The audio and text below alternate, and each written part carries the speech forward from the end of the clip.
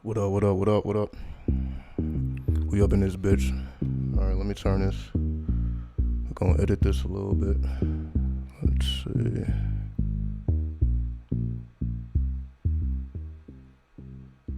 There we go. There we go.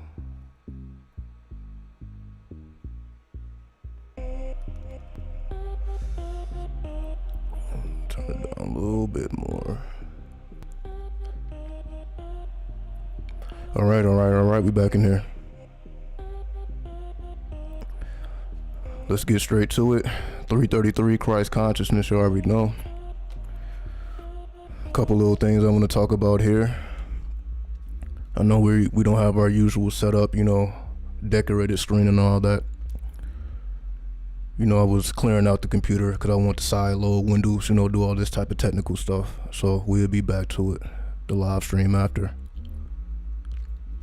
You say where everybody at? We ain't worried about where nobody is, honestly. They'll get the game when they get the game. So if they're not here right now, it is what it is. Everybody on their own time. 9 times out of 10 they're sleeping, whether you're on the East Coast or the West Coast. So most likely they're in bed. Shout out to them nonetheless.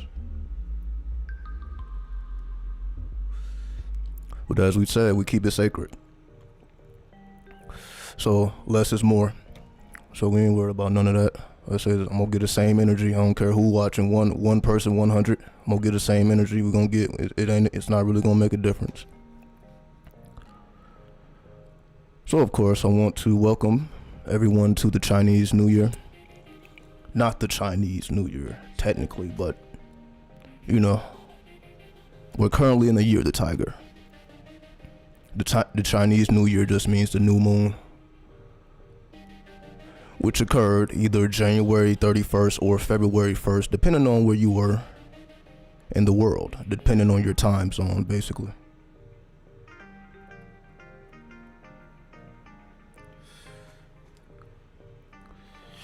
And I'm smoking because I wanted to bring in, the dead. Because I know, most of the time I be waiting all day to light up, fire up, so I just wanted to do it before I even get started. So, what I want to do here, again, we don't have to take up too much time. Just want to give a little technical analysis as to what is occurring, what has been occurring, and what will occur, past, present, and future. So let me go ahead and change the background music, and we'll get straight into it. Let me put on something a little bit more calming.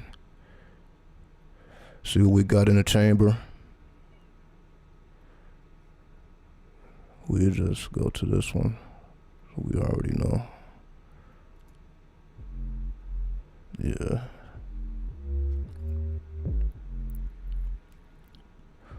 What's up, Immortal 72? Staying dangerous? Absolutely.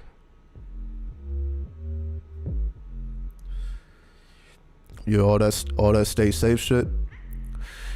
We in 2022. Like fuck staying safe. Excuse me, I'm slurring my words. Fuck staying safe.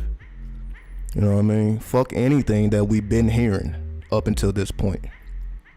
What do I mean by that? Fuck anything we came up with, anything we've been hearing all our lives, like money don't grow on trees, shit like that. All these things that we just been hearing with no weight to it. None of that shit matters now. And I will explain why.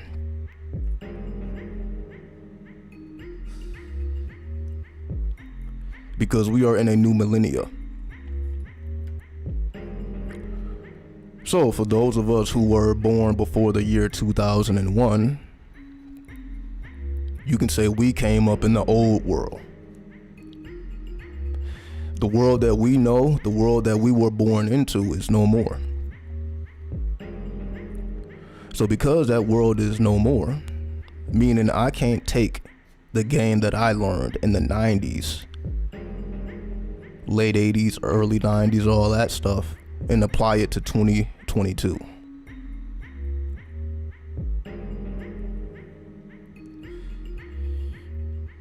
So in order to guide, whether we want to call it the children of the future, or if you plan to be here in the future, we have to embrace the new laws. We have to embrace the new game, just like we have to embrace the new gods and the new goddesses, right? We have to manifest a new currency so that we no longer have to feel like we don't fit into this world. Because if you're anything like me, you always knew you're not really designed to operate within this world in its current state. So again, can't speak for nobody else, but I knew I didn't have dreams about being a part of the world when I was a youngin'.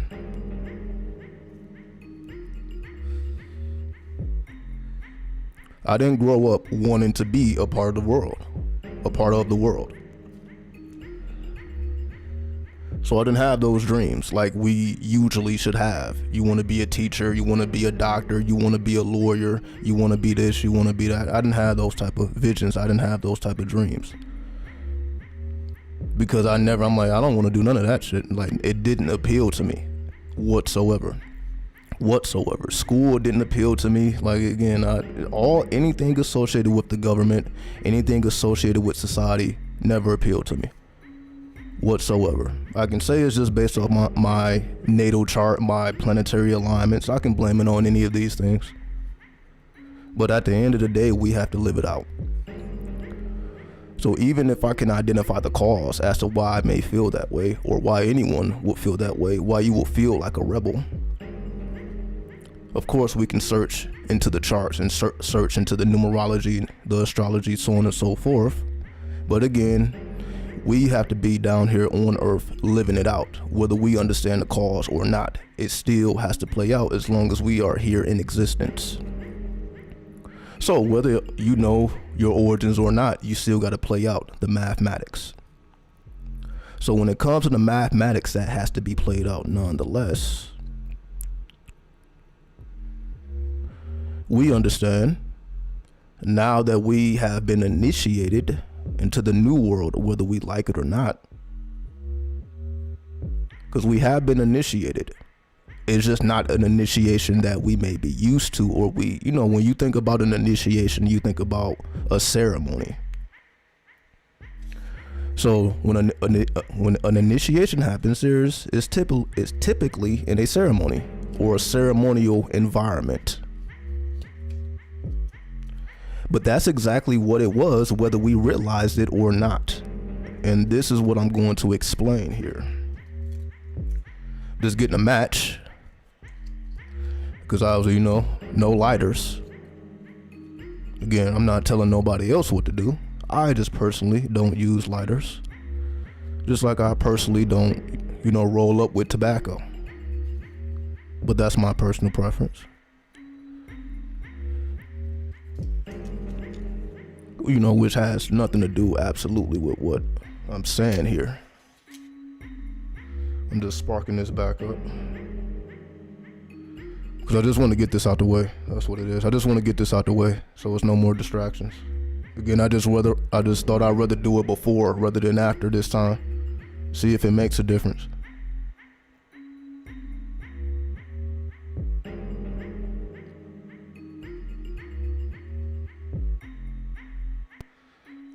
And as I said here, we are bringing in the energy of the dead, because the dead have no reason to lie. That's why I personally work with the dead. What the fuck did the dead have to lie for? People can lie all day. Even spirits can lie.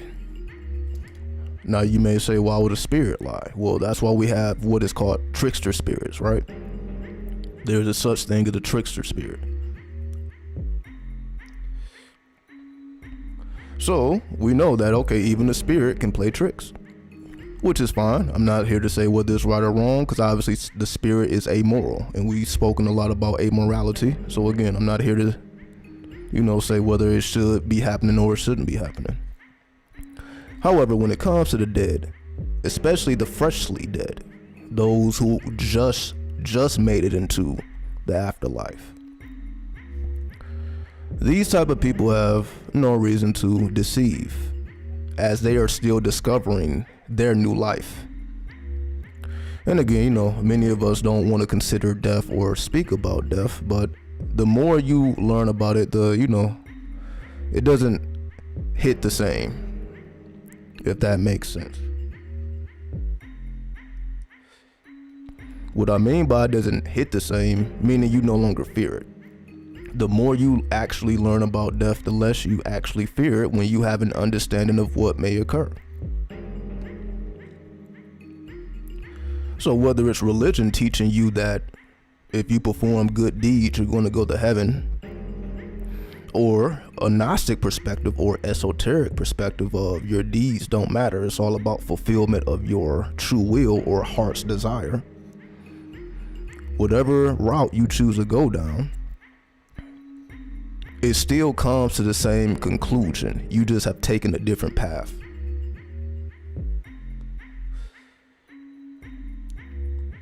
So whether your path was to serve the people or to serve yourself, irregardless of whatever you choose to serve, you understand that something or some type of work must be done if you're trying to get to some type of heavenly place or some type of place that produces pleasure instead of pain and suffering. So irregardless of the path you take, you understand, like, okay, some work has to be done. Some type of magic has to be performed during this life that I have, however long that I chose to extend it. Because it is a choice. Like, we can speed it up or slow it down. You can prolong your death and speed it up, depending on, your own actions. Nonetheless, again, we understand that some type of work must be done. We must do, and this is why it's called the great work. So just so everyone is clear, this is why this is called the great work, because you yourself are the experiment. It's not like science when you experiment on different things. You have mouse, experimenting on mice, monkeys, and all the stuff that they experiment with and on in the name of science, dissecting frogs or dissecting frogs. We're not talking about that here. But this is the path that the world gives us. The world essentially tries to teach us. How do I say this? Yes, okay. The world basically tries to teach us from third person. What do I mean? The world tries to teach us from the lens of another person or another ideology. What do I mean? So whether we are studying people like Albert Einstein, Nikola Tesla, we can pick and choose Benjamin Banneker. We can choose whoever we want to choose. But they themselves had their own mind. They themselves were not trying to mimic no one else. And this is why we honor or we consider these people great. People who had immaculate minds or original minds, because although they may have studied those who have came before them, at some point they originated or invented their own ideas. So because they were able to invent their own ideas, we look at these people as original thinkers who were able to go outside the box. The world does not teach us that.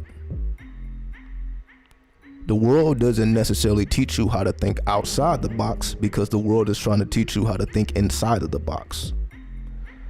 So this is what education is. Education represents the box, or what we would like to call the matrix. and how it works. So we educate ourselves to come to an understanding of how things work, that are already here, that are inside of the box. A better way to say it is a cube, inside of the cube. Because again, like I said, getting away from these sayings that we hear. So instead of thinking inside the box, thinking inside the cube, this cube space, which is very complex.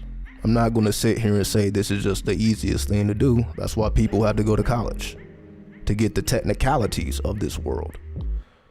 And it's because, again, there's many complexities. It's not easy. So when we dedicate ourselves to thinking within the cube, little or never do we consider what occurs outside of this cube. However, we know that there have always been people thinking outside of the cube. Whether we want to call these people New Agers, again, we can put any type of term, right? The planetary frequency would be Uranus. So instead of looking for a term, we'll just speak about the frequency itself, because the ability to be inventive or original is under the influence of the planetary force of Uranus, which, as we know, is an outer planet. So it is going beyond the barriers of the inner planets, the last inner planet being Saturn. That's why Saturn represents boundaries and limitations. That's why Saturn is rulership, or has rulership, over Capricorn. Capricorn represents the 10th house, which represents the government or the world stage, so on and so forth. So you can say Saturn controls the world stage. Saturn controls the politics. Saturn controls the government, because all that is symbolized or represented as the 10th house. So whatever the status quo is, we understand that that's coming from Saturn. Saturn, as we know, is an inner planet. So everything that I was just saying about the world teaching us about inside of the cube, we can understand, okay, well, that's Saturn. Because Saturn also represents labor, hard labor. And school is hard. College is harder. That's why when you finish it, you get your degree, because you did, an immaculate feat. So I may not be a person that agrees with, you can say, college, but I have to respect the work and the complexities that someone actually had to endure, who actually makes the world better. So I understand the balance. So I understand, okay, I may not be geared towards the world, but somebody has to be geared towards the world in order for the world to function. Everybody can't be outside of the cube. There has to be participants within the cube in order for the cube to work, because the cube itself is not at fault. Even though we can point fingers at people, places, and things, but if we understand that all of this is just planetary motions and planetary cycles, then we stop pointing our fingers. Let me speak clearly here. We stop pointing our fingers at people, places, and things, and understand currency. See, while the world is fascinated with, let's just say, cryptocurrency or even local currency,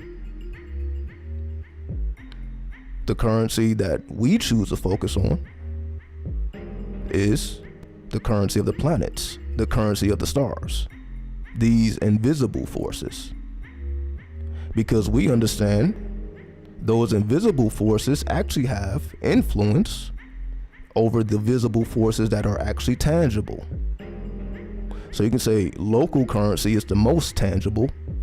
Then you have cryptocurrency, which is more, you can say, less tangible because it's digital. So you have the local currency, dollar bills that you can actually touch and rub in your hands. Then you have the cryptocurrency, which is more digital, is based on blockchain, is based on electricity. Then the third form of currency would then be the invisible currencies. And again, this goes into astrology and all things related to the occult. especially numbers. This is why numbers are magical. That's why we have a whole science or art dedicated to it called numerology, to show and prove the magic of numbers. So if we take all these things into consideration, so what we're doing here is essentially going beyond Saturn, going beyond the chakras, because the chakras only relate to the first inner planets, from the sun to Saturn. So those are 7 planets: Sun, Moon, Mercury, Venus, Jupiter, Mars, then Saturn. That gives us 7. But we understand we also have to consider these 3 other planets. Although science, again, doesn't even consider Pluto as a planet, but that does not negate its influence. This is what we have to remember, and this is what thinking outside of the cube gets us. So even though Pluto has been demoted into a dwarf planet, it does not negate its influence, because the influence is invisible. The influence was never based on the outer or the visible dimensions of Pluto. We never considered Pluto as a planet at all. You can say in astrology, Pluto was never considered because of its outer dimensions. And who actually has the standards to what a planet represents? And again, this is what science does. Like, we can decide what is qualified to be called a planet and what isn't. But that's a whole nother topic. That's a whole nother story. Let's continue. What we understand is, once again, Pluto was never considered as a planet because of its outer dimensions or its tangible dimensions. It was based upon its influence, the invisible influence. This is why we consider the planets. And again, this is the main difference between astrology and astronomy, because astronomy is strictly focused on the outer dimensions or the tangible, sensible dimensions of the planets and the stars and all things in between. Whereas astrology is more focused upon the meanings behind these invisible influences. These are not just planets and stars that have a separate reality than us. In fact, they actually influence our reality. So then we start journeying into astrology when we begin to consider the effects they have on us. So if we do not consider the effects they have on us, we would strictly call it astronomy, because it's more based upon the outer dimensions. So if we consider these same dynamics and apply it to us on a personal level, this is when we get the outer planetary influence, such as Uranus. And this is why I started with Uranus, and that's why, I gave examples of my own life. Not necessarily examples, just my perspective. We can just say I just grew up on a Uranian current. So when I say I never consider myself a part of the world, I'm not really considering Saturn. I was more so influenced. You can say more influenced. Obviously, Saturn influences us all anyway. But you can say, okay, Uranus had a greater influence on me than Saturn, which is why I was considering things like astrology and all things that come with these things, occult, because obviously Uranus is ruled by Aquarius. Yeah, maybe I said that backwards. Uranus has rulership over Aquarius, which is also called the 11th house. And when we consider the 11th house, as we described earlier, the 10th house will represent the government. So if the 10th house represents the government, then the 11th house represents the secret societies, people who are like-minded. So the 10th house will represent the public. So all your interactions with the public, you can say, is filtered through the 10th house. you take on a certain type of energy when you are engaged in the public, or essentially people that do not know you personally. So everyone who does not know you personally, you can say is considered the public, because they don't know your name, they don't know you again, they know nothing of you until you introduce yourself to them. The 11th house then represents the people that actually do know you, the people who actually considers your mind, who understands how you think, and you understand how they think. And because of that similarity in thought, it forms a society. This is what we consider our friends, our associates. These type of people are within the 11th house. Those who you actually engage with, who you actually reveal yourself to. So you can say in this situation that we are in, when I come upon YouTube, that's, even though you can say this is available to the public, but the only people that actually resonate is those who actually have a similar frequency. So everybody, you can say, who watches this video or any video I produce isn't necessarily going to align with it. I can be speaking the absolute truth. That does not mean that everybody is going to agree with what I have to say or the way my mind works or how I think. I can be as technical as I want. I can be as logical, factual, rational. All those things can be checked off the list. Why it would always be someone who doesn't agree is because of frequency. So once we understand the energy, that actually doesn't bother us. We're not trying to figure out, like, well, I spoke 100% facts. Why do we still have people arguing or debating? This is essentially what politics is. Politics is a bunch of people who speak facts. So you can say both sides are speaking facts. Then they debate these facts because sometimes those facts don't align. This is why you can say both parties feel as if they are right, because they are basing their ideology on facts, on, as we call, statistics, which is mathematics. So both sides are basing their ideology and their viewpoints based on information and data that is very much true. But somehow we have the truth always at odds with each other. So why is it that we can have two parties speaking absolute truth with absolute facts, but they still collide? It's still hard for these people to work together or to agree on certain things. Again, this is politics. That's politics 101, and you just go into the details of that. But if we were to summarize it, we understand that if you do not consider the invisible forces, which is not considered, of course, but then of course we have things like political astrology.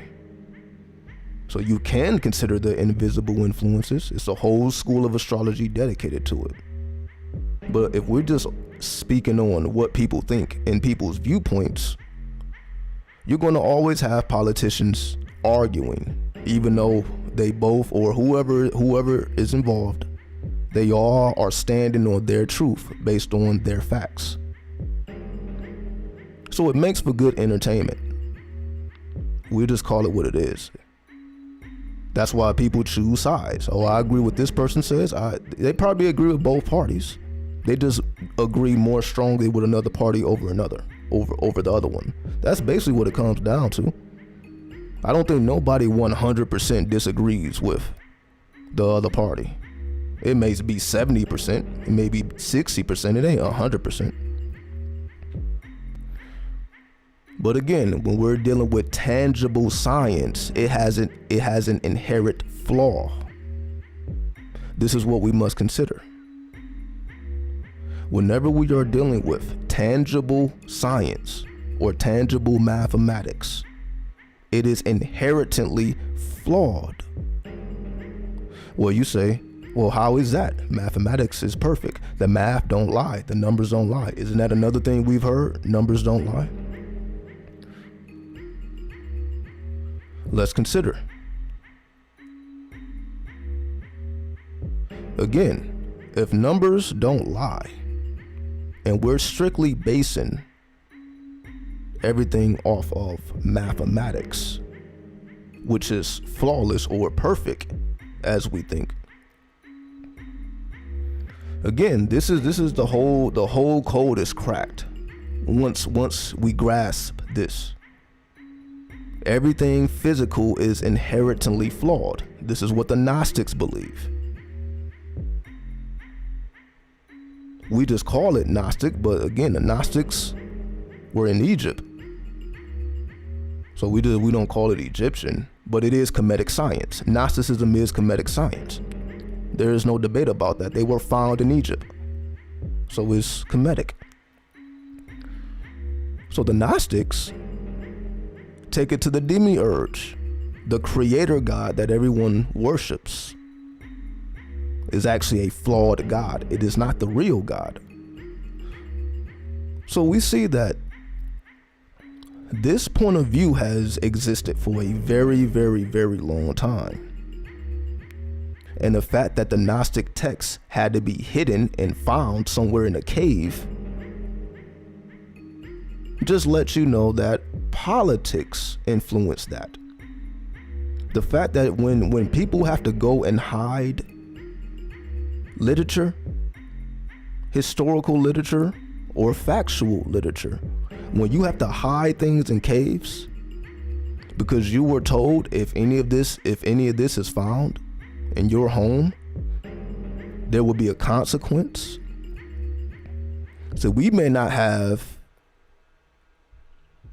any type of memory of that happening to us or anyone we know. But we know there are stricter countries than America. There are certain countries, we don't have to name them, that if you have certain literature in your home, you're going to be punished for it if it's found out. This is the power of words, or as we call spells. Because literature is spells. It can change the thinking of a person. This is why read, everyone encourages us to read. If you know how to read, you can expand yourself. Because words are spells. Do we see them as spells? No, we see it as tangible information, but that's strictly on the physical. If we consider the invisible, then we can see the whole picture. So, going back to politics and the world and its inherent flaw. This is the dynamics of this world. If you see the world inherently flawed, not because somebody did it, not because a certain group of people came along and fucked everything up, everything was perfect to a certain group of people were manifested. The world itself being inherently flawed, you see, we wipe out all that. We wipe out trying to separate ourselves from people, places, and things due to the historical. See, that's another thing, because history has a very strong hold on people, for better or worse. And due to history, things that actually occurred, we have people that's either, again, on the left or right side. So when we mention things like slavery, racism, things of this nature, you can say the historical data is there. These things actually occurred. These things are actually systematic, as we say. We call it systematic racism, critical race theory, all of these things. Now, while that may be true, you should be looking at a certain group of people because of their historical actions. This is only considering the physical. This is only considering the natural flaw. Because if we go further back in history, we understand that we were doing it to all people were essentially being enslaved at some point at time. We have all essentially done, you can say historically, everybody's hands is bloody. It don't matter where you are, who you are, everybody's hands is bloody. In some form or fashion, we all have bloody hands. Whether we kill one group of people or another group of people, like everybody has bloody hands, has a bloody, dirty history. There are no pure people, again, but everybody feels like they're pure, right? Everybody feels like they're pure. Everybody feels like they're the chosen people. Basically, when you say you're chosen or you feel special, it's because you're saying that you're pure, or your race is pure, your tribe is pure. Whatever we want to attach to it, nobody is fucking pure. So let's, again, the quicker and sooner you get that out of your mind, the better off you will be. Because if we walk around or think that we're pure amongst dirty people, places, and things, we're the Christ, we're the purity in this dirty world, without considering the dynamics. Because remember, this is the whole point of why Christ had to face the fate that he faced. You can say he was an angel amongst demons. So the demons eventually took his life. Because at some point, the demons just want to be demons. And again, this is just all a metaphor. So when you got this angel lurking around trying to convince the demons, we'll just say jinn. Again, like everybody puts all the blame on demons. So we're just going to say the jinn. We're going to take it somewhere else. I appreciate the $2.99 super chat. Back from hiatus. I appreciate that. I see, more people are coming in. But again, like I'm looking into the camera. So yeah, I'm not really focused on, I want to get this channel out. Then we can talk about it. So let me lay it down. Then we can consider all of these ideas as they have been laid down. So if we understand everybody's hands is bloody, there is no such thing as a chosen people, a special people, a pure people. Ain't none of us pure. We know in our own lives, we don't even have to deal with history. We know in our own lives, we've all have sinned. We're all sinners, right? So we don't even have to go into the historical. We know what we did in our own lives. So if we are all, you can say, dirty or flawed, we are all naturally flawed, and there is no way to be perfect due to the dynamics of this world. So if there is no way to be perfect due to the dynamics, not because you have a mental illness or because I'm all these excuses that we try to give ourselves, again, because we are oppressed, because we're segregated. Again, this world is systematic, and it is designed to hold us back. And look at all this historical data. You can say that's what a lot of people focus on. You can find that content on YouTube is in endless degrees. The conspiracy theories, you can find that type of content is endless. You can go down a rabbit hole, an endless, bottomless pit, dealing with content, blaming or pointing a finger at why things are the way they are. We can blame a race, a group of people, a certain tribe. Again, we got all these names, but this is once again only focusing on the tangible. But again, if we go back to the Gnostic thought, to the Kemetic thought, we understand that, okay, this is supposed to be happening. This world was never perfect, and there's no way for it to be perfect. So the point of this existence is to cleanse, or, because I don't want to say cleanse. That's too worldly. People, let me say it in a different way. The world has to purge. What do I mean? Because it's inherently flawed, what we essentially are always doing is trying to correct the flaw. But the flaw is not centralized in one thing. We know that the world has many problems. Every country has its own individual problems. So you got domestic problems, then you got international problems. So we have a hard enough time, doing business with people right in front of our face. So imagine trying to do business with other cities, other states, other countries. We have a hard enough time doing business with each other, right? So you can say in every step of reality is fucking flawed. There's a flaw there. And we just tend to blame it again, whether it's systematic or individual people. We're going to come up against this flaw. So wherever we discover this flaw, and we discover this flaw very young, that's why children are so, you can say, mischievous. Children become mischievous because they understand what's going on. They may not be able to put it into words. They may have a small understanding of something big, but that's all they need.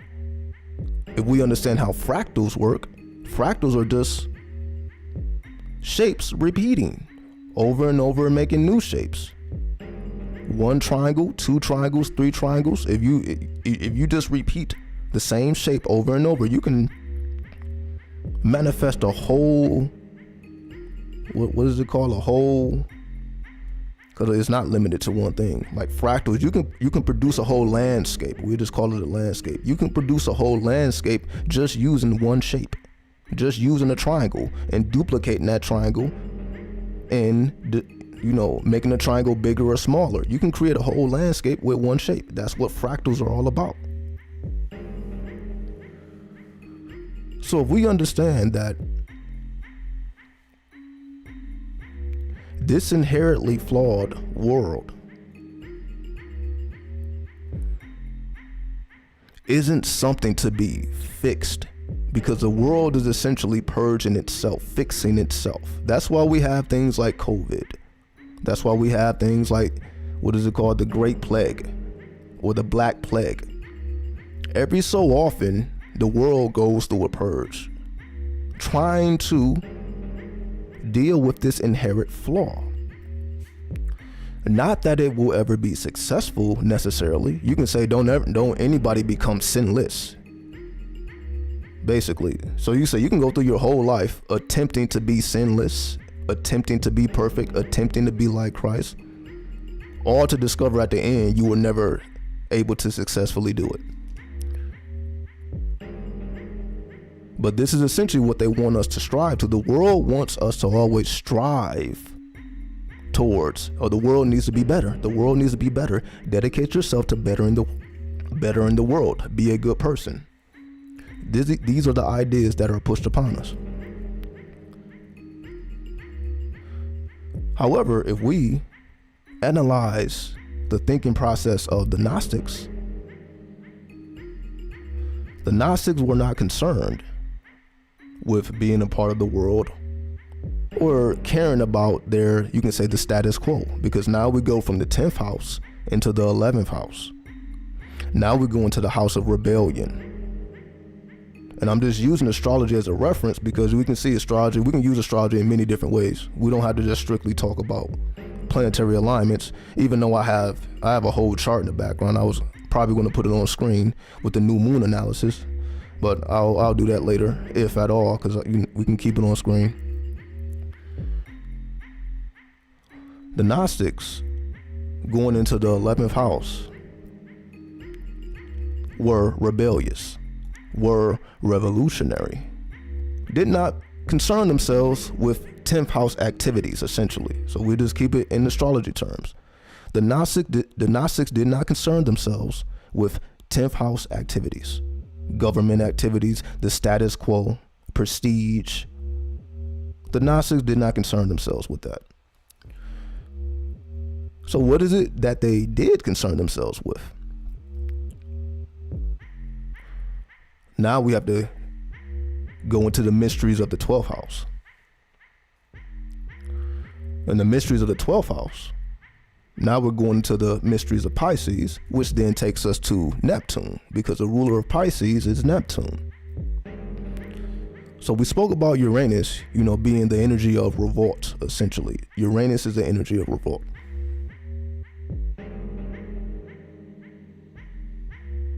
So if we analyze Neptune, an early idea of the planet Neptune was the planet of alchemy.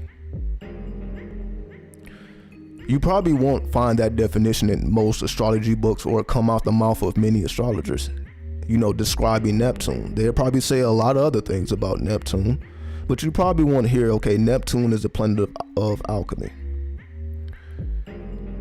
But Neptune is the planet of alchemy because it was there. When Neptune was discovered, one of the attributes for Neptune was alchemy. When they were considering the name and many different possibilities, alchemy actually came up. And let me tell you why. Because alchemy is the higher form of chemistry. The only difference between alchemy and chemistry is alchemy considers the influence or invisible influences of the planets and the stars, essentially. Because whenever Al is in front of anything, you're considering invisible forces, right? So Al anything is considering invisible forces. So we know with chemistry, you're just dealing with reactions. You're not controlling anything. You are in a controlled environment, but you're just studying what happens when things combine and when things separate. So essentially, it's all mathematics. Because all this is predetermined. When you mix certain chemicals together, they're going to react in a certain way, and it's going to happen every time. It ain't that it happens sometimes. Sometimes it happens, sometimes it don't. It's going to happen every time because it's based on mathematics. It's based on tangible definites. Nobody can change it. But we can manipulate it, put it in certain environments, and that's how we create reality, by manipulating, you can say, mathematics. That's why mathematics is the key to understanding how to, as we call, problem solve. But we understand there's one thing to problem solve on paper. There's another thing to actually problem solve in real time. Or basically, that is the difference between schooling and actually being on the job. You can train for the job, but that training is completely different than when you're head on in that new reality. And again, I say job, but this obviously can apply to anything. It also applies to the occult because you have to study the occult to even understand it, right? You're not going to just look at a natal chart and understand what's going on without study.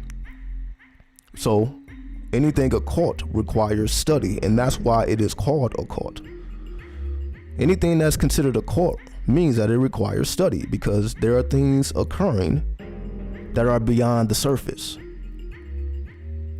This is why it is important to have these symbols memorized, whether it be astrology symbols, numerology symbols, Kabbalistic symbols, so on and so forth, Hebrew.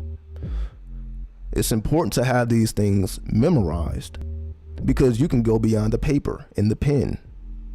It can illuminate from within. This is the true purpose of magic. It's not the actual performing something. It's actually, as they say, you have to manifest it from within. True education is bringing something from within and pushing it outward.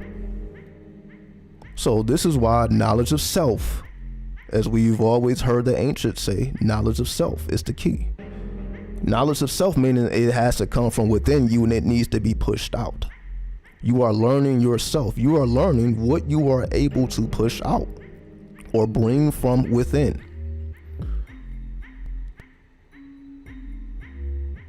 Self-education, or to be self-educated. But that's a process or a school in and of itself when you're self-educated, because you have the universities of the world. Then you have those who are self-educated. We call these people gurus and yogis, right? Spiritual masters, because most of those people, even if they went to school, they just went to school to get the technical knowledge, but they're mainly self-taught. They came to their own realizations, way before that. or even after that. You know, all we have to do is study the Buddha. You can say the Buddha is a perfect example of being self-educated. The Buddha was born in royalty. He had no wants or needs, but he had a inner desire that could not be satisfied with materialism, which is a very Gnostic way of thinking, because this whole world structures us, the cube, to keep us within this cube. The cube represents materialism, Saturn, to keep us within the boundaries, to keep us within the limits. So as long as we can distract ourselves, this is why people will want to make more money. The more money you make, the more you can distract yourself, because what is it that you're going to be doing with the money other than distracting yourself? As we say, buy nice things, have experiences. But we're still within the physical plane. We're still within the cube. Even if we are financially free, we are still within the cube. So this is why, you know, most people's goals, you can say, is to be financially free, but they're still thinking within the cube. And again, once we go back to the story of Buddha, this is why we study these types of people, because we understand there are some desires that cannot be satisfied in materialism. Some desires can't be fulfilled. It don't matter how much you have. And most of these people who feel like they're financially free did not have what the Buddha had. So let's put things into perspective. Whatever financial freedom that we think people have didn't amount to being born into royalty. When you're born into royalty, this is completely different than just being financially free, because you actually have power. Because to be a part of royalty, that means you have power over things. You have generational wealth. This is a whole different level. This is what people are trying to achieve. This is what I mean. So when we speak about generational wealth and all this, this means you are creating royalty, because your power rests in your generations. So if we're talking about a person who had no wants or needs and who gave all of this up, a life that most people will never get to, no matter how much they strive, no matter how much they mill or grind, as we like to call it, no matter how much they struggle, it's just certain levels that you're not going to be able to achieve. Not because you're not proficient or masterful with your ability to do things.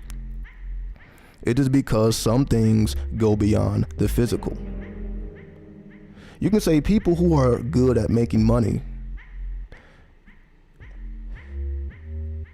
it is because we all have predispositions. What do I mean? We all have talents. We all have a talent.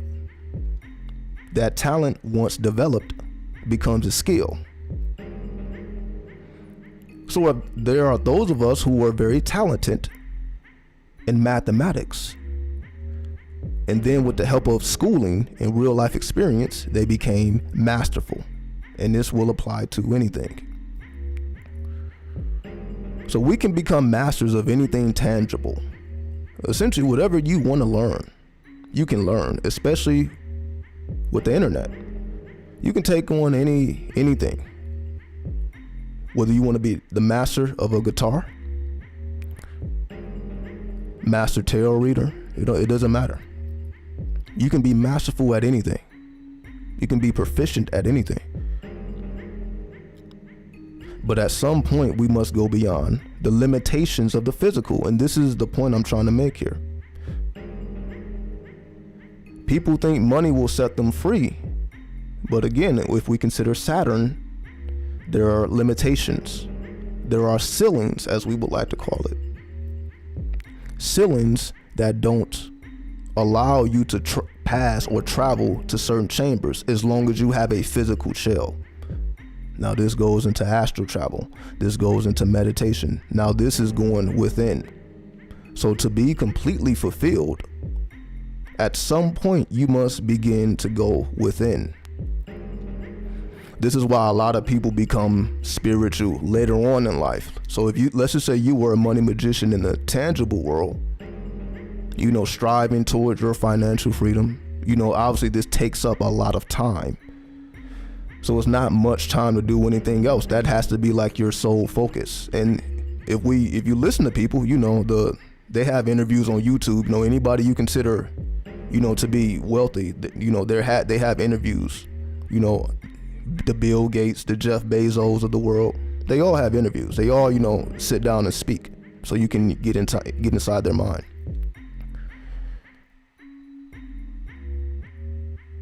So as you know, that had to be their sole focus. Whatever the company they created, whatever corporation they created, that had to be their absolute sole purpose. That had to take up 100% of their time. Which is why they're so great at what they do, because they have gave a considerable amount of time and investment into their craft, whatever that craft may be.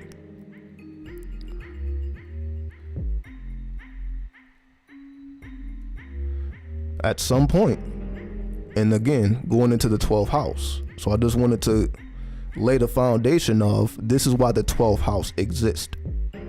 Because once we reach those limitations of the 10th house, the apex of the status quo, the apex of prestige, once we reach these apexes, or once you become a master of whatever your worldly skill is, once you achieve mastery, worldly mastery,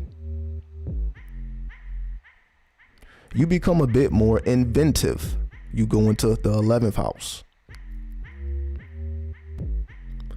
And again, most of the time this happens later on in life for a lot of people.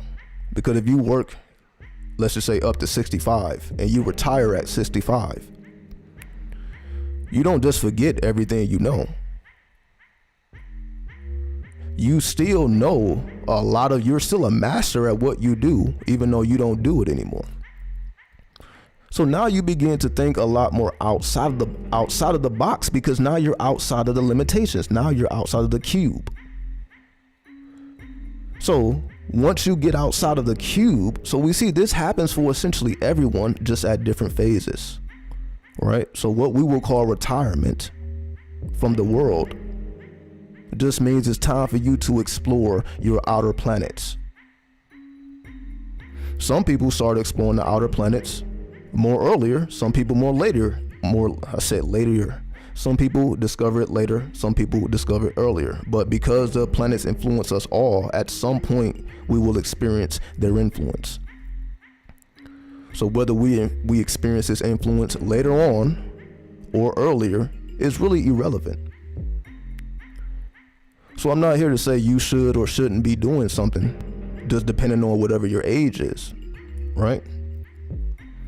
Because you're going to experience it at some point anyway.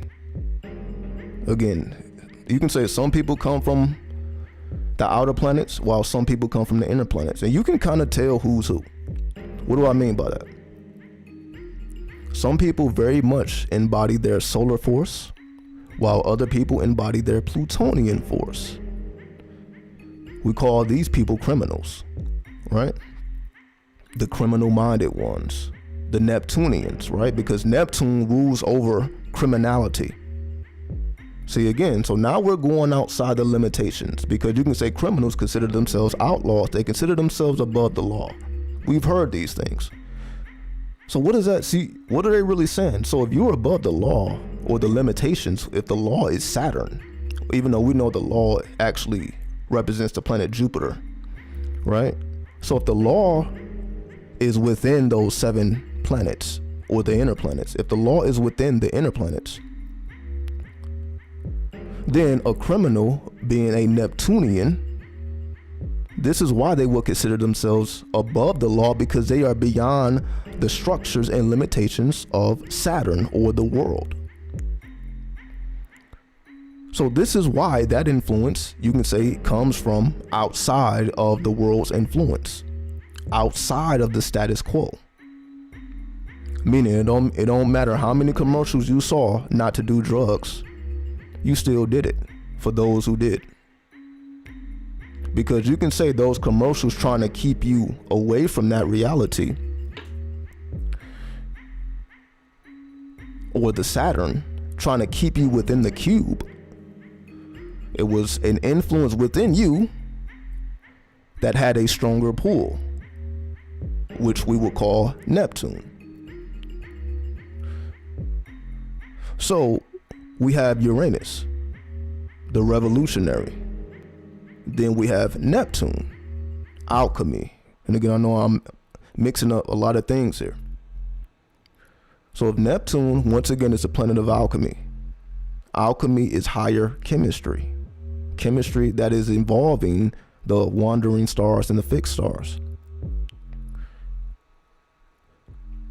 Which is why when we study the stars, there's a lot of criminal stars in the sky. So as much as we want to point at people, oh, people are bad or people are good, there are good and bad stars, just like there's good and bad planets. Saturn would be considered a malefic planet, just like Mars would be considered a malefic planet. So we also have stars. Some are positive, some are negative. So for those, you can say, that are more influenced by negativity, it's not because, oh, that's just the type of person there are, or this is just the type of environment that they grew up around. It would make more sense. Well, let me not say sense, because we're dealing with invisible forces here. If we consider the influence of Neptune, we can understand why people live in that fashion. You can look at anyone and know what planet influences them the most. So the people who are worldly, who's all about their status, the status quo, you know that, okay, they're mostly influenced by Saturn.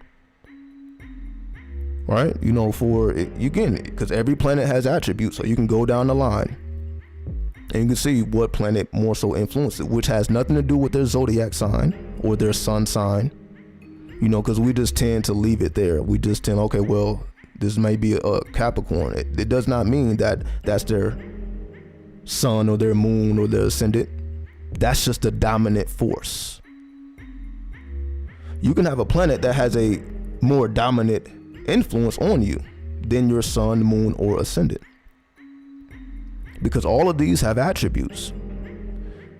The sun is more so your personal power. Your moon is your emotional currency, and your ascendant is more so of your personality, right? So that's your sun, moon, and ascendant, or the Holy Trinity.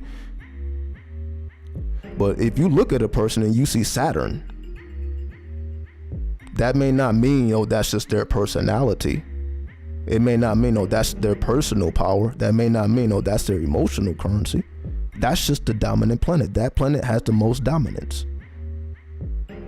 Again, which is, it can be good or bad. It all depends on who's looking at it. And this is my point of, there are positive and negative stars in the sky. So-called negative people or positive people is not because of this person, place, or thing. It is mostly based on planetary influence. This is why the Gnostics were amoral. Because if we understand that, if a person is positive or negative, it's not because they made a decision necessarily. It is because of their influence, the invisible influence. That's determining whether a person is positive or negative. It is the influence. So in that sense, again, in this flawed reality by nature, we just don't even concern ourselves with this. Well, so whether a person wants to be a part of the world or not, it really shouldn't even be a concern. Because you understand, this is planetary and star influence, more so than this is just a negative or positive person. So the more that we consider the astrology and the astronomy of things, we can be less influenced by, you can say, the motions of the world, the status quo, as we say. You can go more into your Uranian energy to think outside of the cube. But in order to think outside of the cube, you must consider what is outside of the cube. Meaning you must build your planetary frequency. Because again, we have all 10 planets already in the natal chart. So we're already influenced by all 10 planets, just in different degrees. So let's just say if your planetary or your primary planet is the sun, not because it's your sun sign, that's just that's just the planet that is most dominant. If you wanted to get in contact with let's just say Pluto, which would be your least dominant planet, we know that it's not going to happen on its own, because that's your least, or you can say that's one of your weaker planets. Planets, based on the degree, some planets are weaker or stronger depending on what zodiac sign they're in. That's why you have exalted planets and planets that are deliberated or fallen. So depending on the zodiac sign that a planet is in is either going to make that planet stronger or weaker. So you can say that will more so determine the primary planet of a person. It was more so, okay, well, what is the strongest planet? What planet is exalted? What planet is in rulership or closest to it? So even if you don't have a planet that is exalted or in rulership, if you're just one sign away from that rulership, that planet is still powerful. So you can say the sun is exalted in Aries. The sun also rules Leo. So if the sun is in Aries or Leo, you can say the sun is very powerful. It is the most powerful in Aries, but is also very powerful in Leo because it rules over the zodiac sign of Leo. Then the sun is its weakest when it is in Libra. So when the sun is in Libra, the sun is in its weakest. Now, is it because of Libra? No, is it because of the sun, right? Because each planet is influenced by the zodiac differently. So depending on the planet, certain zodiacs or fixed stars will have an effect. It will make that planet either stronger or weaker, because the planets move a lot faster than the zodiac. So that's why the planets go through the zodiac. The zodiac doesn't go through the planets, right? So you can say the zodiac actually has a greater influence than the planets, because based upon what the planet it is stronger or weaker. So even if you don't have an exalted planet or a planet that is in rulership, again, if you're just one sign away, let's just say Taurus, the sun is exalted in Aries, but the next sign is Taurus. The sun is still powerful in Taurus because it's one sign away, so it's not completely weak. The sun has to travel all the way to Libra before you can say it loses its powers. Not that it loses its powers, the powers are just diminished or more invisible. So it all depends on how you look at it. See, I wouldn't personally, call a planet stronger or weaker. I would say more so is the influence more worldly, or is the influence more unworldly or otherworldly. So you can say the sun in Aries is a very worldly influence. So somebody with their sun in Aries is going to be very connected to the world, very connected to their environment. But when the sun is in Libra, does that mean that this person is weaker?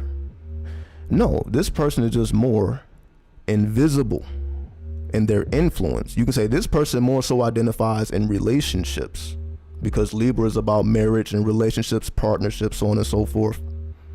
So you can say this person is at their apex or at their peak when they are within partnerships, contracts, marriages, so on and so forth, anything within the realm of contracts. So you can say they are the most powerful when they are working with other people. Libra brings people together, right?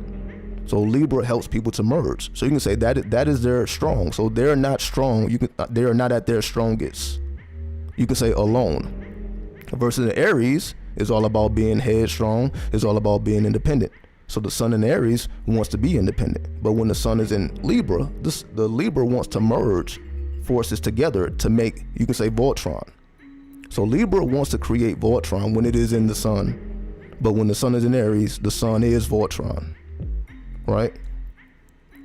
So again, when we meet people, we can be able to see their dominant force. And again, the more we memorize these symbols, this becomes very easy. Like, for example, if a person doesn't know the attributes of Jupiter, you're not going to know Jupiter is speaking to you. Because Jupiter is the philosopher, the energy of the philosopher. So when you are speaking or engaging with a philosopher or a law, Jupiter also represents law. So a person that enforces law or creates law, writes law, the law writers or the law enforcers, you're dealing with Jupiter.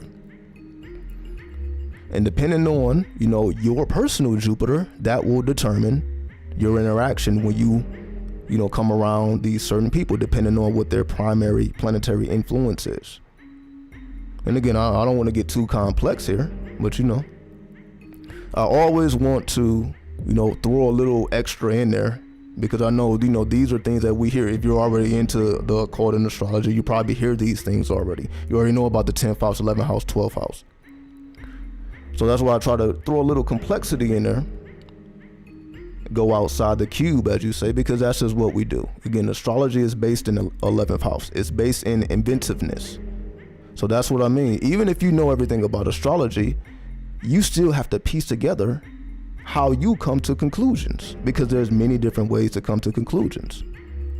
Like I said, there's many different schools of astrology. There's many different methods to arriving at conclusions. So even if you had all of the technical knowledge, you still have to find the best way for you to interpret the symbols, which takes time in and of itself. You got to see, well, what house system do I want to use? There are many different house systems. Do I want to use the tropical, or do I want to use the Vedic, right?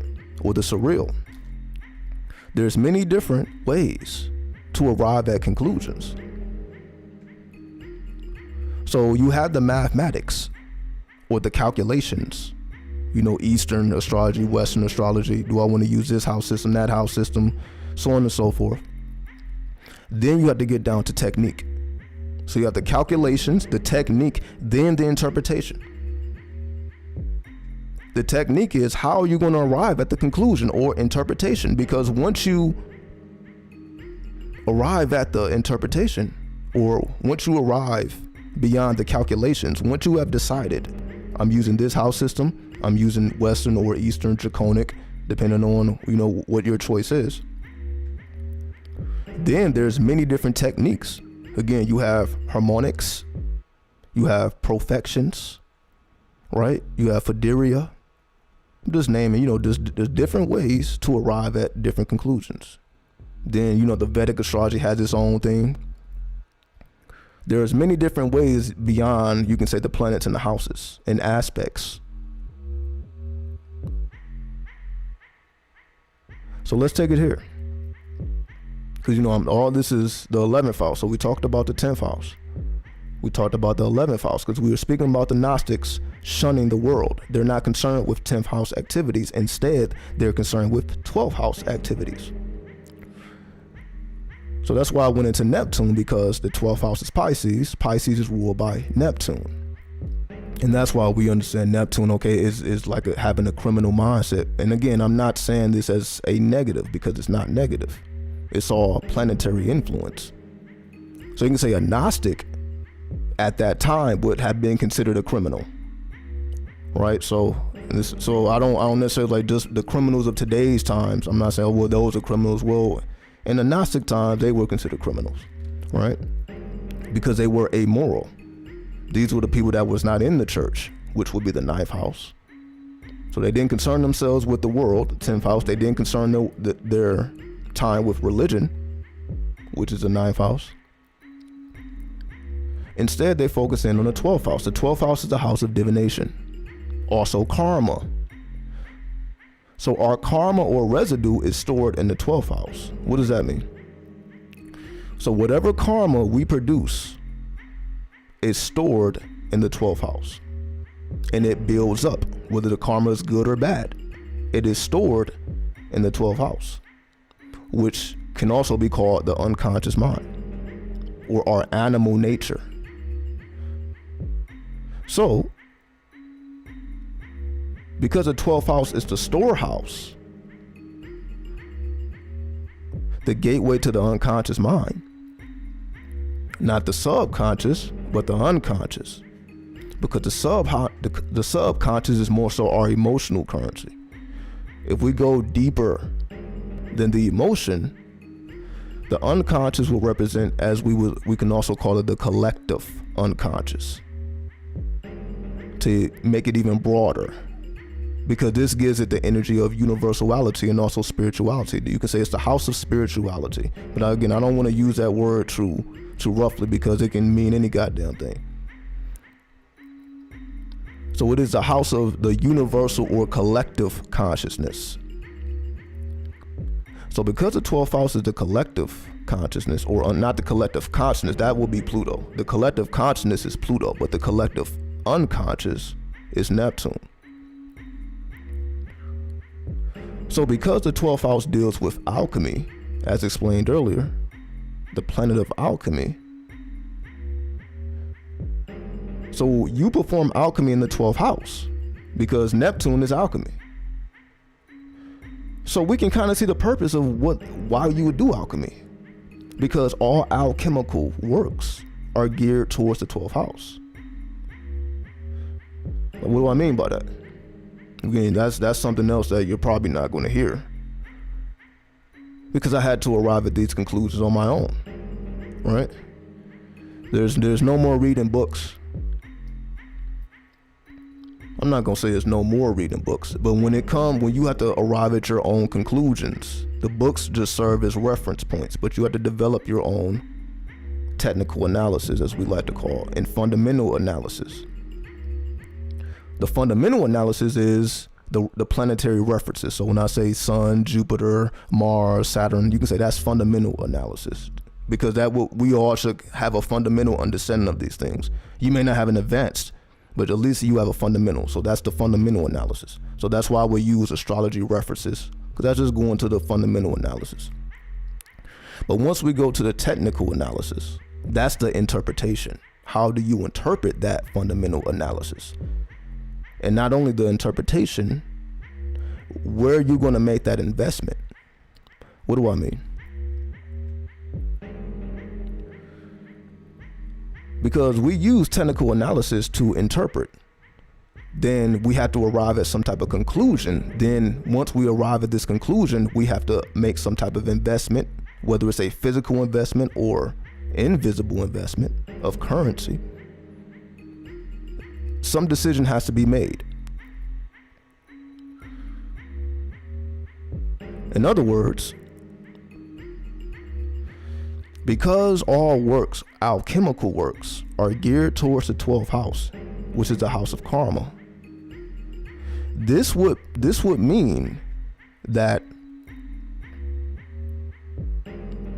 karma is not essentially indefinite. What do I mean? Like this idea of heaven or hell, or forever suffering, right? In religion, we have this idea of, if you did good deeds, you go to heaven forever. If you did bad deeds, you go to hell forever. There's no temporary suffering. You're going to suffer forever. The more esoteric schools say that hell and heaven are temporary. So hell would just be, okay, you did some bad shit. Okay, you gotta purge all that bullshit, all that residue, all that karmic energy. You have to go through these lessons in order to cleanse that karma. But then eventually you're going to be able to, you can say, make your way to heaven. There's no permanent suffrage. So we see, even though these ideas, you can say, are totally opposite of one another, they have the same source. What do I mean? You have the exoteric, then the esoteric, but it's the same stories. You can say Christ. There's a exoteric version of the Christ, then there's an esoteric version of Christ. The esoteric would be the Gnostic. The exoteric would be Christianity. This is why the two ideologies are completely different, even though it's the same individual or the same story, the same myth, right? It's the Christ, whether it's from the Gnostic or the Christian. but they arrive at different conclusions. Because one is dogma, then one deals with spirituality. You could say one is dealing with the ninth house, because the ninth house is the house of religion and dogma. So you can either study, you can say the Christ or any figure. You can say Shiva. I'm just using the Christ as an example. You can say Shiva. You can study the esoteric Shiva, the ninth house, or you can study Shiva from the 12th house. This is the main difference between, you can say, the third person view or the first person view, as I explained when we first got started with education. The world tries to teach us from third person. That's why we have to read books. If you've ever been to any type of schooling, what do you have to do? It all revolves around a book. When you go to college, you got to pay for your own books. These big ass books with hundreds of pages, sometimes thousands of pages. It's all books, being taught in a classroom. You're in a classroom reading books that somebody else wrote. Right? You see, so we're taught to learn from third person. We're going to study someone else's interpretation of mathematics or science, philosophy, whatever it may be. There's an author of whatever book that we have to buy. Somebody authored that book. Then that book became the standard. But this is just one person's perspective. This is not a universal perspective. The perspective is based on the author's point of view. So depending on what school you go to, you're going to get a different point of view, because obviously every university doesn't use the same books. So depending on which university or which college you go to, you're going to get a different perspective, because the books that you purchase are going to be by different authors. So whatever books, that is the perspective. That perspective becomes the foundation of our learning. One perspective out of many perspectives. And most likely that perspective was within the cube. That perspective didn't teach you how to think outside the cube. It taught you how to think inside the cube. Again, which is fundamental to understand if you want to be a part of the world. So again, this is not about right or wrong, whether you should or shouldn't be doing it. Some people may be in college viewing this right now. But we understand authorship or publishing, because the ninth house is a house of publishing. So every book has a publisher publishing. So there's no coincidence there that college and universities revolve around publishing. Somebody has to publish these books. So not only do you have to have the writer of the book, then you have the publisher. Publishing and writing, two different things. So we see this aligns very precisely when we consider the mathematics, the astrology and astronomy. So I just wanted to briefly describe the ninth house, because I mentioned the ninth house. We can either study from the ninth house, which is from a third person's point of view. So this is the point I'm making. Or the 12th house, which is the first person's point of view. Why do I say that? If we take it to the tarot and we see, well, what card represents Neptune? That takes us to the Hanged Man, which is a man hanging from a cross upside down, right? And depending on which tarot deck you study, it's going to depict that in a different, but you're going to see an inverted man. So what message is that trying to send? Because remember, Neptune rules over Pisces, which is the unconscious mind. So what is this man trying to accomplish? Hanging himself upside down. Well, this is the energy of martyrism. Martyrism or saintlyhood. See, now we got to really get into it. Saintlyhood, because most saints, I don't want to say most saints, but a lot of saints were martyrs. They died for their beliefs, and that's essentially how they got their title of saints. They had some type of tragic end or a tragic life. This is why Christ is spoke about all the time, because of the suffrage. the tragedy. If there was no if Christ just came and he just did all good works without any tragedy, do you think the world would consider it? He could have did the same thing that we learn about in the Bible. He could have performed the same acts, but if he did not die on that cross, do you think he would be considered the way he is considered? No, because this is why the 12th house. This is why this is the completion of the zodiac. So let me explain.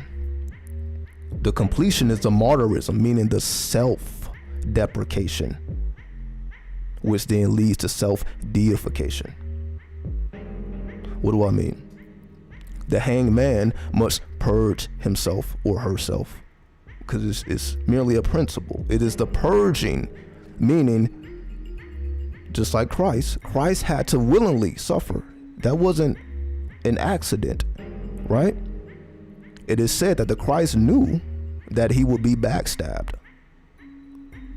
It wasn't a surprise to him that one of his own, sold him out for gold. He wasn't surprised at that. So he knew already.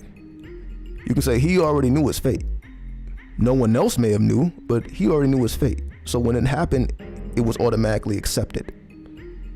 He may not have known who was going to turn their back, but he knew somebody would. So when it happened, he was already in acceptance because he already knew what he was doing.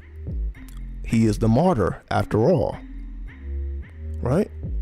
He knew that the final act that had to be performed, the final act of alchemy, was martyrism. So you can say, okay, I can do all these great things, but that don't make me a saint, right?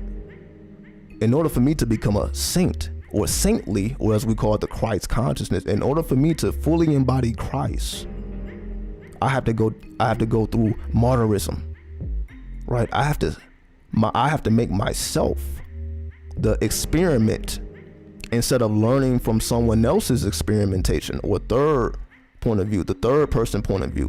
Instead of reading someone else's suffrage or someone else's alchemy, I'm going to perform my own. This is the main difference between the 9th and the 12th house. So going back to the Gnostics, while the Gnostics were concerned with the 12th house, that means they were concerned with their own self-alchemy. So they're going to arrive at conclusions via divination. They're going to use those tarot cards. They're going to use the astrology, the numerology, the Kabbalah, whatever tools that they could gain access to in order to have a first person or a first-hand experience. Whatever that they could do to have a first-hand experience, that's what they were going for. That's what they were concerned with. Again, they didn't care about what the world was doing or what the world was thinking, and they didn't care what was being taught in universities or what the law was. That was not of their concern.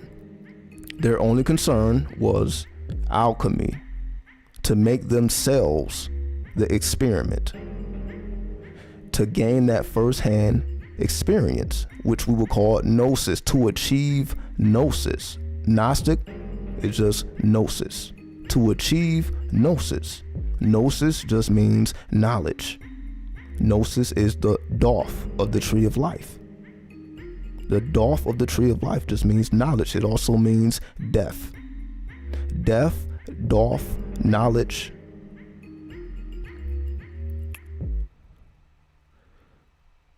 So essentially you had to master the death state,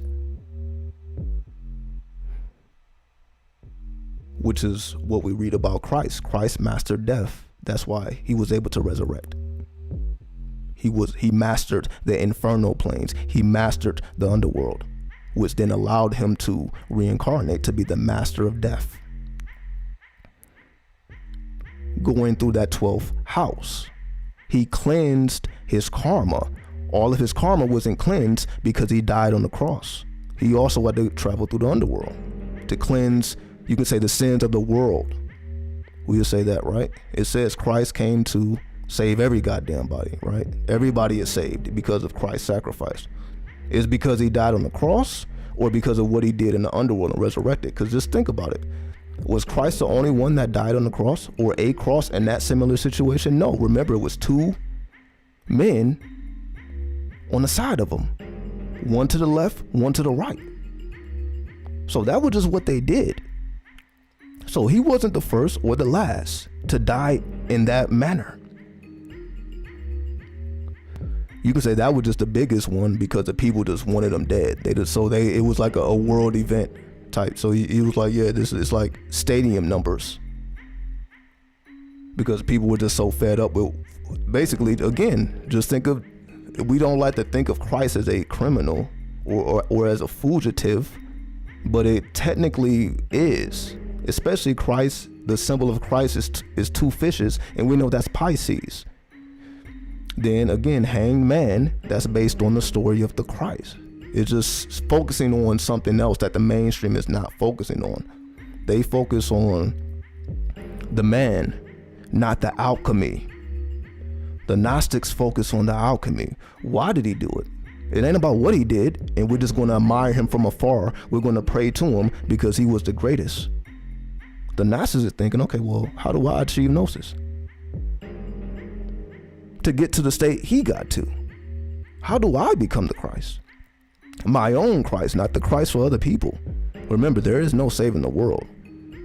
So everybody who's trying to save the world, just think about how many people came before you and tried to do the exact same thing. Do you know how many people tried to save the world before 2022? You know how many people who we ain't got to go there. I think the point is made there. We're not here to save the world. The world is inherently flawed.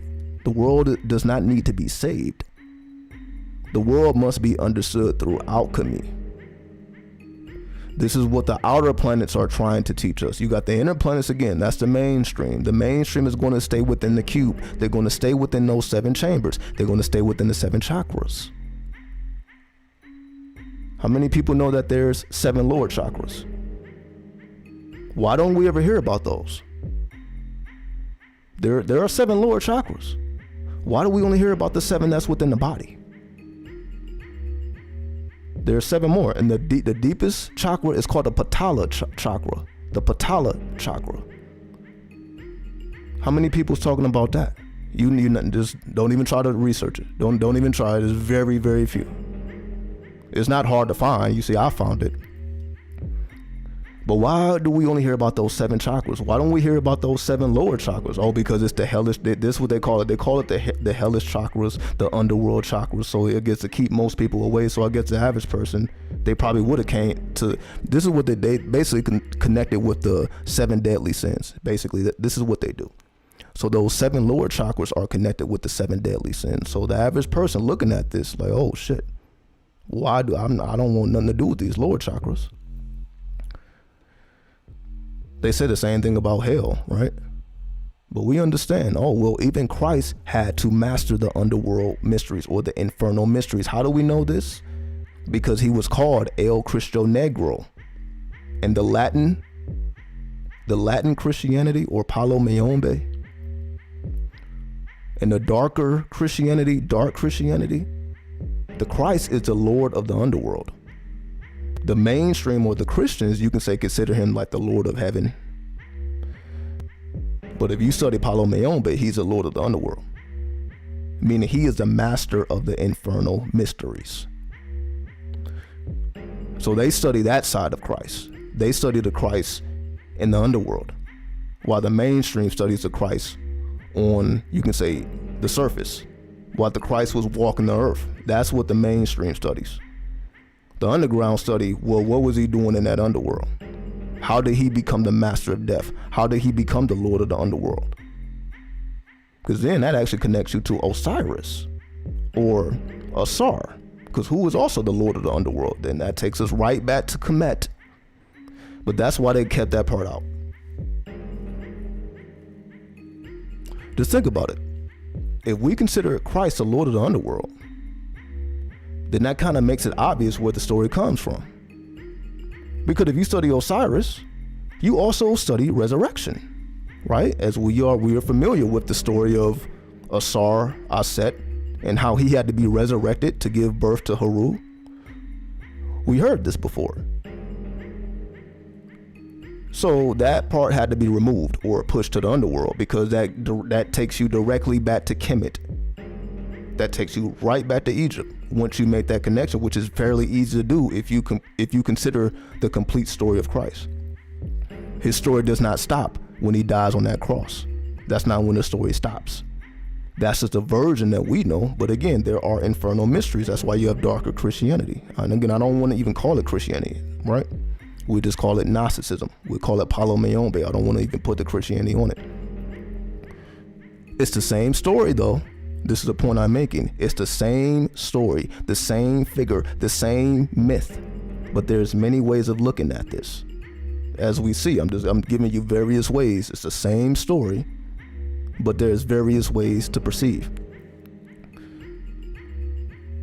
So going back to the 12th house, Gnosis, Doth, death. Because if you study the tree of life, Doth takes you to the clip-off, which is the tree of death. So now even that starts to make sense. Like, okay, well, what is the purpose of a tree of life and a tree of death? And if you study the tree of death, what does it say? It says the same thing. These are the clipper or the clip off that holds all the negative energies. They say the same thing about the 7 lower chakras. These are houses of chaotic forces that can't be controlled. So anybody doing any type of dark magic or black magic, they're trying to access these clip-off forces that can't be controlled, and then they get fucked over. That's basically, all the bad things that happen to people because you're dealing with chaotic forces. However, if you study the story of Osiris and the underworld, see, most people don't even know about the underworld Egyptian. We ain't even gonna talk about that. Those underworld gods and goddesses, there's goddesses in the underworld that fuck shit up. But we don't hear about that. They say they don't even know the names of these gods and goddesses. They don't even have names for them. So that means you got to get it through channeling. You can't even, there's no book that you can read to get those names, to access those powers. You got to go directly to the Akashic Records to get those. But I'm just giving you that tidbit too, because all of these things are connected. But you see, this is what I mean by book studying. All these books are only going to take you so far, because at some point the books is not even going to let you know what other deities that we don't have a name for. Oh, that's right, the Olmec deities. So we don't have names for the Olmec deities or the underworld gods and goddesses in Egypt. So basically, if you go to the underworld, they tearing your ass up, except if you are Osiris. Osiris, they welcome him. They welcome Osiris. They praise Osiris. So if the goal is to become Christ or to become Osiris, that means when you die, those in the underworld praise you. They welcome you. You see that now? That's Gnosticism for your ass. When you die, you are praised. Then what the fuck do you got to fear? If the goal is to become Christ, but you see, if we say Christ consciousness, that's based on life. I'm going to be the Christ. I'm going to embody Christ consciousness. But if you say, okay, I'm about to embody Asar consciousness or Osiris consciousness, you see that's a whole different thing now. But it's the same thing. It's just Osiris is telling you the full story. You get the full story from Kemet. You get half of the story, you can say, with the Christ. Because they're not telling you about the travels into the underworld. You got to go to Egypt to study the Book of the Dead. The Book of the Dead, huh? Why is there a Book of the Dead? What is that for? It's magical spells and chants to guide you through the underworld. There's a whole Book of the Dead. Coffin texts, pyramid texts. For what? All these is underworld. What the fuck is going on in the underworld? It's telling you about the travels that everybody has to go through. But this type of information we don't even want to deal with. We can talk about the Christ all day. We can talk about the tree of life all day. We'll talk about all this light and life, or love and light as we like to call it. We'll talk about love and light all day and just completely avoid the real shit that everybody got to go through. We all got to go through death, Doth, go through the Gnosis gateways. We all got to do it. But we don't want to talk about it. We rather just focus strictly on life or the illusion or the distraction or Maya.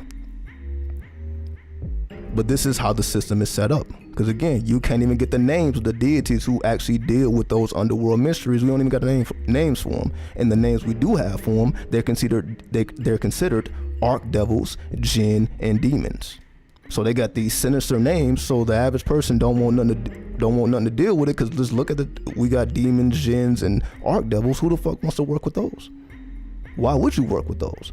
Then when you hear about the stories and all the spookism, and when people do work with the underworld, all the fuck shit that happens, why on earth would you want to do it? It's all to keep you from having a first-hand experience. This is why it's done.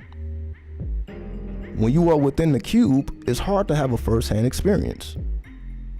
A spiritual experience, a universal experience, something that is bigger than you, as we would like to call synchronicity. Synchronicity isn't just a magical moment. If we actually study synchronicity, you don't notice it till after it happened. You don't even notice it while it's actually happening. So anybody thinking, okay, this is a synchronistic moment, it's probably not. Because most synchronicity is like, oh, you notice it after the fact. It's something that hits you after it's already done. Like, damn, that was kind of synchronistic, was it? I didn't consider that. That's more so synchronicity than you just going through experience thinking it's synchronistic because you saw a number sequence or something like that. Oh, I saw 333, Christ consciousness. No, it's not synchronistic. I'm not saying it's not special, but synchronicity, again, is more profound than just a universal communication or message. Synchronicity is more so based in Gnosticism, that first-hand experience, meaning you have to activate these energies in the first place to have access. You have to activate the underworld, but most people ain't trying to activate the underworld because they're still afraid of death. If you're afraid of death, why do you want anything to do with the underworld? But if you're trying to overcome your fear of death, then you deal like, oh, let me actually start to plant seeds in these places I actually have to travel through at some point in time. These are seeds that will, if I plant these seeds now, when it's time for me to harvest and reap the rewards of these seeds, I'm going to be good. I'm going to go through this underworld with no problem. Because I didn't already access these clipoffic energies. I didn't already access these underworld energies. This is why these type of religions or spiritual systems exist. Because this is actually the true reality. And that's why I started with Christ, but I'm like, yo, once you go back to Kemet, you say, oh, these actually are talking about the underworld mysteries. But we're not going to learn that in the mainstream. You got to have a first-hand experience. Because again, if you're trying to get a third-hand experience, you're going to run into a bunch of people spewing a bunch of lies, trying to listen to other people. Gnosis gives you the first-hand. You ain't got to take nobody else's word for it because you didn't had a first-hand experience. Right? So you're not really looking to be convinced anymore. Again, now we're transitioning from the 11th house to the 12th house. So the 11th house is, you can say, your spiritual community, those who are like-minded. But that 12th house is that veil of death. That's what you have to conquer alone. So we engage with light. See, most people think that that's the end goal. What do I mean?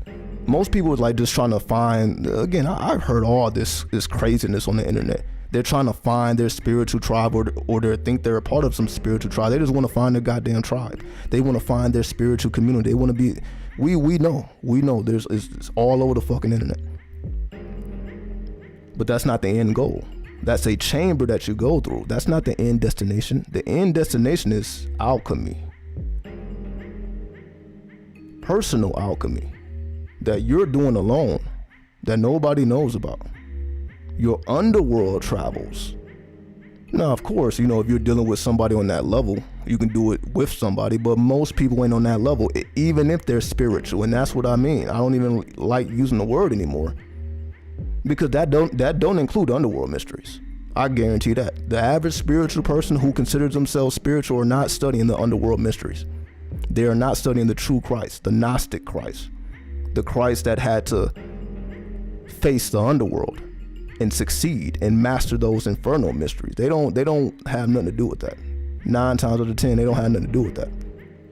Why? Because this is considered black magic or dark magic. So again, most spiritual people, even if they consider themselves witches, most witches, again, they're not really doing witchcraft either. Because I'll call it something else. We don't even have to call it witchcraft. Yes, actually, yeah, fine. But no, it's not. Fuck. Because true witchcraft is sorcery and necromancy.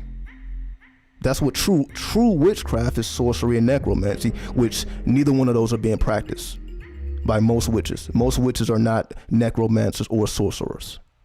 Let's just be real about this. They're not doing either one of those. They may be doing everything else, Wicca and everything from that. They may be doing everything else, but they ain't doing sorcery and necromancy. They ain't communicating with the dead, and they ain't summoning spirits and housing spirits and jinn, working with the jinn. They most likely are not doing that. They're not. So that's what I mean. Like, I don't really like using the word spirituality, because that really don't encompass those infernal mysteries. But this is the goal. This is true alchemy. This is the mysteries of the hanged man. This is the true Christ consciousness. To become the Christ, you got to defeat the underworld, not die on the cross. That's just half the story. Meaning, it's more than just suffering in this world. You can say everybody suffers.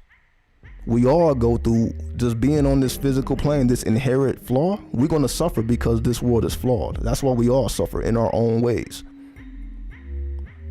But that ain't the end goal. See, most people feel like, damn, I didn't suffer my whole life. As soon as I die, I'm gonna make my way to heaven. That ain't how it happened either. You see that lie? It's another lie. People think because that they suffered here,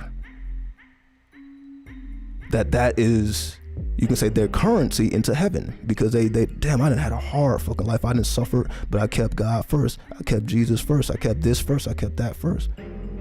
Because that's what we all hear, right? Keep God first. Well, that's not really hard to do here.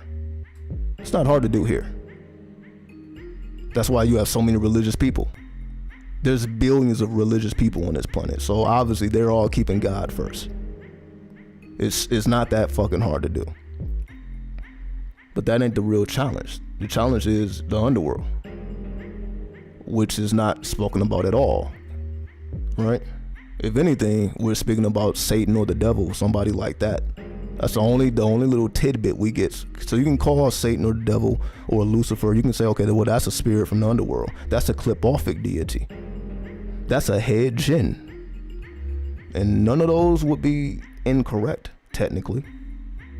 But again, that ain't gonna make somebody more willing to deal with that energy. Most people are keeping God first, not Satan first, not Lucifer first, not the devil first. When have you ever heard that? You probably have never heard that in your whole life. Keep Satan first, keep Lucifer. You ain't hearing it.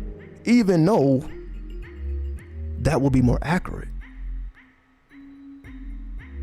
Because that's just telling you to be aware of the infernal mysteries. Be aware of the seeds you must plant before you depart this planet.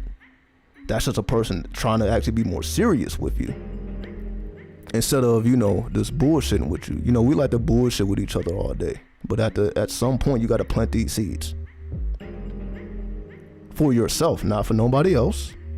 If you want to have a heavenly experience while you go through a hellish experience, if you want to embody the energies of a Sar, when you enter into the underworld, you're welcomed instead of slashed the fuck up and have to, cleanse your. So now it's coming to me. Either you're going to cleanse your own karma, or those underworld spirits are going to do it for you. That's basically how that works.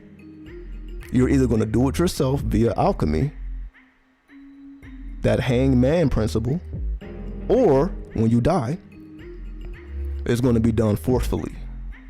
Basically, that's really what it comes down to. Either somebody's going to do it for you, and it ain't going to be pretty, or you're going to do it yourself, so that when you have to travel through these planes,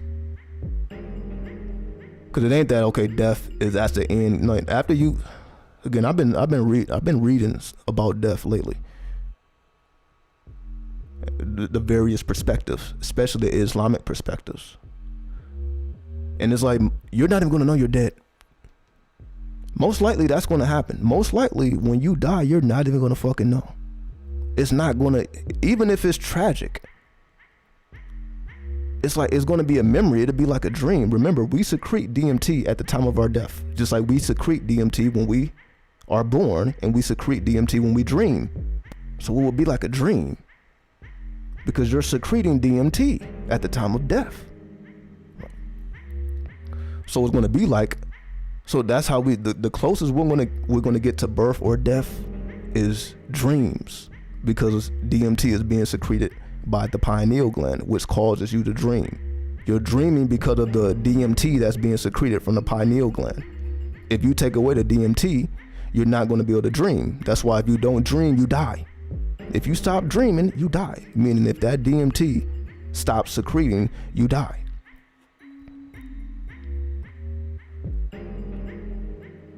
So the closest we get to birth and death is dreams. This is also why people don't hold any weight or merit to their dreams, because if you don't want to study death, of course, you probably don't give a fuck about dreams either, because it's, as they say, sleep is a cousin of death. So if you fear death, you probably fear dreams too. Most people don't dream because they fear death. How can you fear death and sleep is a cousin of death, but you have immaculate dreams? Most people just having just stupid ass dreams that don't mean nothing. That they're just processing information that's based on their emotional currency. Whatever they was going through throughout the day, they just have dreams to sort all that information out. That's what most people do. They're just sorting out information to cope. They're basically doing the bare minimum because they're just so exhausted from operating in the world. They don't have any extra energy to do any type of astral work, to build their astral pyramid. Where are they going to get this energy from? This is what most people don't have time, right? It's always, I don't have time, or I don't have energy. So when they actually do lay their head on the bed, they're just trying to black out. They ain't trying to hold certain thoughts and energies and channel and basically do a whole nother ritual, whole nother ceremony. They ain't trying to do all that. They're exhausted. That's what distractions tend to do to you. It tends to leave you exhausted, right? As we call living our best life. Living your best life tends to leave you exhausted, because you're pushing out so much energy because you feel like, oh, I need to do this. No, you really actually need to master sleep. Mastering sleep, death is easy. Like, damn, this shit is pretty easy, huh? So death is like a dream that you don't wake up from. Oh, okay, well, if you understand the dream world and the astral world, then you realize, oh, well, when I die, that means I can't come back from this place that I'm familiar with. I'm familiar with it already because I actually, take time to document the dreams and astral travel, or be aware of your astral travels, because the astral body is traveling whether you know it or not. So it's still doing its thing. You're just not aware of it. So it's more so becoming aware of your astral travels instead of having them. So it ain't like you're not having them. But when you become aware of these things, you're like, oh, this is actually, the more familiar I get with this, the better I understand death. Then like, oh, well, it ain't that damn bad then. You can do a lot of stuff in the astral plane. You can do a lot of stuff while you sleep. So like, oh, well, death really ain't that bad, because when I'm here, I'm having a good ass time. If you master your dreams, you can have a good ass time there too. Like, oh, okay, well, death is actually, I look forward to it. Like, you see, this is a whole nother, it's like you flipping your consciousness inside out, right? So while most people trying to live, you actually welcome death. You're like, oh, damn, that's going to be a celebration, which is why we should celebrate death, but we mourn death, right? Not knowing, like, damn, the person that just crossed over is having the time of their lives. And if they are suffering, I guess, you can give them energy. But again, that really shouldn't be something that you should put on anyone else. What do I mean? You should plant your own seeds. So when you die, you don't need nobody else's energy. You don't need prayers. See, why people go to funerals? Funeral is just to give energy to the deceased. That's what it is for. So when a person has a funeral, it's just people gather. Ceremony. It's a ceremony, right? It's a ritual. What is this ritual for? To give them energy to make their transition into the afterlife as, peacefully as it possibly can be. So just like birth is a ceremony, it's a ritual, right? It's a celebration. When a new life comes into this world, we celebrate. It was ritualistic. It was a ceremony. Sometimes it's intimate. It's only a couple people in the room. I guess most of the time may not have a room full of people. I guess it depends on where you're giving birth. But it's intimate because somebody has to be there. Somebody has to actually deliver the baby, as we call the midwife. Someone has to do that. So someone has to initiate, or that's an initiation. You are being initiated into this world. Somebody must perform the initiation. That's what makes it sacred. Somebody is performing the initiation to make sure the baby gets through this veil properly. That's an initiation. Just like there's an initiation when you depart. So it seems to me like if there's an initiation when you are born and when you depart, then dreams should also be held to that same standard. But we know that we don't do that most of the time. We don't look at, okay, sleep is a ceremony, sleep is a ritual, sleep is an initiation. So I should treat it as such. My sleep, and basically what I have going on in my everyday life should not affect my sleep. And this is how most people can't pass the veil. Most people don't dream like they want to because they're too weighed down by the worldly happenings, because they actually give a fuck about the worldly happenings. Again, if you're reading the news all day, every day, if you're dealing with stupid ass people all day, every day, it's hard to separate all of that and actually astral travel to a different country somewhere or a different planet somewhere, which is very possible. We can astral travel anywhere, different countries, planets, even different worlds that are invisible to the physical eye. We can do all these things, but most people don't do these things because they cannot separate from this world. They're too bogged down. So again, even if they do dream, they're still dealing with what's going on here. They don't have enough energy to separate, to cut all this off, to not give a fuck about this, and then put all their energy into a different channel, because that's what you would have to do. You would have to release your ego, as they would call it, ego death. You go through an ego death every night, because you have to kill your ego every night if you want to dream, because your ego keeps you from dreaming, because you're still thinking about the ego. The ego is still thinking about, oh, what I'm going to do tomorrow. What's going on with this person? What's going on with that person? Damn, how am I going to get these bills paid? Your ego is still active. So you tend to think about, because you're not at peace. Most people ain't going to sleep at peace. They're still, jittery, still thinking about their ego. So if you can't release the ego, it's hard to dream. And if you do dream, you're still dreaming about what's actually going on in your mind, instead of killing the ego, being at peace, so that you surrender to sleep. You surrender to the astral body and allow the astral. So you have to be empty. You have to empty your cup to do that. Your cup can't be full and you're trying to have an astral experience. It's probably not going to happen. You have to empty the cup. It has to be a ritual, a ceremony, an initiation. If you treat it as such, which is the purpose of doing that, is to completely release yourself, to completely empty your cup. So you give yourself time to empty your cup before you sleep. That's why I recommend people do a 20-minute meditation before you sleep, to empty yourself. Then do a 20-minute meditation after you wake up to ponder on what you had just went through. You shouldn't just wake up and just start your day like nothing just happened, which is what most people do. Wake right up, get right to their day, because again, they probably never stopped thinking about the day anyway. Again, they never hit the off switch. Their consciousness may be asleep, but their subconscious is still working, still concerned with that emotionalism, all the stuff that's wandering around in their heart, all that worry. So even though their consciousness is turned off, they still have so much energy on their chest. Hence, why your heart needs to be lighter than a feather. Why? Because even when you sleep, your heart is still centered on whatever it is that got you all in your feelings. So your heart is heavy. So we think like, okay, the scales of Mayat, when you die, your heart have to be weighed against a feather. That's speaking about every fucking night. That ain't just one time. That's every night. See, but this is what we don't know. You got to go deeper into them. You got to go deep into the mysteries on. It's like, oh, this is talking about daily life. This ain't just talking about one ceremony.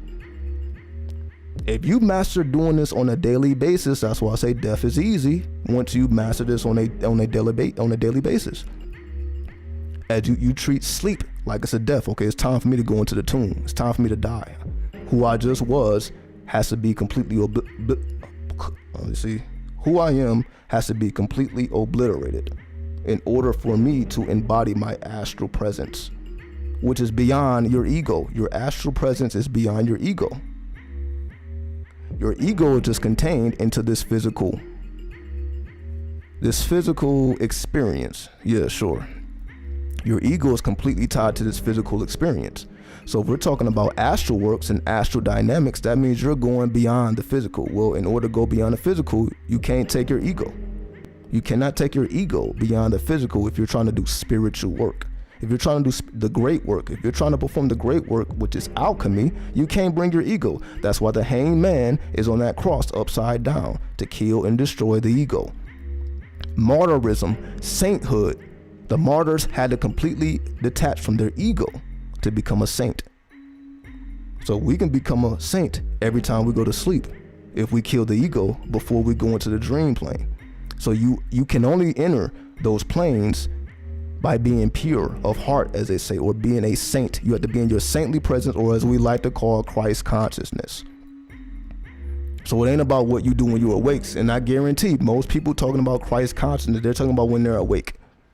They ain't talking about when they're asleep. Or I'm in Christ consciousness. That when you're awake, what about when you're asleep? Where's the Christ then when you sleep? That's the purpose of the Lord of the underworld, the master your sleep and your dreams. Oh, okay. But if you don't know nothing about the Lord of the underworld, it's all about love and light, then you see it doesn't match up. But this is very important work to be done. So not only does it prepare you for death, it actually makes you wise. This is how a person becomes wise. Not by being awake, but mastering sleep. That's what the gurus do. That's what the yogis do. That's what the spiritual teachers and masters do. It ain't that they read more books than everybody else. That's not what made them a master. It's because they mastered the dreams. They mastered the art of sleep. So that's why they can tell you about death, because they mastered the art of sleep. They mastered the art of dream. They mastered the art of hypnosis. They mastered the art of meditation, as we call it. They mastered the art of trance. They mastered the art of gnosis. They mastered the art of Thoth. Simple as that. I guess maybe that's not simple. But if you summarize it all, I guess it's pretty simple. All right, what else was I going to talk about here? I was going to talk about the quarantine life. So take all that. The quarantine life. Why are we in quarantine or being forced into quarantine? What is all this? And I think I was going to talk about this last time, but I didn't get to it. Because I was going to talk about aliens and all this stuff. This reptilian agenda, as they like to call it, the reptilian agenda.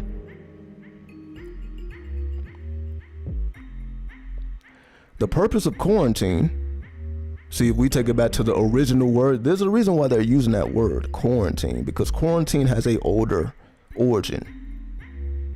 Like I said, if you were studying information that came out 10 years ago or such, or this information that really been out for the last 50 years or so, you know, they've been speaking about the reptilian agenda for quite some time now, a very long time. So you can say it made it to YouTube like 10, 12 years ago, or the whole 2012 thing. That was just information that had already been around, and it just made its way to the internet.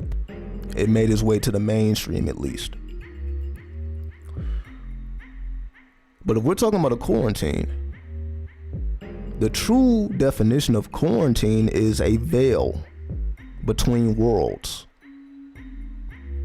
So essentially, the true meaning of a quarantine is, this is what separates us from other worlds or other dimensions. We just call it dimensions. So the reason we can't see, you can say, what's going on in invisible worlds is due to quarantine, or the quarantine that was set in place. This is also why you see all this UFO activity. You know, the government now accepts UFOs. For somehow, the government never accepted UFOs, even though they had all this evidence since the 50s at least, and maybe even before that. We've been seeing or reading about UFOs since 1950s, since Elijah Muhammad was talking about the mothership, right? So we've been interested in these things for quite some time. But the government never officially came out and called it what it is and acknowledged it and believed in it. They always said, oh, this is just speculation. They just kept everybody in speculation.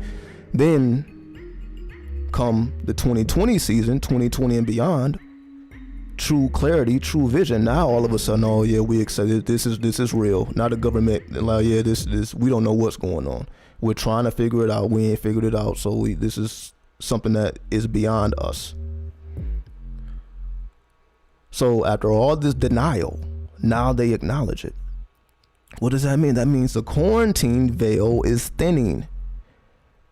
Now that the government is acknowledging these things that we've all been speculating about for a very long time.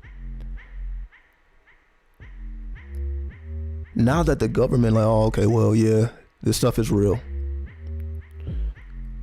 So the hardest, you can say the hardest minds in the world, the most practical minds in the world had to surrender because they don't know what's going on. Like, damn, there is no way to rationally explain this because we truly don't know what's going on. And they be basically what really got them in their pants, right?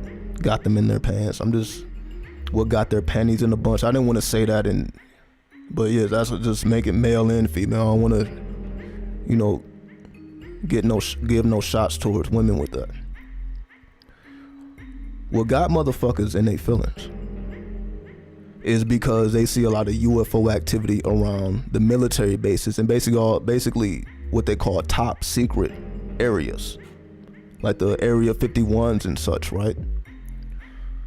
So they have all these secret operations going on that the public knows nothing about.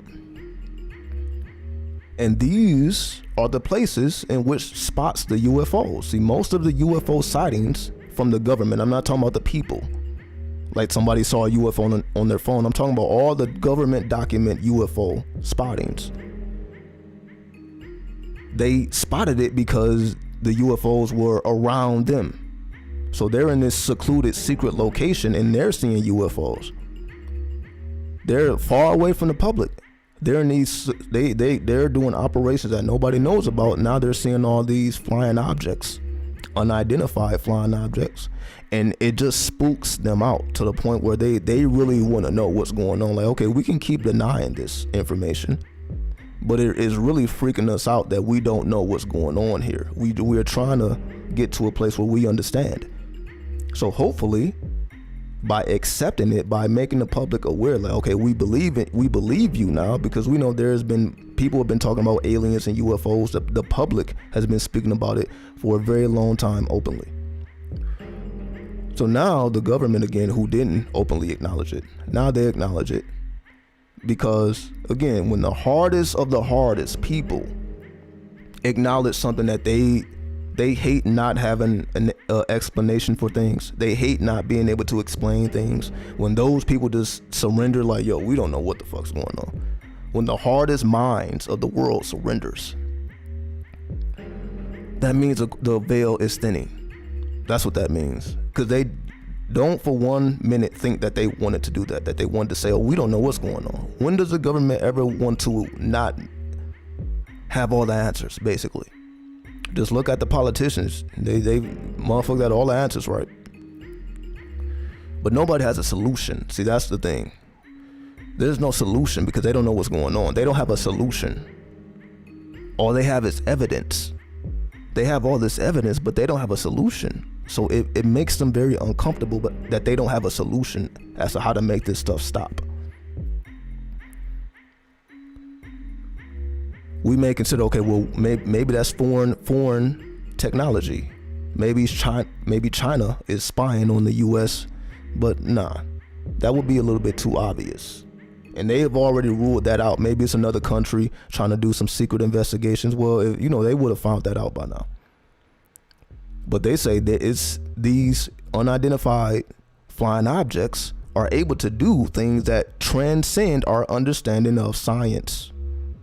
They're able to travel at speeds we can't travel at. They're able to do all type of dynamics that we haven't built anything to match that at all. No country has.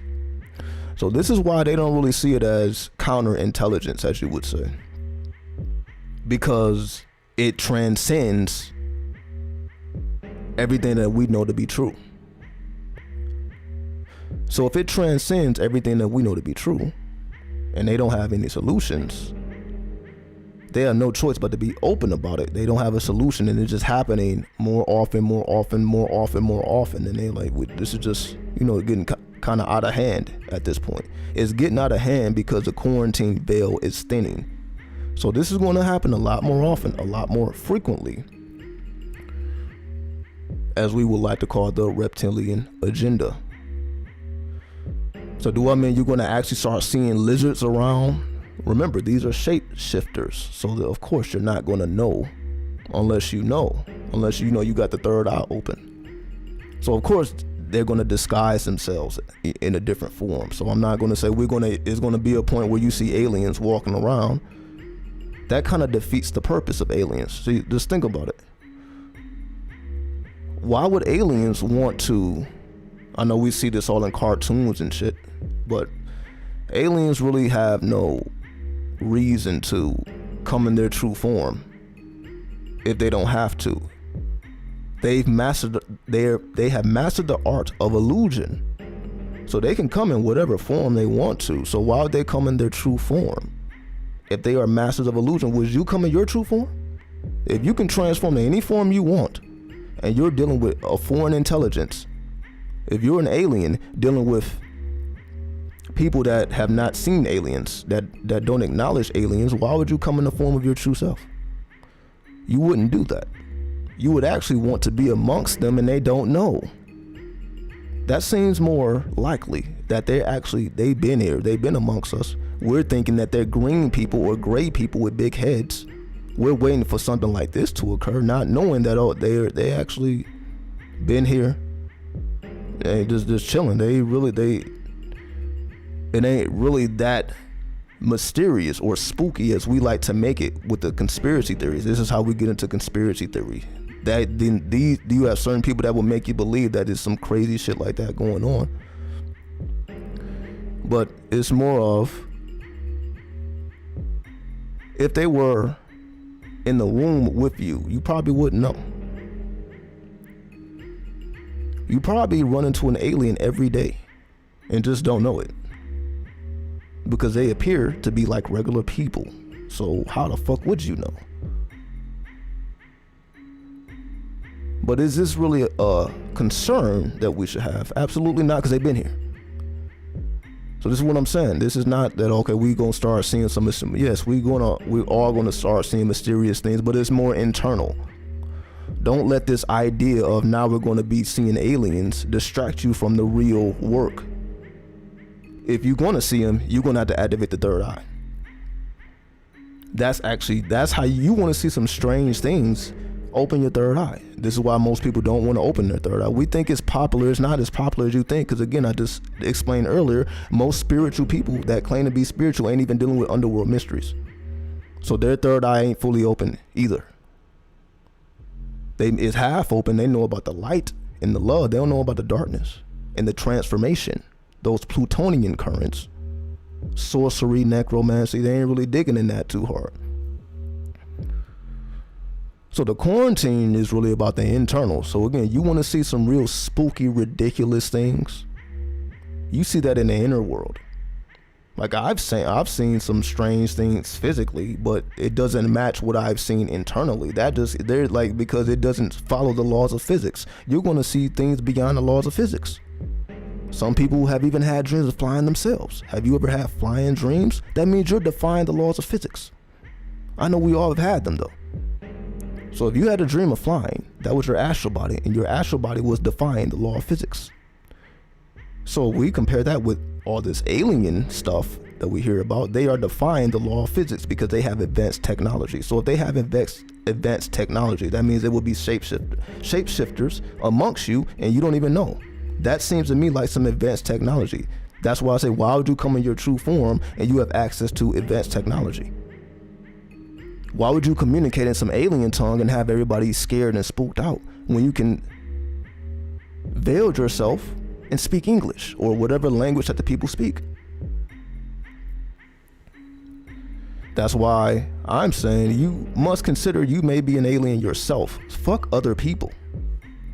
Fuck the people out. You yourself may be an alien. What do I mean? You probably wouldn't know if you got abducted. If you were transported into the life you were transported in and know nothing of, just watch the movie Dark City.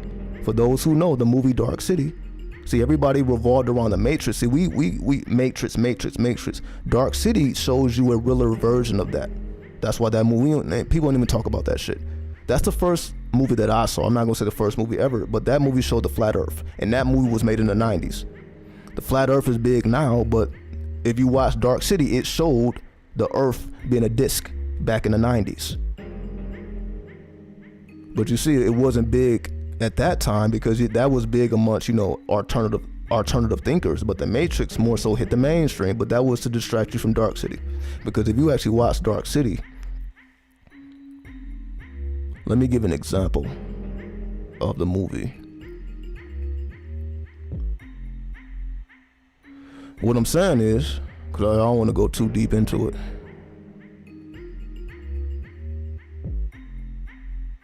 because you yourself may be the alien, because in the movie Dark City, everybody's memories were being transferred.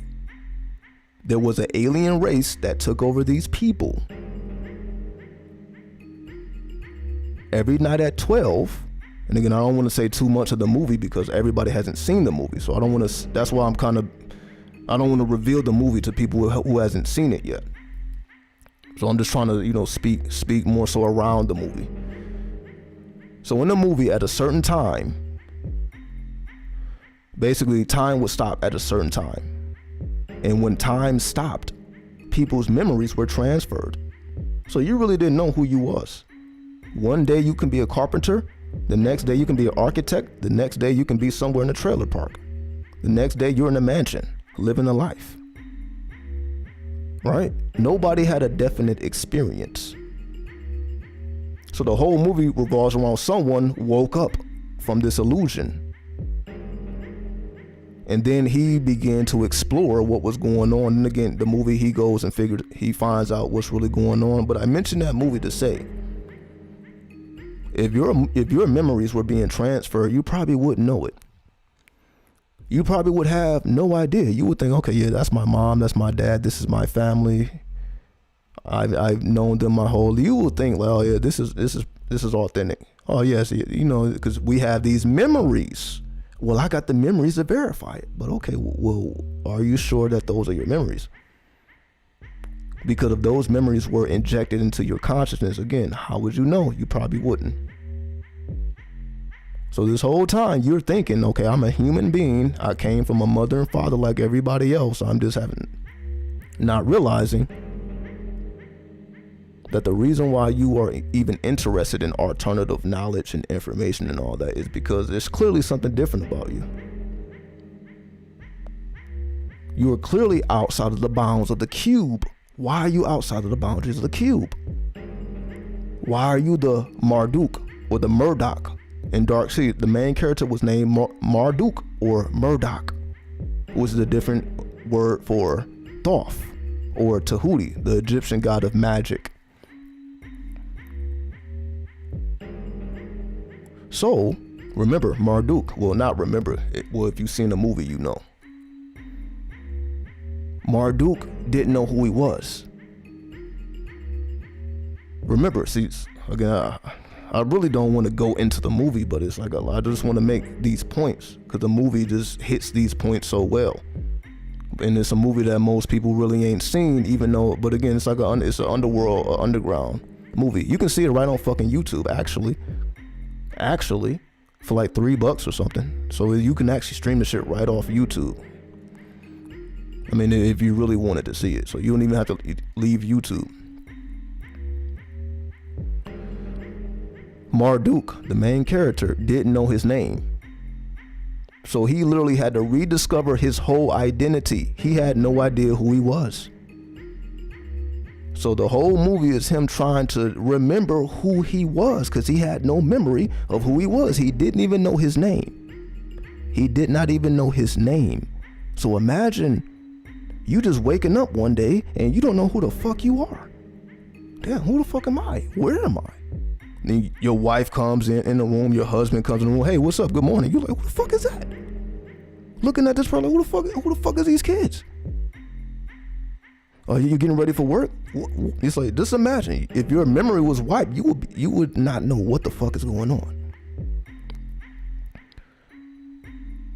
Or what if you actually thought you were that person, such as in the movie Dark City? So when everybody woke up after time was stopped by this alien tribe, we just call it that, these people actually had no idea. They thought they were who they actually were at that particular time. So again, one day you're in the trailer park, the next day you're in a mansion, and when you wake up in that mansion or that trailer park, you think like, okay, this is my reality. You have no idea that this is not who you are, because it's like you're dreaming.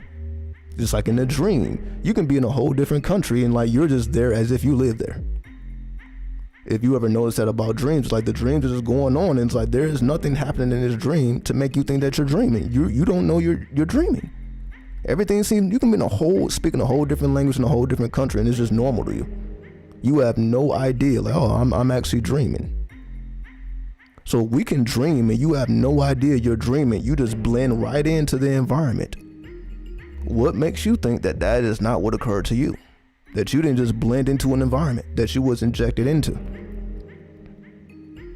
Or that you had some type of serpent seed. Now we have to go into the serpent seed. You had a serpent seed. So what does that mean? Now we go back even further. So you can say most people, we all come from a seed, right? We all come from the semen, the sperm, right? The womb, we develop in the womb. The spark is the sperm, right? So if that sperm was injected, or you can say manufactured, let's just say you are a manufactured sperm cell. You're like, well, how in the fuck would you be a manufactured sperm cell? If we understand anything about the Christ consciousness or prophets, it's a prophet will raise or come from among the people, right? All prophets came from among the people. They were not necessarily anything special, as it's, even if you study Christ. Once again, it said Christ was a carpenter. Before he started doing fly shit, he was a carpenter doing regular shit. Then all of a sudden he had an experience that took him upon this path. You can say it's the same thing happened with every prophet. Every person that considered themselves spiritual. It's like you were living your life. Then all of a sudden you got struck. Damn. What the fuck? Is that not what the fuck happened to you? I'm just trying to put it into perspective. Where you're not just living life, having a time of your life, then all of a sudden some shit hits your ass like, damn, there's no going back. There's no going back. Somehow you got hit with a lightning bolt. You had an epiphany, damn. And it leads you to research. Now, you're not even who you was.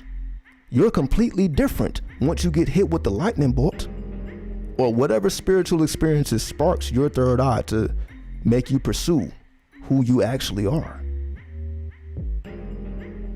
Making you come to the conclusion you are not who you thought you was. That's alchemy. That's the hangman. That's the Christ. Well, I'm this carpenter. I'm this. I'm that. Is that not how most people identify themselves? By their profession? By their career? I'm this. I'm that. But then, what is the career of a prophet? The prophet has no career. You can't call it, oh, I'm a prophet. Well, I guess people use it now, but is that a career? So that means you had to give all that up. You had to go through an ego death. So whatever you was doing before prophethood, before sainthood, all that all that stops, all that changes. You are no longer that person. Jesus or Christ was no longer a carpenter once he got that lightning bolt struck, or once the lightning bolt struck his mind.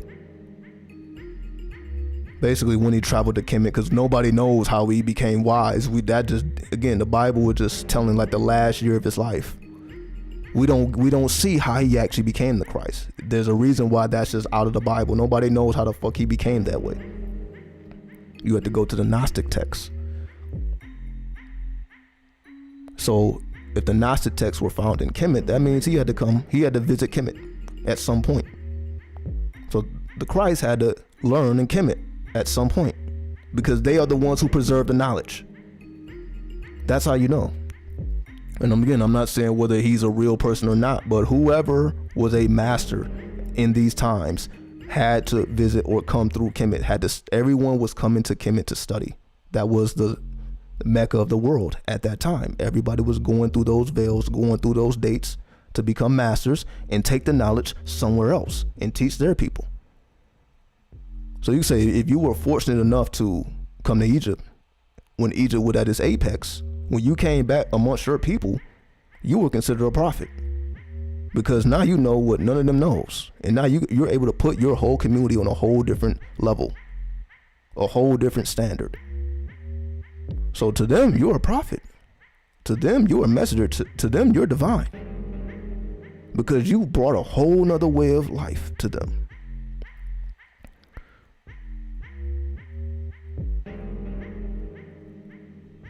So the point I'm making is, if when you got hit with a lightning bolt, whatever it is that activated your Kundalini, and then you made the decision to no longer be who you thought you was, whether that meant quitting the job or leaving a relationship, whatever you had to remove in order to embody who you know yourself to be, not who you think you are, who you know yourself to be. Sacrifices had to be made. Sacrifices had to be made. And if you went through the journey, you already know that to be true. Meaning you can no longer continue doing what you were doing after you had this lightning bolt hit your ass, to the point where you done seen something and there is no going back. So how would that be? Again, I was going back to the modified sperm cells. Everybody don't get hit with this lightning bolt. The reason you would have get hit by this lightning bolt, it had to start at the Genesis. Meaning it was predestined for you to get hit with this lightning bolt. It wasn't by coincidence. As we know, there are no coincidences. So it means it had to be predetermined. So this lightning bolt was waiting just for you, not nobody else. Everybody else went through the same place, but some reason, some happened to you when it happened. It ain't happened to nobody else, but it happened to you, because it was time for you to awaken, as we would like to say, woke. Woke just means you got hit by a lightning bolt. Now you have to make the decision to align yourself to your new revelations. Decisions have to be made to align yourself to your new revelations. So if everyone doesn't get hit with this lightning bolt, but you did, now you are no different than an alien. What do I mean? Because now you're completely different than everyone else. You will be considered an alien. You just are in human form. You're an alien in human form, because your consciousness, your physical may be the same, but your consciousness is completely different than everyone else. So if we look up the word alien, because alien can also mean, as we know, a foreigner. So alien just doesn't mean an extraterrestrial. Alien is also a foreigner, someone foreign from the lands that they are actually occupying, but you don't have citizenship. So basically, if you cross the border illegally, you are an illegal alien, as they call it, right? Because you are not the citizen of that country. We would just say America. If you cross the borders of America, you will be considered an illegal alien. even though they're making political changes. So they basically voted to not use that term anymore. But that's essentially, that was the term used for a very long time. Illegal alien. Because you are not a citizen of the lands you occupy. So if we apply this on a personal level, when you got struck by the lightning bolt, you are no longer a citizen of the land you occupy because you had to change your ways. Not because somebody told you, because you had an inner awakening and you moved by divine inspiration. And when you move by divine inspiration, we call that channeling, right? We call that mediumship. You're being inspired by the divine. This is also the 12th house. This is what divination is. Divination is being inspired by the divine, allowing the divine to come into the picture. That's what happens when you do a tarot reading. When you do an astrology reading. The interpretation requires the divine to be present. The interpretation requires the divine. When I say divine, that's angelic or demonic. Because angels and demons can do supernatural things. But you see, we don't call angels and demons aliens. But you would call a human being an illegal alien. A demon is not an illegal alien. An angel is not an illegal alien. That's a human being. So a human being can take on the title of an illegal alien if they're not a citizen of the lands that they occupy. If they're basically in this. So basically, you can say if you astral travel to a different world, you are an alien of that world. If you astral travel to Mars, you're not a citizen of Mars, but you're there. Again, these are possible. You can go to different planets, different worlds, different countries. You will be considered an alien, especially in the astral body, because you're not a citizen. So you're not visiting with your physical shell. You visit in the astral plane. So you're not a citizen of that country, but you're there doing shit. So you will be considered an illegal alien. The fact that we can even do that, that's something that anybody can do with practice and cultivation. Anybody can utilize their astral body but you can travel to places that you can't get to physically. But we don't call ourselves aliens because we can astral travel because we have an astral body now, do we? Because we have been programmed, okay, well, aliens is this gray-headed being, this gray big-headed being, or this big lizard, these overgrown lizards.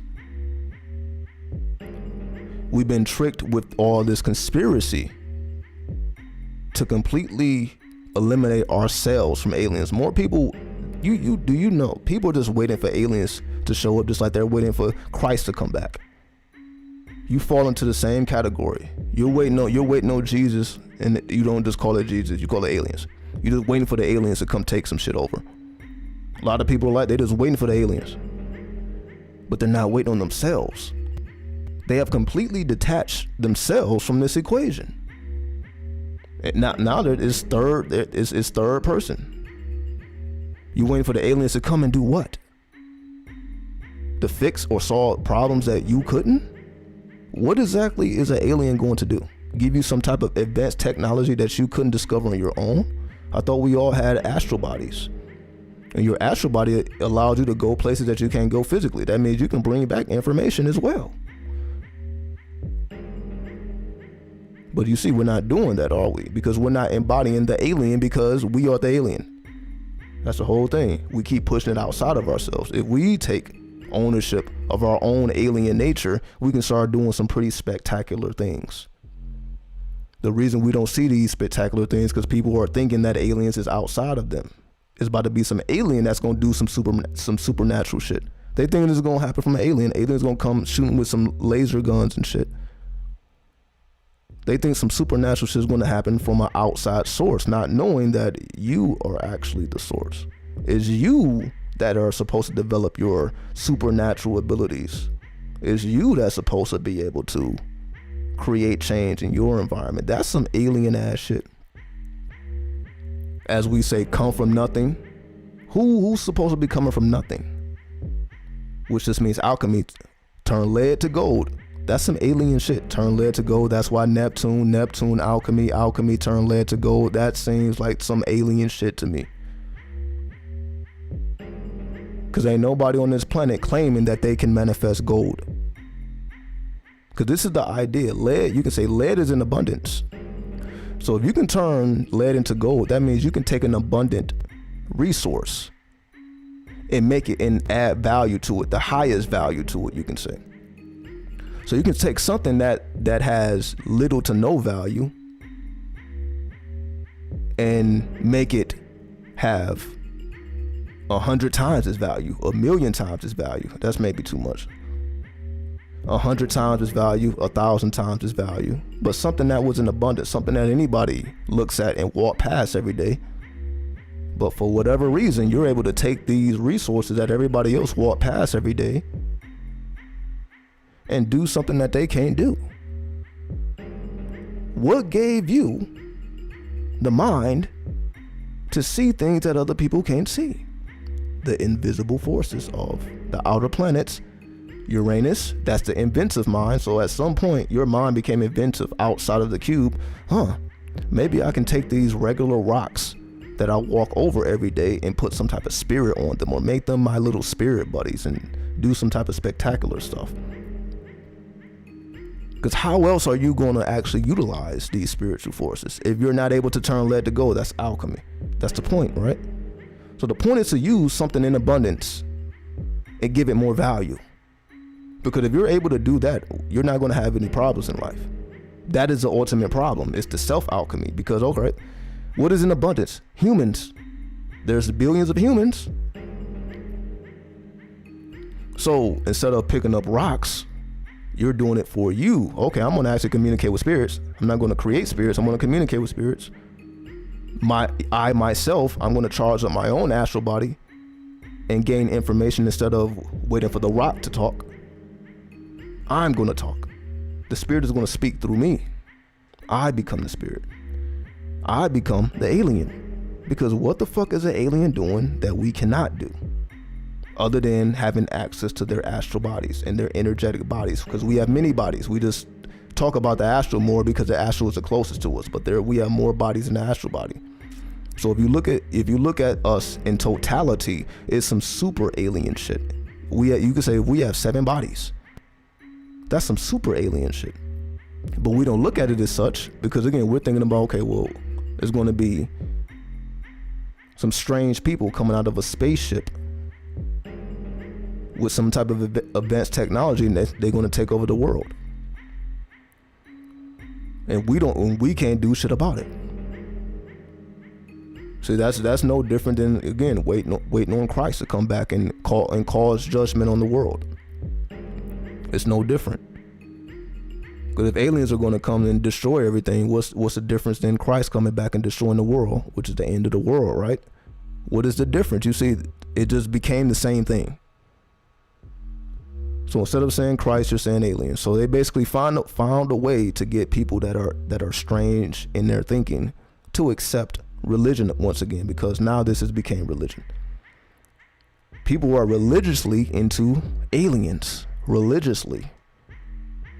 Not like a side thing, religiously. Literally waiting on them. Literally people are feeling like they're getting abducted by aliens and all types of shit now. But again, as I said, would you be abducted by an alien if you didn't know what an alien was? If you wasn't looking at aliens as greys and reptilians, you wouldn't even know how to describe that. The word would not be alien. Because but how do you know this has not happened? Especially when you sleep, especially when you dream. Because if we don't know what's happening because we're not aware, there's no telling that you actually didn't get abducted. You just don't remember it. As I say, they like to wipe your memory, right? So if they wiped your memory, how would you remember? But we get focused on the people that actually do remember. Now it's hard to tell who's lying and who's telling the truth at that point. But again, you see, when we're focusing on other people, you don't know who's lying or telling the truth, but you know if you're lying or telling the truth because you went to to get the first-hand experience. You're not reading about no one else's story like everyone else does. They're reading about all these alien abductions and alien stories. They're reading about it from other people's experiences, not having their own. So instead of having your own alien abduction, you're reading about somebody else's. Because I guarantee, if you focus on your own alien abduction, it's not going to be what you think it is. Because if anything, they're going to tell you, step your game up. They ain't about to tell you, okay, we about to come in 2040 and fuck shit up. That's probably not. They're probably trying to supercharge you.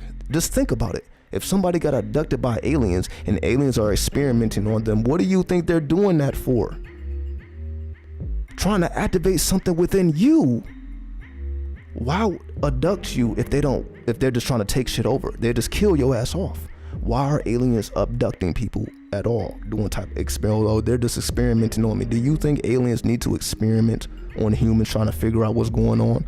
But that's what they said about Dark Soul. They're just trying to find the human soul. So that's what we think. We think aliens are trying to find your soul, so they need to experiment on you. This is some grand experiment. But it seems to me like if you do get abducted, they're going to activate some energies that was stagnant and cause you to shift while they stay invisible and hidden and you don't know what's going on. To me, that is more likely to happen. Like they're going to put something inside of you. Now you perform the work, not them. Seems to me like when you're talking to the ancestors, they're trying to put something in you. When you're talking to angels and demons, they're trying to put something in you. When you're talking to archangels and demons or devils, they're trying to put something inside of you. You don't see aliens coming down from the skies, demons coming from out the grounds. They're trying to put something in you, trying to activate something within you. It seems to me like you are the center of it all. Not the aliens, not the archdevils, archangels, jinn, gods and goddesses. It seems to me like they're trying to get you to activate. Why spirits, aliens, gods, goddesses? Why are all these beings concerned with you? Concerned with us? Trying to activate you, trying to activate us. If they're so important, if they are the center of attraction, if we're just supposed to be so subservient to them, that is the ultimate conspiracy. To get us to focus on them and worship them, they become the new gods. They have all the power. Not realizing that they're trying to give you the power that you already have, just trying to help you achieve that. They don't need to reveal themselves. It's about you. It's not about them, it's about you. They're watching you. They're trying to see how you work, how you activate, how you manipulate your environment, your reality. It ain't about them. They're doing whatever it is that they're doing. But it seems to me, again, going to the quarantine, the veil is thinning. So the veil is thinning. It's not that, okay, now you're going to see aliens. No, now you're going to be able to do things you wasn't able to do before the veil. So expect the years to come for you to start doing things that you were not able to do before. Because there will be many alien abductions, but just not in the way you think. It's to trigger you, to trigger your own unconscious. This is what gnosis is. Gnosis, to trigger your own gnosis. So as long as we keep that in mind, we don't get caught up with the public. You know, in their rhetoric, the rhetoric of the public or the rhetoric of the government, the 10th house activities. We understand we have to step outside of the cube, outside of the limitations. Go towards Uranus, Neptune, Pluto. I didn't really speak about Pluto other than the influence.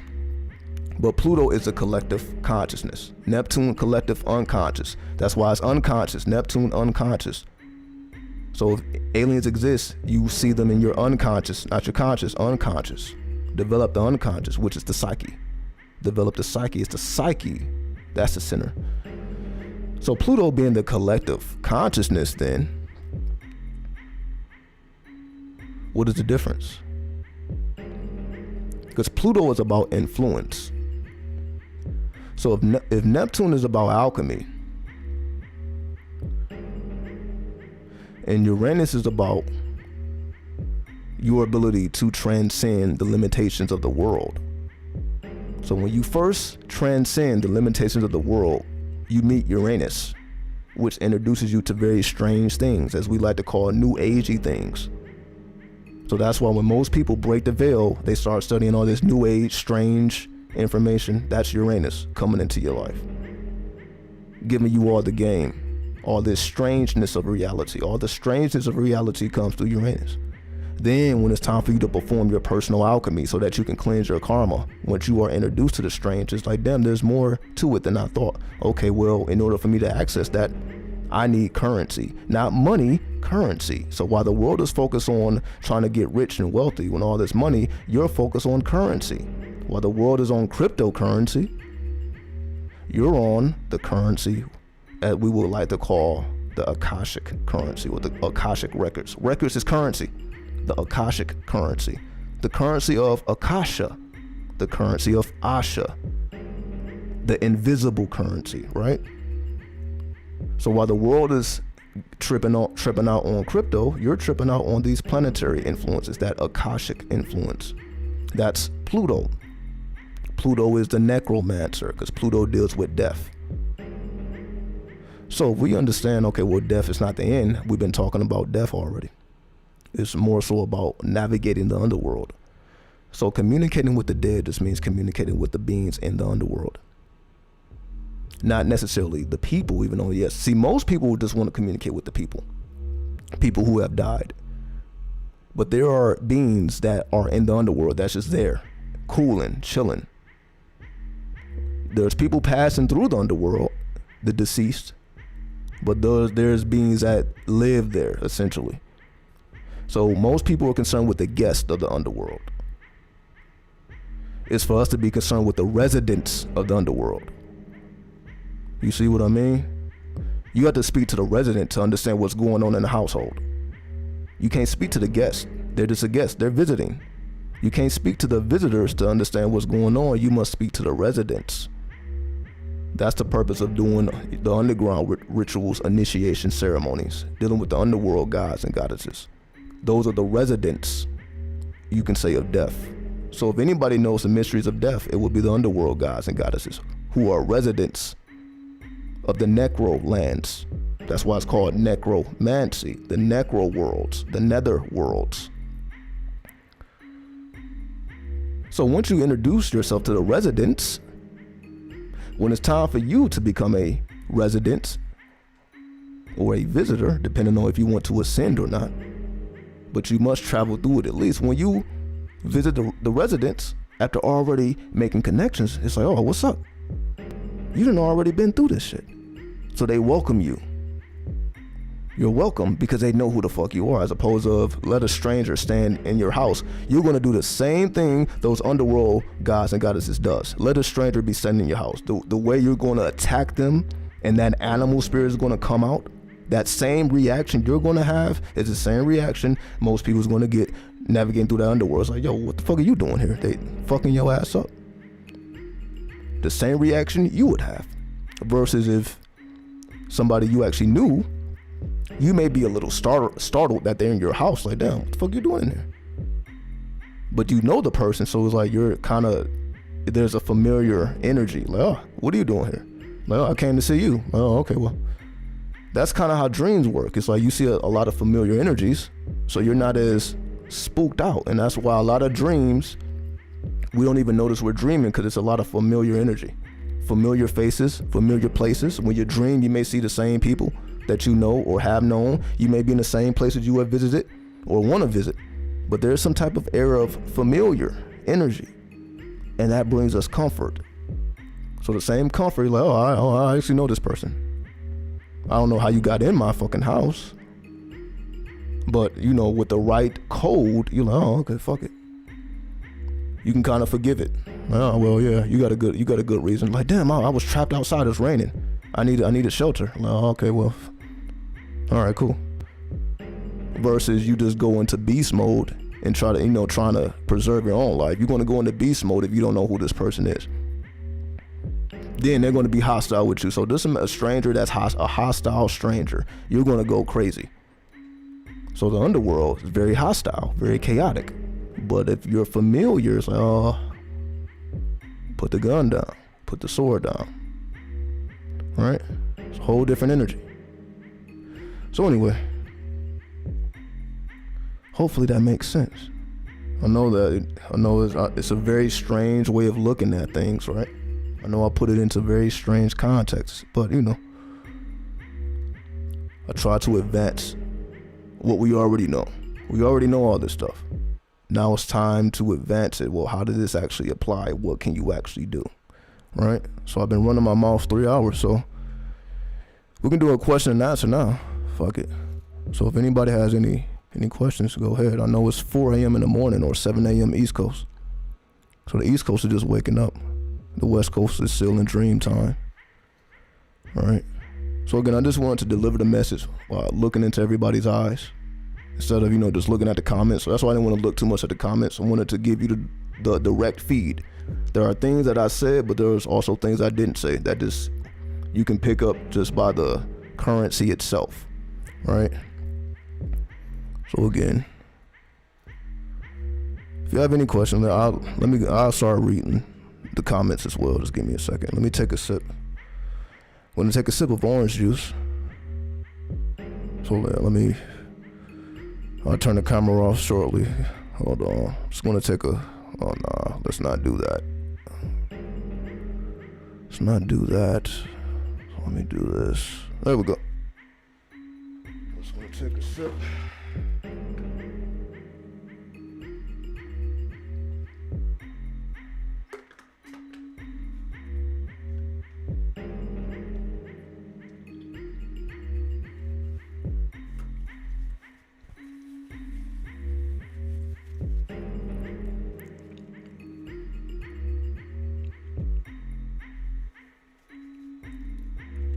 Let me actually change. I'm gonna change the song as well.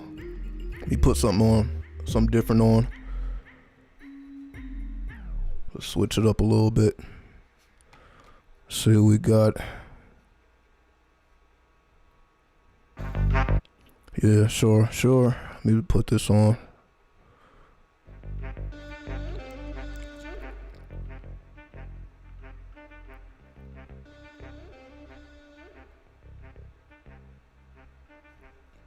All right.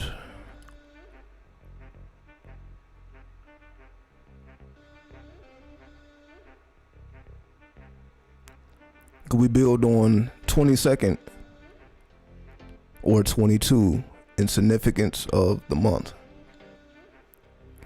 What are your thoughts on the U.S. having its Pluto returns in Capricorn starting this month? Well, if we understand Pluto in Capricorn,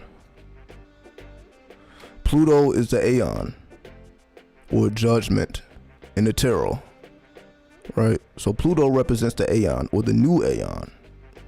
Because in traditional decks, it's judgment, but in the new tarot, the Thelemic tarot, it is the Aeon, the new Aeon, to initiate into a new Aeon. Then Capricorn is the devil. All right, I should have the tarot. Hold on. Let me see. Could pull this shit up right now. Hold on. So I'm gonna pull out the Aeon. So just give a little visual here. So do a little illustration.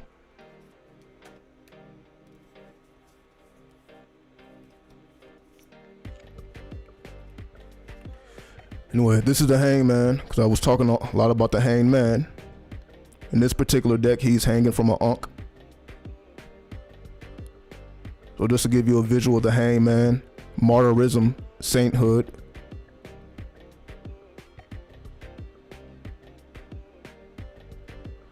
All right.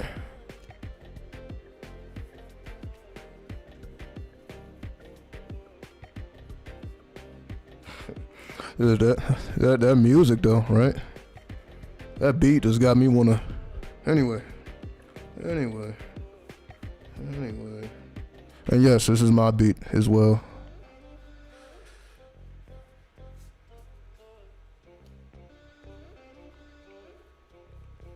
Let's see here.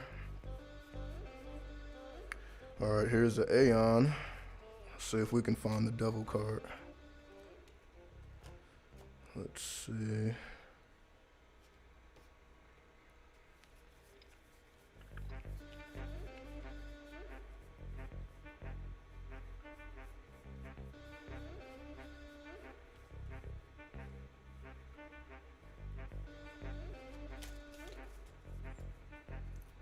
All right.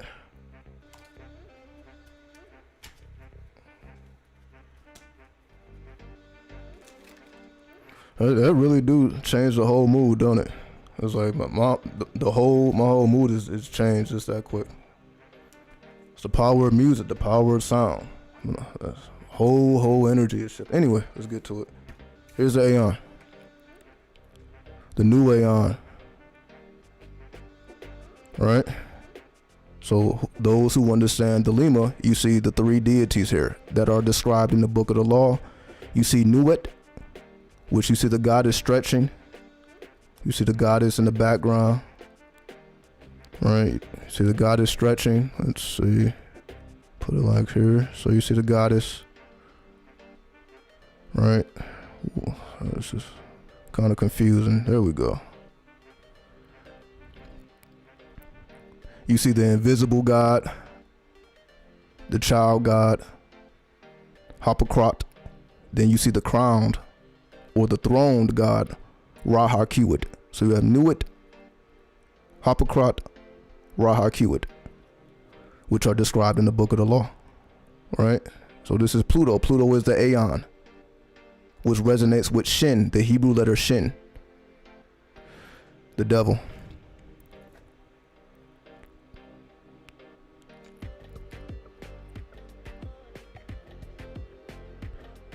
You see that caduceus, staff of Hermes, Hebrew letter Ion. So remember, Saturn is limitation. So you see these people are within this orb, limited. You see the people that are limited, the limitations, Capricorn, controlled by a demiurge. So you can say that's the demiurge, the people.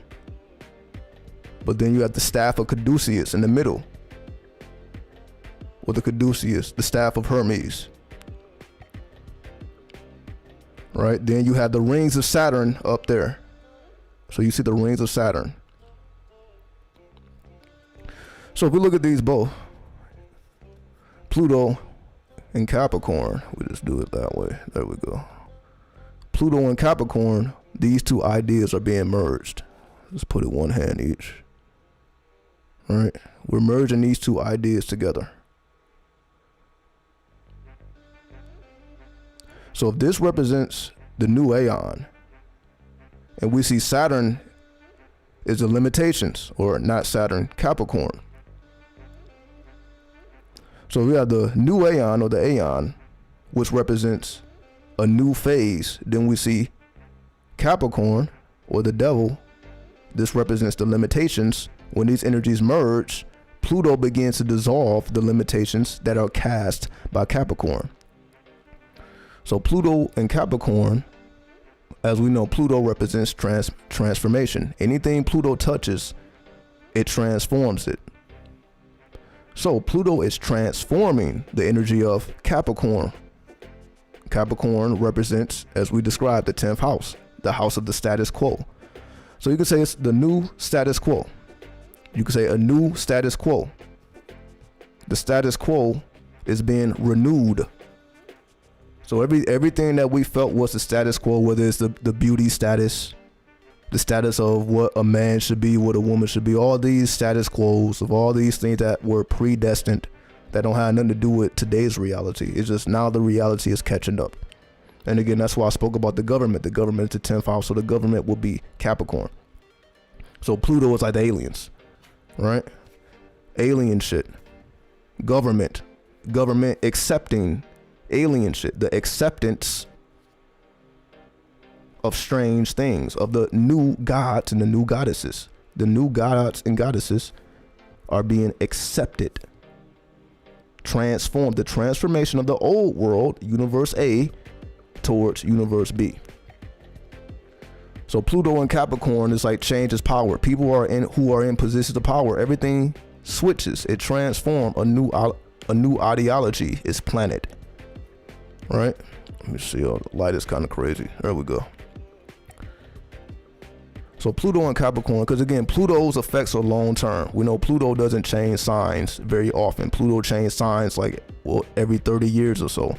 So it takes about 30 years for Pluto. So that's why, like, everything I'm saying, it's not like it's going to happen overnight. Pluto, the whole phase, it's like a 30-year phase. So we're talking about a 30-year phase, you're going to see a transference of power towards the new aeon. So the next 30 years, you're going to start to see that transformation or that transference of currency. The new currency will be initiating itself in.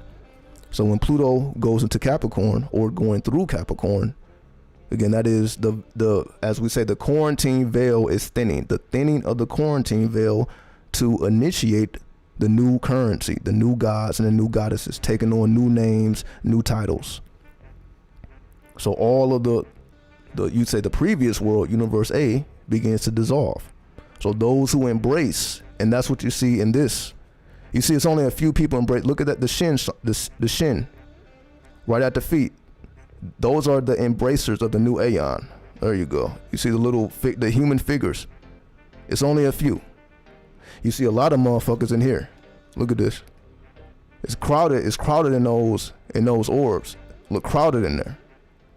Everybody trying to get to that money. Everybody trying to get to that status. You can say that status is this. This is what everybody's desire is. They're trying to reach a desire, not knowing that they're locked into a orb, something that they can never reach. You see the staff and the goat is outside of their reach. They can't reach the staff or the goat.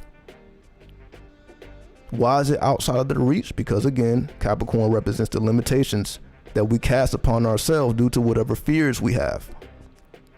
The staff of Caduceus represents liberation, your ability to liberate yourself from the orb via the new aeon, which you see is only a couple of people.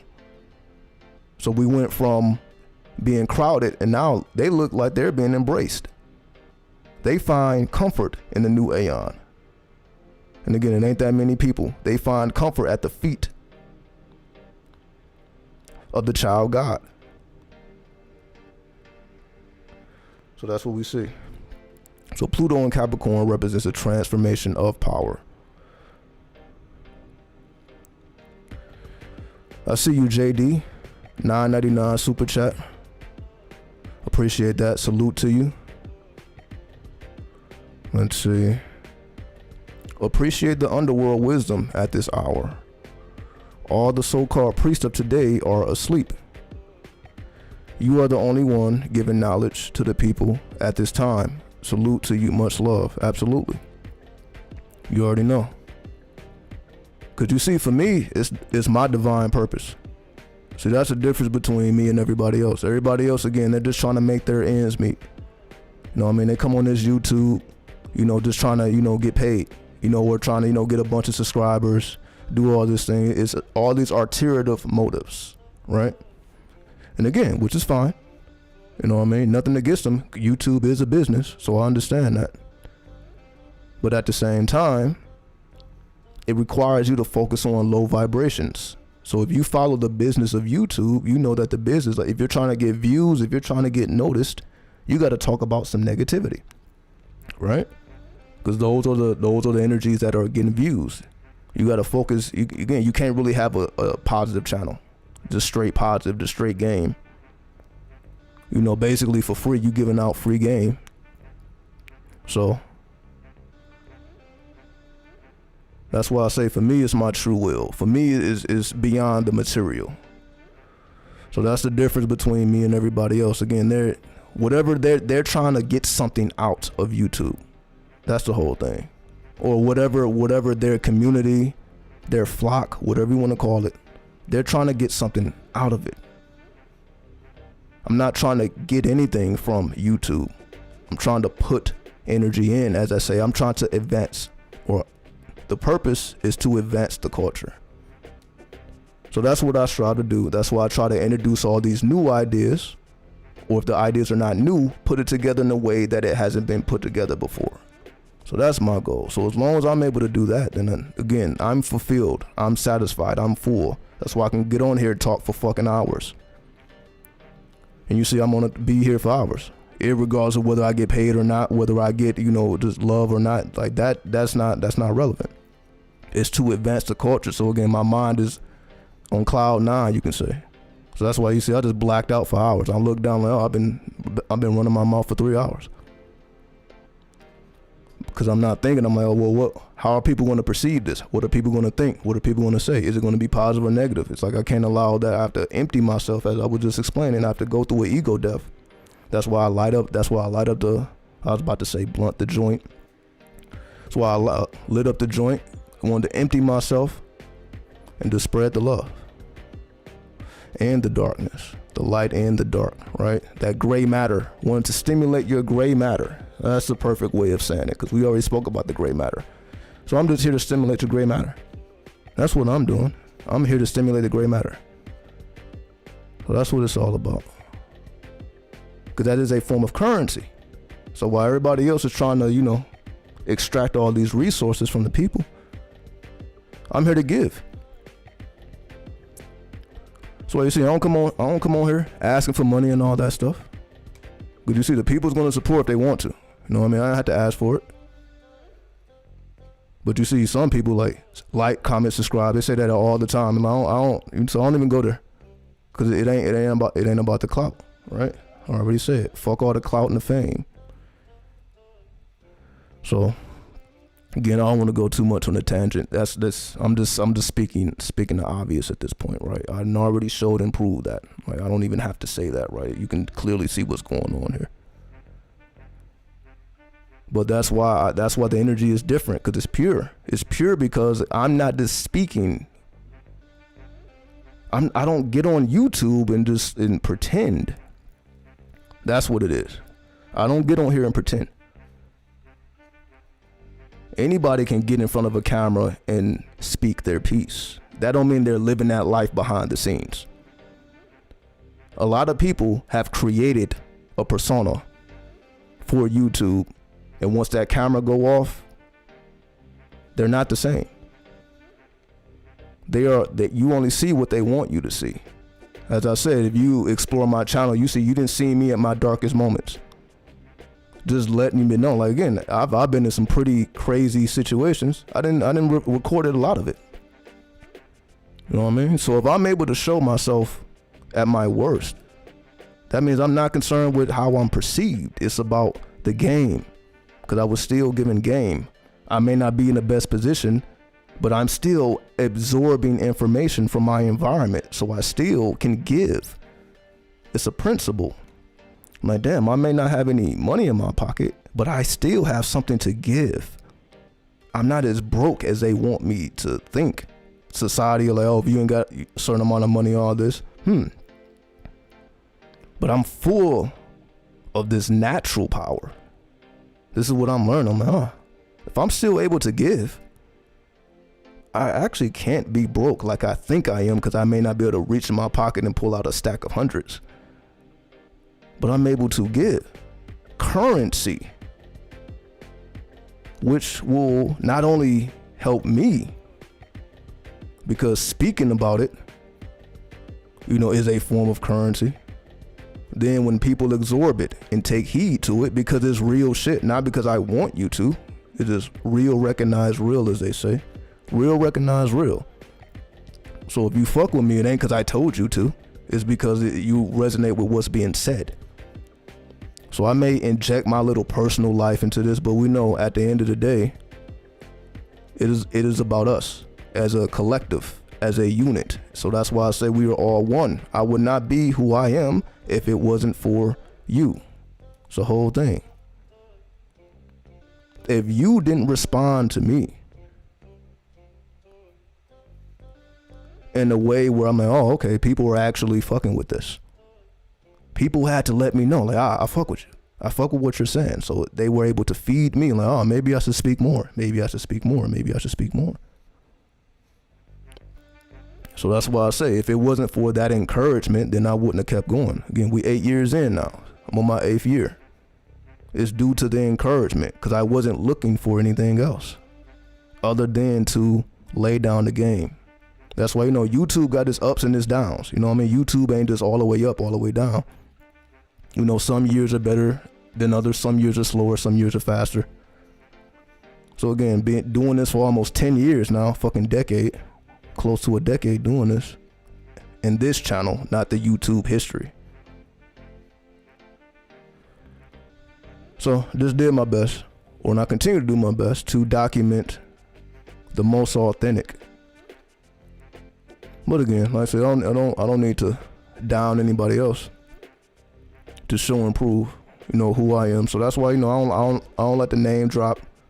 We don't talk about other people too much, because I know everybody got their path. But I understand, again, we are all aliens at the same time. So we must live out the path. And that's what I encourage. Live out your true will. That's why I say 93. I come on this bitch every time I come on this bitch, 93. Live out your true will. Master your true will. That's what it means. Move in the direction of your true will. That's what it's all about.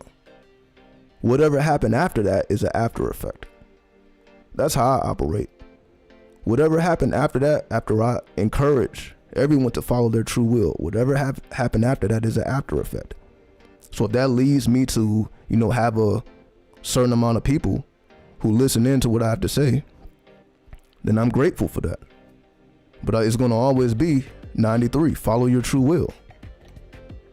And I feel grateful that I have been able to document my journey, because you see, it ain't all love and light. That was the whole point. You see some madness. Again, I've said some crazy, I be looking back at my videos, I'm like, these videos are fucking crazy. But it was authentic to me at the time. This is what I'm going through at the time. So at the time, if I'm going through a lot of hardship, you can feel it, because it was authentic. It's firsthand experience, right? Firsthand experience. It's not from a bunch of books. So that's what it is. What you're getting from me is a bunch of firsthand experiences. That's why I always be referring y'all back to what was going on, what I was doing, what I'm doing now. And again, it ain't because I just got a bunch of books around me, but I got a bunch of tarot cards around me. I got a bunch of runes around me.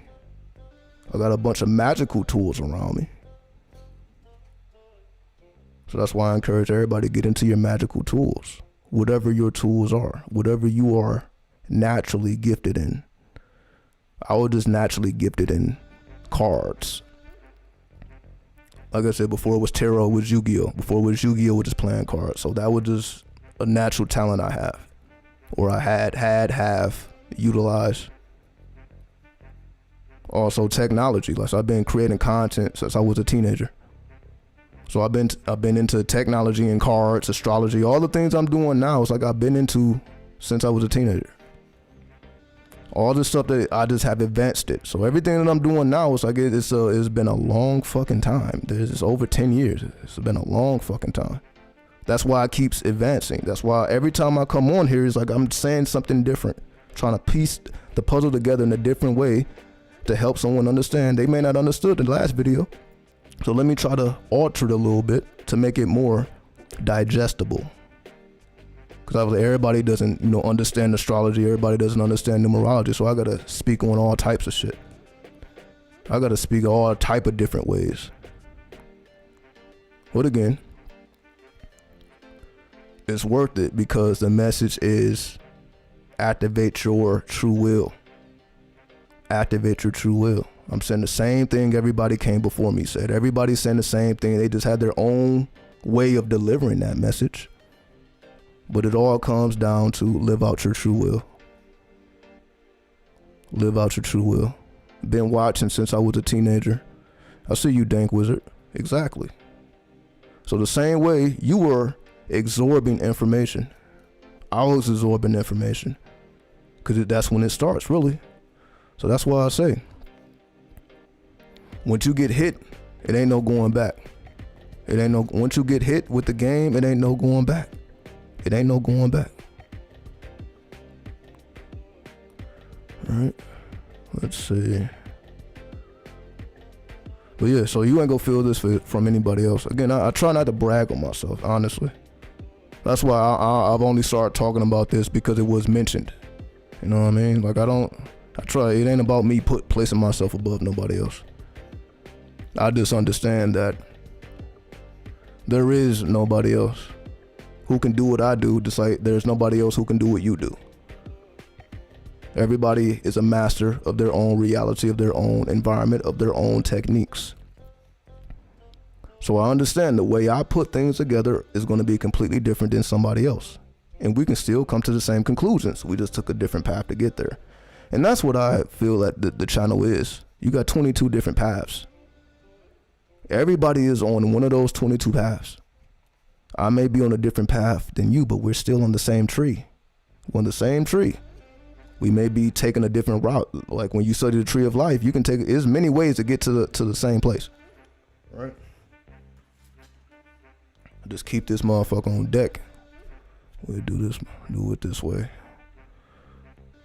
Right? There's many ways to get up here to the crown. There's many different ways. Right? There's many different ways to get there. You may pick up a little bit of this energy, a little bit of this energy, a little bit of that energy. It don't matter. There's many different ways to get to this conclusion.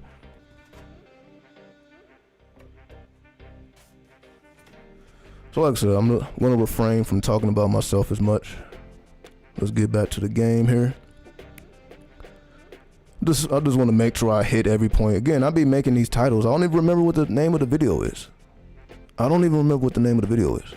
So that's why I tried to stay on topic, but I literally just thought about the title before I got on here.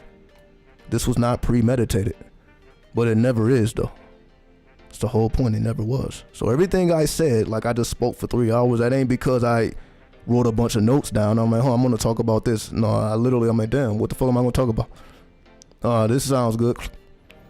Then you got me speaking for 3 hours. So that's why for me it's different. You know what I mean? Like for me, it's like I black out. I just let the game flow. So it's like I'm not thinking about, all the stuff that someone else may be thinking about. I do my best to surrender, to empty my cup, as they say. So whatever comes after my ego death, me just trying to calm all that personal stuff, all my ego and all that, once I calm all that down, that's how I'm able to speak for all these fucking hours. To me, it's like normal though, So I feel I'm able to do what I do because I empty myself. I don't come to the people full. I come to the people empty. I don't come here to make you believe what I believe. I come here to make you think.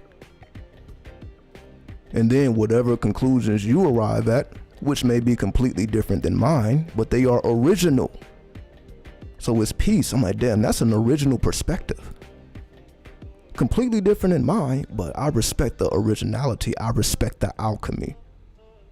That's what it is. I respect the necromancy. Because what's real is real. Your real may be different than my real, but it's still real. So if it's real, as they say, real recognize real, right? So a lot of different characters in this movie we call life.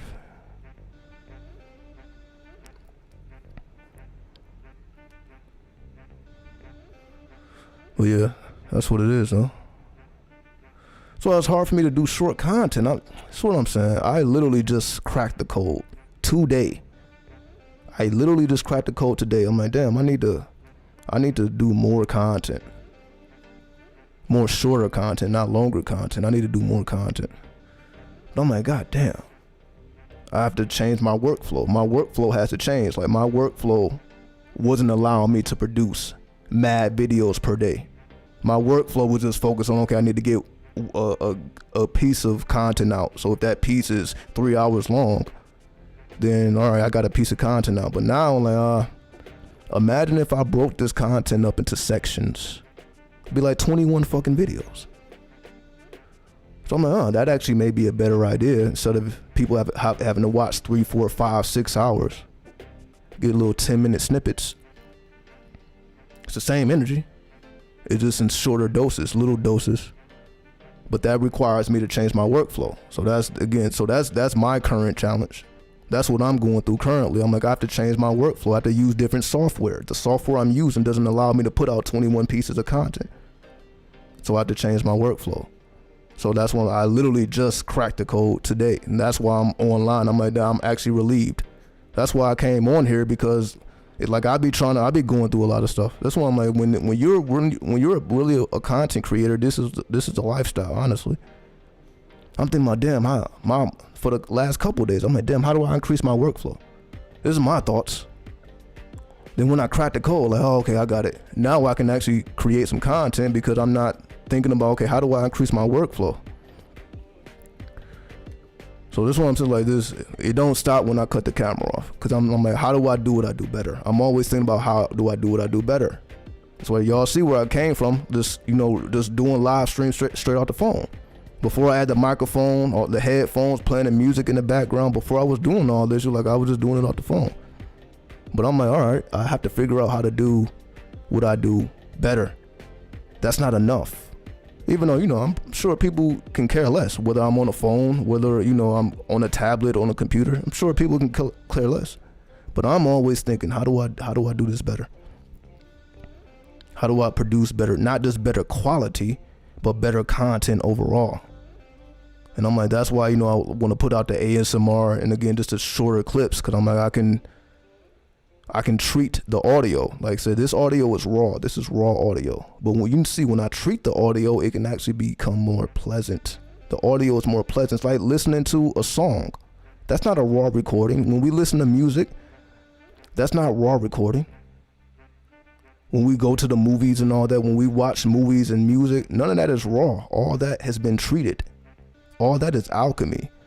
So I'm like, I'm not really doing I'm doing the self-alchemy. That's why, I can get on camera and I can speak for hours. That's due to the self-alchemy. But I still got to do the alchemy via technology. So that's why I'm like, okay, I need to do shorter clips, but I can treat the audio so the audio is more pleasant. Again, I can put the 33 hertz to the 22 hertz. I can do a lot more. And the audio is just more pleasant to listen to. And then you can put it on repeat, so on and so forth. So I'm like, I have to consider all these things. All these things have to be considered. Then I have to figure out how to do it. So even if I have an idea, I still have to figure out, well, how do I implement that? What would be the best software? Then how to work this software to get the effect that I'm looking for. So once I have chosen the software, then I have to learn the software to understand, well, how do I achieve the desired effect? So it's a process, and it's only a process because I'm concerned about how do I make the content not more authentic. I guess you can't get more authentic, just more pleasant. That's why I'm like, I'm more about the pleasure now. I'd rather you listen to me and feel pleasure than you just hear me and you resonate with what I'm saying. But what if you resonate with what I'm saying, but it was pleasant to listen to, like you're listening to music? Music is pleasant to listen to. When you listen to your favorite song, it is pleasant to listen to. It's not raw. So I'm like, all right, it's one thing to have people listening to me. That's good. But is it a pleasant experience? And again, I can only do so much with raw audio. But if I treat the audio like the music that we all listen to, that's treated audio, if I treat the audio, then I feel like it would be more effective if the audio is treated. So again, I have to actually figure out how to do that in a high quality way, not just do it to put it out. So that's why I say I honestly be just doing these lives just to keep the content going. It's not because I actually this is the apex. I'm like, no, I actually got to put out treated audio. Now I'm just giving y'all just background stuff. This is what I be thinking about in the background. How do I treat the audio? How do I make the audio more pleasurable to listen to? So even if you don't agree with what I'm saying, it still was nice to listen to. Is that not how music is? You may not necessarily agree with what is being said in those lyrics, but it's still pleasant to hear. Hence, just look at hip hop. Hip hop is, the motherfuckers is talking about violence and death and all type of shit. But because it's pleasant to listen to, you're like, God damn, that shit was hard as fuck. Them lyrics was hard, but because it's pleasant to listen to, you don't get this.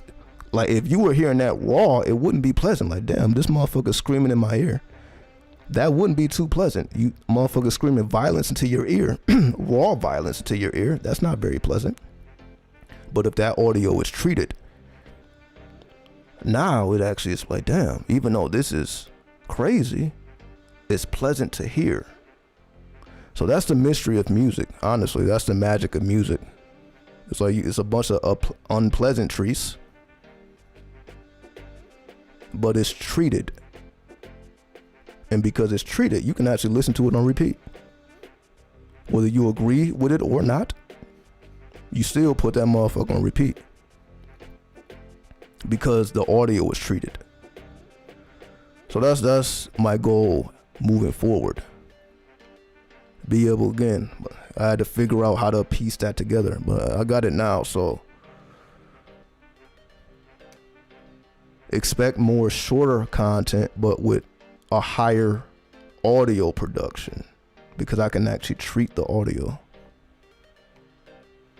So I'm going to be doing more of that. And again, I don't like to speak too much about what's happening in the future, rather just produce it. But sometimes it take a minute. So sometimes you may not see me for a week or two, because I'm trying to figure shit out. But when I got that final product, then you see what's going on. I'm like, oh, I see what's going on. So yeah, I said I just do these live streams, to keep things going. But we're definitely moving towards treated audio. Also treated visuals. Like I said, I have a fucking camera.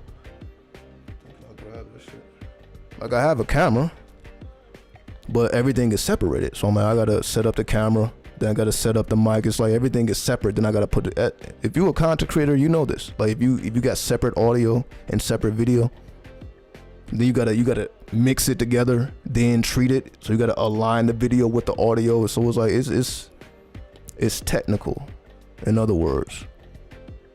But it has to be done nonetheless. So again, enough of the technicalities.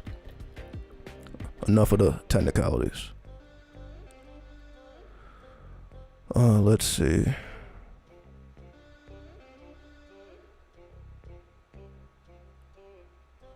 I see you, Morbid Clown. Just saw this, love and gratitude. I appreciate everybody. But yeah, let me go back to this first question. Well, the second question. Can we build on the 22 and significance of the month? So basically, like master number 22, the master builder. So the 22 is the master builder. So, second month, 2022 is all these twos. The 2 is the master builder or the architect.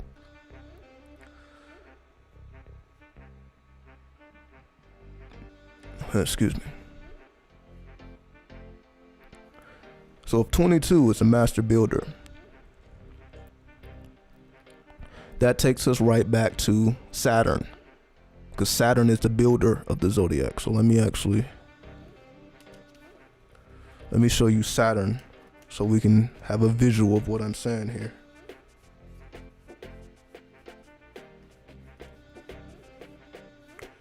Here we are.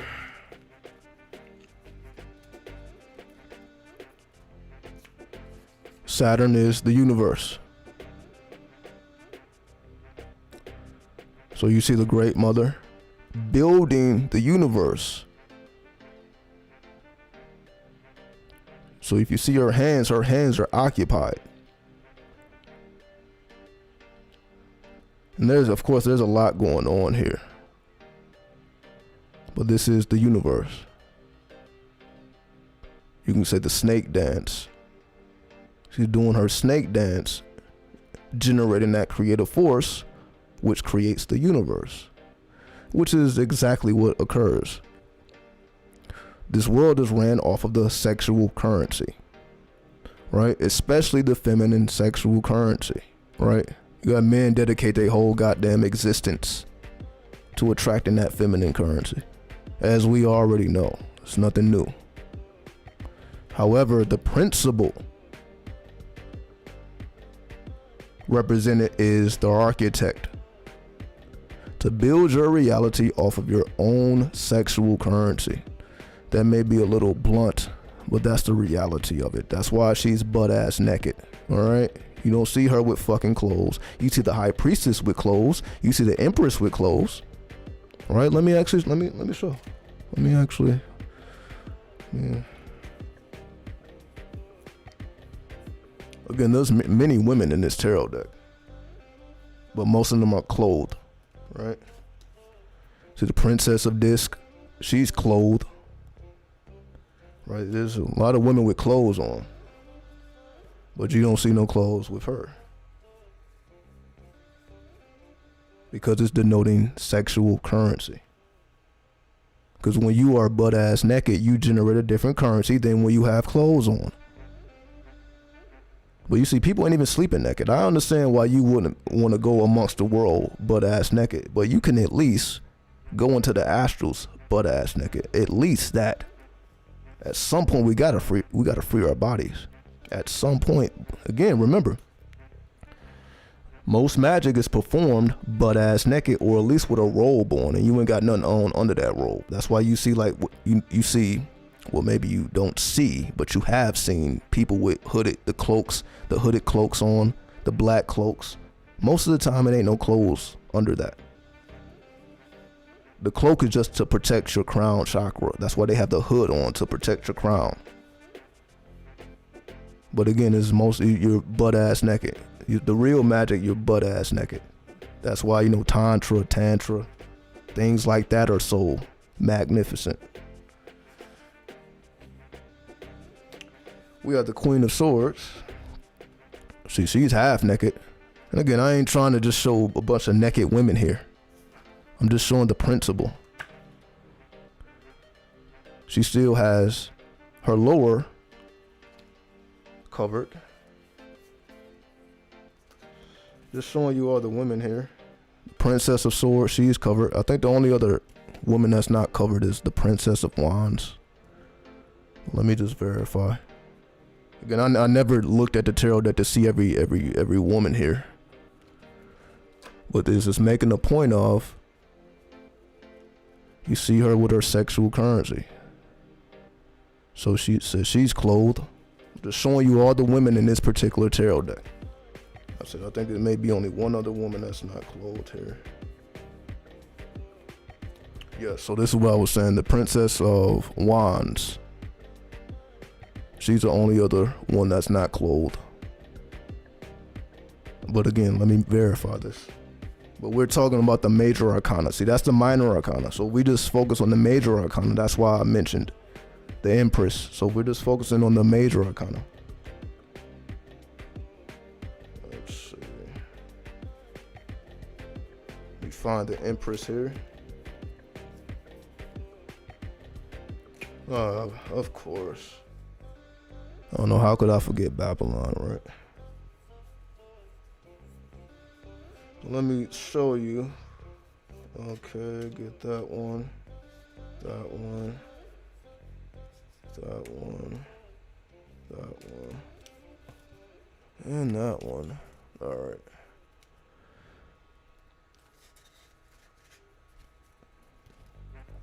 Another woman, Queen of Wands, clothed. Queen of Disc, clothed. Princess of Cups, clothed. Adjustment or Justice, clothed. All right. The Empress, clothed. So the naked women, there's actually three of them. The Holy Trinity, right? The triple goddess. It's crazy though. Oh, there's three women here. The universe, like we just saw. The High Priestess, you see, she isn't clothed, but she's on the throne. Then you have Babylon, riding the beast. So instead of riding the beast, you see she's riding the serpent. As we know, is the Kundalini. You can say this is more so the unconscious mind. So Babylon riding the beast, that's more so you taming your unconscious mind, your animal nature. Right? So that's a different type of principle. Then we have the High Priestess, about embodying the currency of the throne. You see, she creates all of the fruits. You see fruits, diamonds. You see all of the resources of the earth.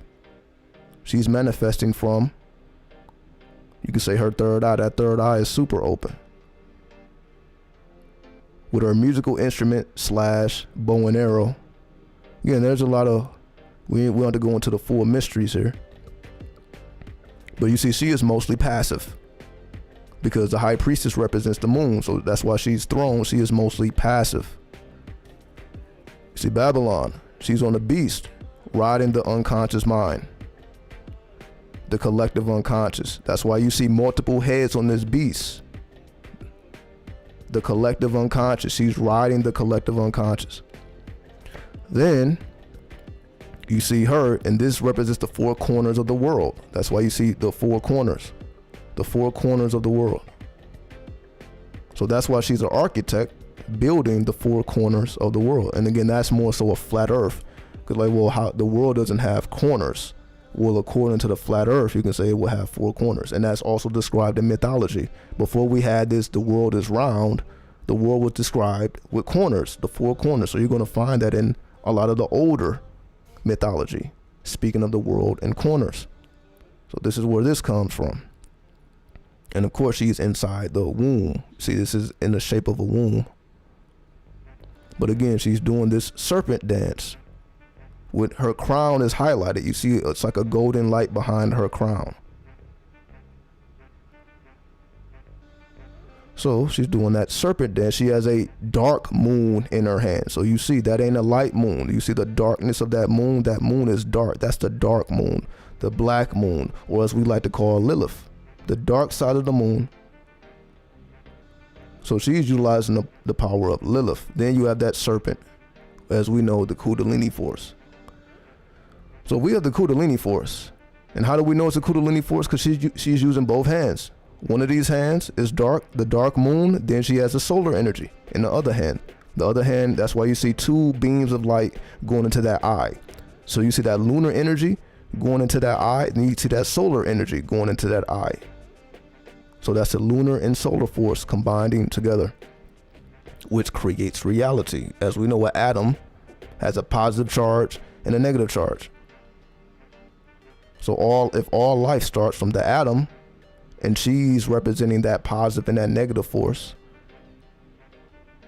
then you have the one, she's balancing on the serpent with 1 foot, not 2. Her 1 foot is on the head of the serpent, not 2. As they say, 1 foot in this world, 1 foot in the underworld. So she's doing this with 1 foot. I think Babylon is doing this with one hand. Babylon is riding the beast with one hand. Her other hand is controlling this. And you see, this is like the sperm. So she's holding the power of life, attracting the sperms. But she's riding this beast with one hand. So she's controlling this beast with one hand. She's controlling this serpent with 1 foot. And then the high priestess, she's controlling her reality while sitting on the throne, passive. So we see the triple goddess. So these are the goddesses in the major arcana, again, that have no clothes on. So it's 3. And again, it's my first time looking at it like this, because I didn't think, oh, how many women are naked? Well, it's actually 3, the triple goddess. So that's no coincidence. So we already know about the triple goddess, the Alat, Al-Uzza, and Manat. If we, the goddesses of Mecca, if we study the Islamic tradition, or the satanic verses, the Quranic verses. For those who know, the satanic verses means the Quranic is talking about the triple goddess. So the satanic verses ain't talking about Satan, it's talking about the triple goddess as the the emissaries. Yes, the emissaries. So basically, you were supposed to go in the original Islam, you were supposed to go through the triple goddess to get to the one God. So essentially, these are the bridge ways to the true God. So instead of the demiurge that we saw on the Capricorn card, the goat representing the demiurge, you go through the triple goddess in order to arrive at your final destination. All right, there we go. So that was the 22, the master builder. Building your reality off of your own sexual currency, your own Kundalini. Remember, the Kundalini is dual natured, as they call Inda and Pingala. Inda and Pingala, those two serpents, Inda and Pingala. One is masculine, one is feminine. they combine together and they form that staff of Caduceus. So that's why you see the two serpents on that staff of Caduceus, and then they align at the top, and then they create that solar. Let me just show it one more time. As I'm trying to describe it, let me just bring the devil card out one last time, so you can see what I'm saying here.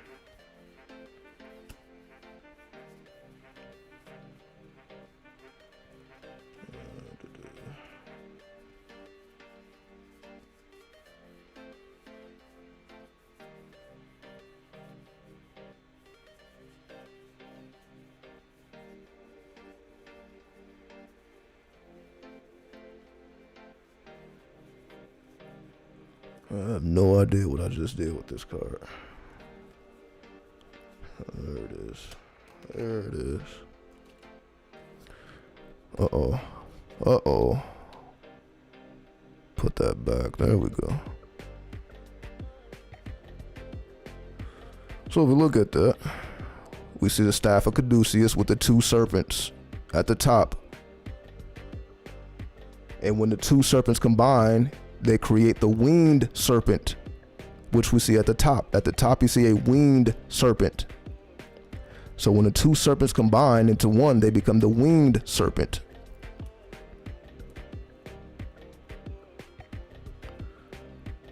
So once again, the 22, hopefully, again, I know that's a different perspective, but I'm just using the tarot because I didn't want to just say what everybody else has already said. You know, I can easily say, okay, 22 is a master builder. You know, being an architect of your life, but they ain't talking about building your reality off of your own sexual currency. But that's what it's trying to get you to understand. That's why you see it. Does this not look like a dick and balls? I just didn't want to say it because, again, I don't want people reporting the fucking video and I'm just showing art. But you see, it looks like a pair of balls and a dick. So that's why when we look at the universe card, it looks like you're inside of a yoni. So you see the phallus with Capricorn, then the higher energy is the yoni. So it's speaking. Let me just show you it side by side, right? Just so you can understand the principle behind it. We don't have to get too focused on the imagery here.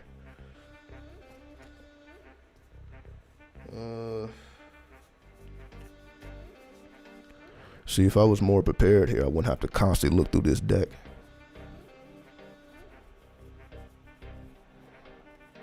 So I didn't. Crazy. I done lost the card already.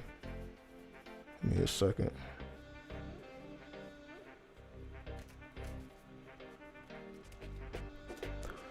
So if we look at Capricorn and Saturn, we see it here. Let me do it this way.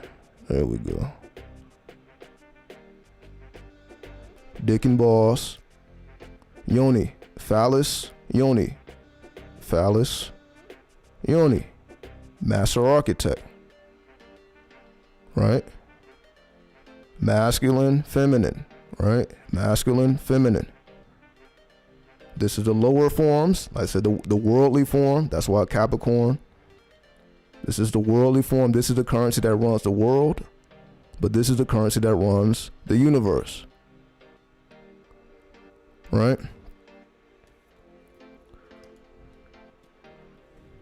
So that's why they say it's a man's world. That's Capricorn. But the feminine runs the universe. That's what it's trying to get you to point at. So that's like it's a man's world, but yes, it's the universe is feminine. So we have to combine the two, right? So to be the master of this world, it's like you're mastering your own masculinity, whether you're male or female. You're mastering your masculinity because we approach this world with a masculine energy, right? That's why I say women are, you know, more masculine, because when it comes to interacting with this world, it's more masculine in nature. Even though we call it Mother Nature, but Mother Nature is really speaking about a universal principle. Because obviously that don't just apply to the earth. Mother Nature represents the forces, invisible forces of the universe, not just the earth. We are affected on the earth, but you can say the earth doesn't generate all that currency because we have other planets in the mix. So if we combine that into one whole science, or the zero, you got 1 through 9, but then you got the zero. The zero represents the feminine principle, going back to the zero. So you may make it from 1 to 9, but you have to go back to that infinite 0 point, as they call it. You have to go back to the 0 point. So to be the master architect, the master builder, is going back to the 0 point. Going back to, it's like going back into the womb. So instead of going back into your mother's womb, you're going into the womb of the universe to be reborn anew. So you have to go through the womb of the universe to then become the Fool, which is the first card, which is the 0, right? The first card is the Fool, and you have a 0 on top of it. Not 1, you have the 0, because the Fool is androgynous. So that's the manifestation of the universe. The universe gives birth to what we would call the Fool. The Fool is inspired by divine inspiration. That's why after the Fool, you have the magician, who learns the mathematics and the science of things. But the divine inspiration is geared towards the Fool, the manifestation of the feminine principle. So the masculine side of that feminine principle is the Fool, because the Fool is inspired more so by his feminine nature. That's why it's called the Fool. The magician is inspired by the masculine nature.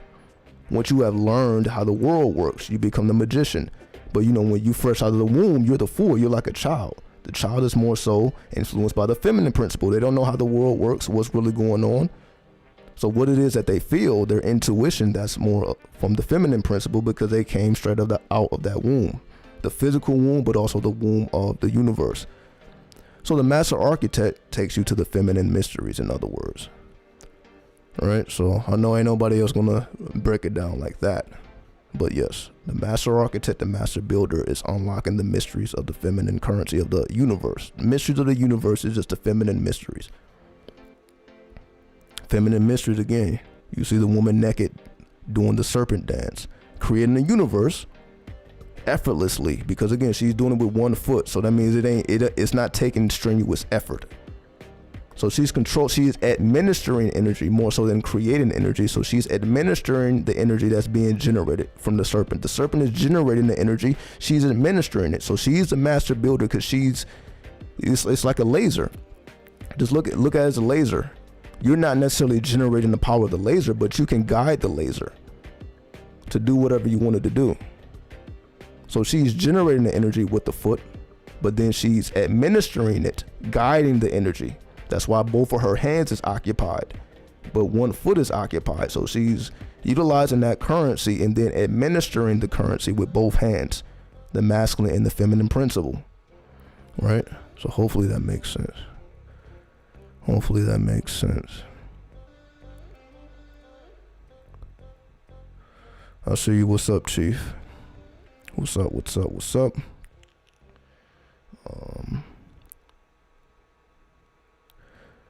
Why, in your opinion, is the month of February normally celebrated as the month of love and Black History Month here in the U.S.? Because February is a feminine principle. It's the number 2, right?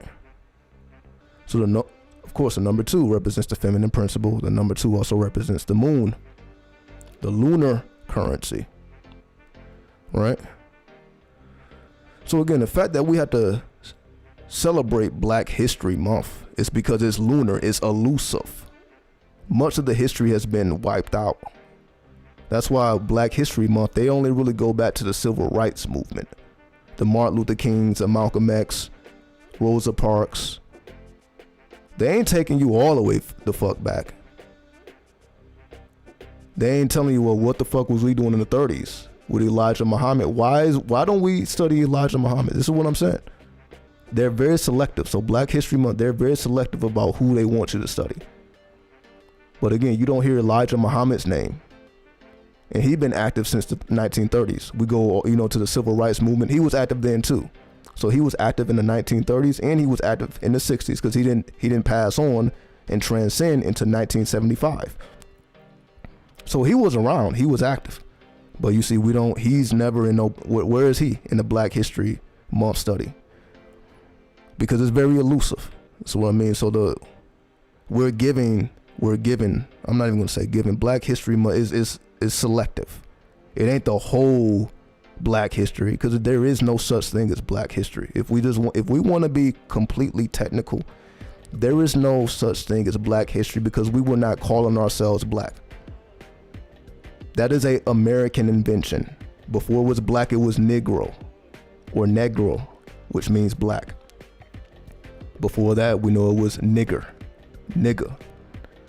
So this is an invention. So black history is an invention for you to study on certain people that they feel is safe to study. They're not telling you to study the unsafe. This is the safe people, right? So it's a focus on, it's a program. We just call it a program. It's a program for so-called black people to study. Like, oh, I should strive to be like this. MLK, Rosa Parks, to be an activist, right? Basically, we're studying activism, right? But again, that's not the real black history. That's just the mainstream. Like I said, the underground, you got to go into the Elijah Muhammad. You got to go into Noble Drew Ali. We don't hear about him. We may hear about Marcus Garvey. May hear about him. But you ain't hearing about Elijah Muhammad and Noble Drew Ali. What they laid down. So that's like me personally, I don't take it seriously. Because again, that's the surface level. We learned all that in school. I learned about all those people in school. And their sacrifice should be honored. But I choose to honor the entirety. Especially if we're talking about American history. We ain't even got to go back to the whole history of people. This American history, I tend to go back a little further, the people that they don't talk about. But yes, it's a program, it's an algorithm to keep people in line. It is to keep people in line, to make them give you the illusion that they're trying to include you into, their society, as they say, right?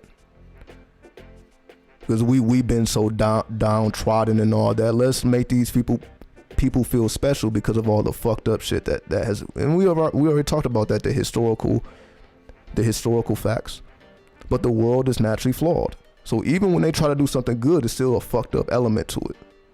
And this is what I'm pointing out. So even though it looks like a nice gesture, it's still based around what they want you to learn from the black leaders, the so-called black leaders. They're still picking and choosing the poets. Like we focus on poets and all this stuff. So they're still being very selective about who they want you to study. Anybody who has some alternative views, these people are not mentioned except from people like me. Again, you ain't gonna hear about Elijah Muhammad or Noble Drew Ali in no black history class, in no goddamn school in America. It ain't just one place where you won't even learn about these people. You can't go to a university to learn about real black history, if we want to be completely honest here, or America. We can't leave it to the mainstream to reveal to us the secrets of our culture, so-called black people. So it ain't gonna happen. So again, that's my opinion of it. It's mainstream celebration of activists, especially in the 60s. But again, it was a lot more. Like I tend to go beyond the 60s because again, that's when you can say we were fighting and we wanted things to change. What about before the 60s when you had to drink from the black fountain and you couldn't drink from the white fountain? When we basically were segregated. To me, that history is more authentic when people were segregated because you actually had a true understanding of what was going on. It wasn't people trying to be fake with each other. It was already known. Don't fuck with them. They don't fuck with us. Right? But then, when civil rights came in, then all of that switched.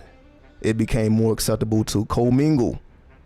Remember, it was illegal to marry. It was illegal, I think, for a black man to marry a white woman for a very long time. It wasn't even legal to marry outside of your race. So those type of times, I tend to find those more interesting because it's more authentic instead of people pretending and putting on this inclusiveness. To me, this is just another form of capitalism. So again, it's a nice gesture, but it's a form of capitalism because they are very picky and selective about who they want you to study. They don't say study the whole history. It's just certain people in certain parts. Because if you study the full history, it's like they would not even celebrate this at all. If the full history of so-called black people in America, it wouldn't be no goddamn month. To learn that real shit, there would be no damn month. You ain't learning that. So, again, nice gesture, but am I expecting anyone to speak the truth about any of these matters? No.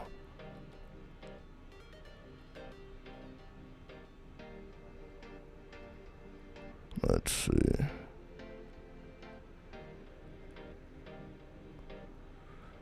We are history without, I guess, the U.S. or us. There would be nothing for them to take credit for. You already know. So yeah, if you're a part of the system, then I guess you appreciate that. You appreciate Black History Month if you're a part of the system, because you feel like, oh, you may be like the only Black person on the board of directors and all that. You know, they try to do all that shit now, but you already know they got to keep up a certain image, so they got to have at least one Black person in a position of power to keep up an image. But the fact that that's even a thing, again, systematic racism, as we call it, right? It's the inherent flaw. Even when it appears to be a nice gesture, it's like, damn, the fact that they literally have to teach classes about being inclusive and interacting with other people. In corporations, if you're a part of a corporation, they have classes like this, how you interact with people outside of your race. It's like they actually have to educate people and teach people how to actually be civilized. And again, those, if you're if you're a supervisor or manager, like you got to literally learn how to interact with people. You have to learn how to manage people. And you would think it would be inherited. Like, damn, you didn't how the fuck you been alive for however long, you don't know how to be civilized, because it has to be taught. It ain't just naturally there.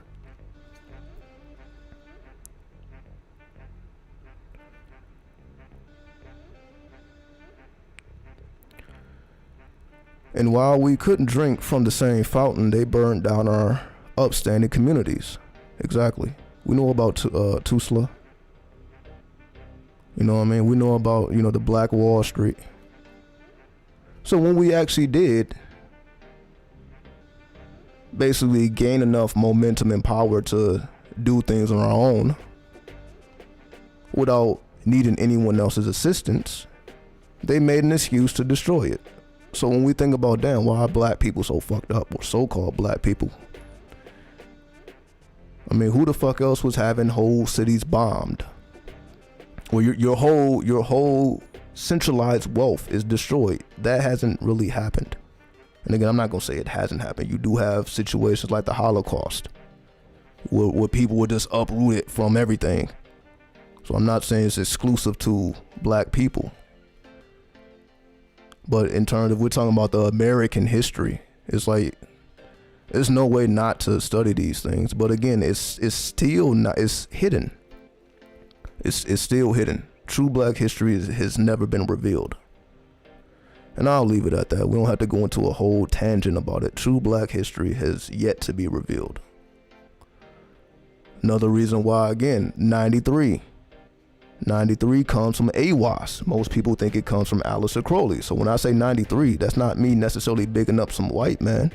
His message came from AWAS, who was a Black man, coming from the direct words of Aleister Crowley, who was a white man. So he's a white man practicing Black science, which was unheard of, which is why he was called the wickedest man on earth, right? That's why he had all these crazy ass titles. So it was for us, to help us remember who we are. But we have to merge. That's what I'm saying. It ain't about us versus them. We have to merge. We have to merge together. Because again, those times have already passed. So now it's about consciousness. Whoever can match your consciousness, that's the true history. It ain't even about race and color anymore. They try to keep us on that basic animalistic level. They try to keep us there. But it's honestly about consciousness. If you have a room full of conscious motherfuckers who's really about it, the color and the race and the creed really shouldn't matter. It's about the intelligence that they possess. As Martin Luther King said, the content of your character It's about the content of character. That's what it should be about. But of course, the mainstream and the news and the media it just keeps us divided and keep us going at each other, so we can't merge. We think we still think we're enemies because of what? Our history. We ain't letting up on that shit, right? That's why we have, there's black people calling for reparations now as we speak. There's motherfuckers who want reparations for what was done in the past. Do you think it's going to happen? Absolutely not. Why? Because if we keep up this race, this colorism, this creed thing, even though it is a reality, you can say it is systematic. These are facts, sure. But this is strictly dealing with the physical plane, which has an inherent flaw. It's an inherent flaw in the physical plane. So the solution is not reparations, just as an example. The solution is recovering your actual spiritual knowledge. That's more fulfilling than any type of reparations that a person can pay you. The best thing you can do is acknowledge your own ancestors. That's it. Fuck trying for somebody else to help your healing. We don't need anybody else to help our healing. All you need is your own ancestors. But we don't acknowledge the ancestors because you say most people here are religious. Most so-called black people are religious. They give it to Christ. They give it to Allah. Jehovah, Yah. They give it to, again, the ancestors are just in a goddamn grave, not acknowledged at all. But that's why I say necromancy. That's why I'm actually acknowledging the dead, the ones who actually preserve the culture. Remember, as they say, every time somebody dies, that's knowledge that's preserved in the grave. You can't get it from nowhere else other than the grave. There's nowhere else to get it. How can you get knowledge that was preserved in the mind of somebody who's now dead, other than the magic? You can't do it physically, but you can do it magically. But again, we ain't been taught that. How do you communicate with your ancestors? When they start teaching classes about that, then I wouldn't have a motherfucking thing to say, because that actually will be effective. How do you call upon these dead ancestors who suffered, who actually went through slavery? How do we call upon them and see what the fuck they got to say? But they ain't gonna teach that, because they probably will be very wrathful. These spirits will probably be very wrathful, mad as fuck. You think they died in peace, or did they die in anguish? So they probably mad as fuck, waiting for some get back.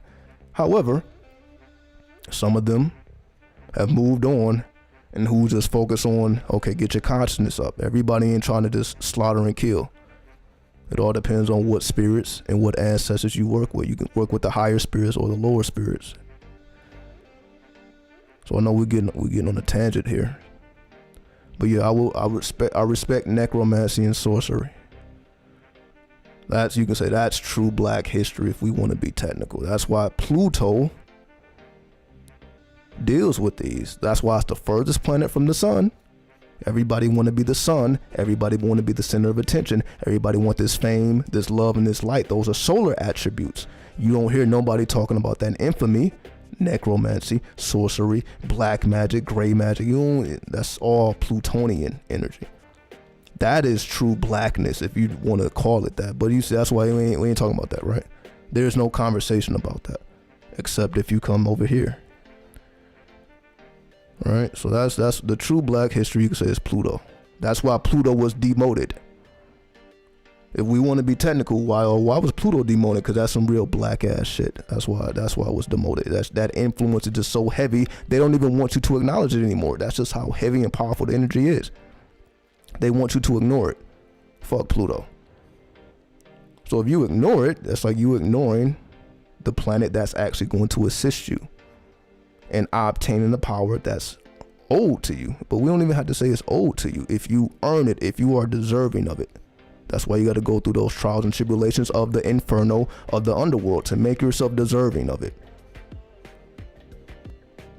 So once you make yourself deserving, again, those are the Plutonian mysteries. To make yourself deserving. Again, Neptune is about sacrifice, the ego death. Then Pluto is the resurrection. You die in Neptune and you resurrect through Pluto, the resurrection. So we resurrect our ancestors via Pluto, via necromancy. That is the resurrection of the dead. You must resurrect from the dead like the Christ. That is through Pluto. Pluto deals with resurrection, right? So there we go. There we go. You are a true revolutionary. I appreciate that. I ain't have a choice, you know. The universe has to be balanced, so it's gonna always be somebody, you know, who's keeping the game alive. You know, before me, you can say it was Bobby Hemmett. You know what I mean? It's always gonna be somebody who's coming from a strange ass place to set things right.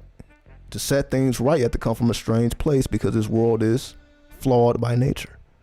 So the only way to really penetrate through people, you gotta speak some strangeness. That's why most people just speak about death, you know, and to attract attention, they gotta speak about all this nonsense on YouTube. But it gotta be strange. That's just how the world is. You gotta be strange as fuck to even capture attention, right? It gotta be something real weird. So that's why you see a lot of weird ass content. There's content on YouTube that's strange. It's some real strange content. People have some crazy ass beliefs. You can find everything here. Again, you got women haters, man haters. It's this motherfucker who just spew, as we call toxicity, all over this goddamn internet. Every single day, it's just spreading the toxicity to keep the bullshit going, to perpetuate the bullshit because it fills their pockets. Because people watch the shit. People subscribe, people watch, and all they're doing is spewing toxicity. But this is what people want. People will pay them to be even more toxic. And that's why a lot of, many of us get destroyed by this shit. Because when you find an audience who's going to allow you to keep doing some fuck shit, then eventually you crash out due to your own karma, right? So if you use it properly, if you use the magnetic force that is given by the community, again, it can be positive or negative. And I'm sure everybody has seen both. You've seen people, find the success, find the fame, and don't know what to do with it. Then people who actually do know what to do with it, all right? But that's based on the content of your character, as I say.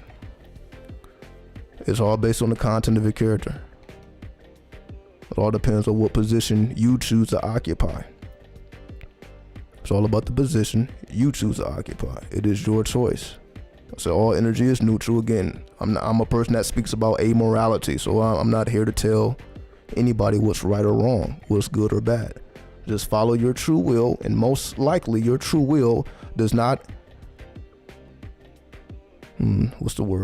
your true will does not infringe on anybody else's will.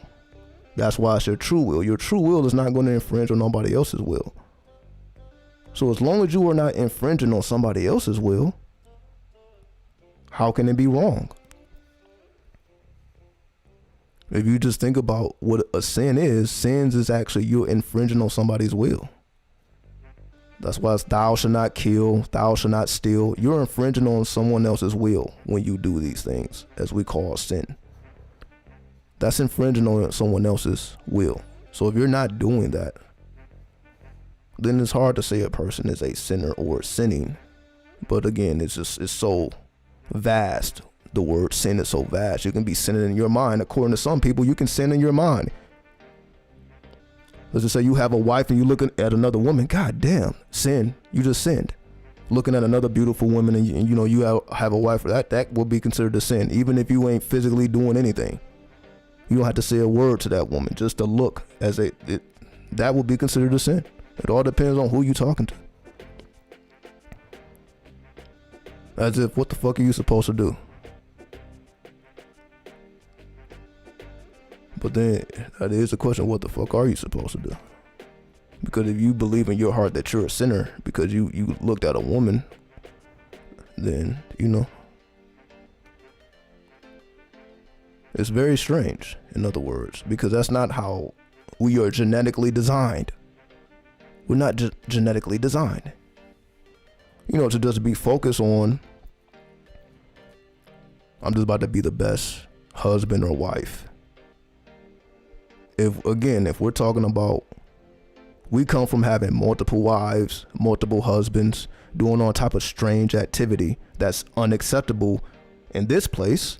Remember, you can say so-called black culture is not accepted in this place. So that means everything that we think is right isn't right.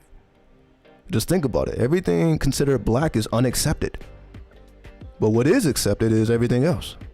So this whole one man, one wife, that is accepted. But is it right? Is that what everybody should be doing, or is that geared towards whoever wants to do that? If you are a type of person, you feel like, damn, one person completes me, then by all means, because you are fulfilled. So you're not looking for anything else. You're complete. But for those who are like, oh, I need a couple of them, wives or husbands, male or female, I need a couple of these motherfuckers, because my energy is so goddamn high. What am I supposed to do? Or my energy is low. Again, we don't have to, you're a saint or a demon, devil. It doesn't matter. So, but you see, again, everything that is accepted here, just take it as, oh, this is actually not right. But you see, that takes you to a very strange place now, doesn't it? It takes you to a very strange place. Like, damn, everything I think is right is actually not. Then I'm supposed to be God-fearing. I'm supposed to have one wife or one husband, right? I'm supposed to do this. I'm supposed to do that. So anything outside of this premeditated destiny is considered wrong. But it may be your right. That's the whole point. It may be wrong in the world's eyes, the status quo eyes, but it may be your right. So you may not accept Jesus as your Lord and Savior. That's right in this country. This is a Christian country. So you accepting Jesus as your Lord and Savior would be technically the right thing to do. Because if you think any type of other way, it's just certain gateways that you can't even pass through. What do I mean?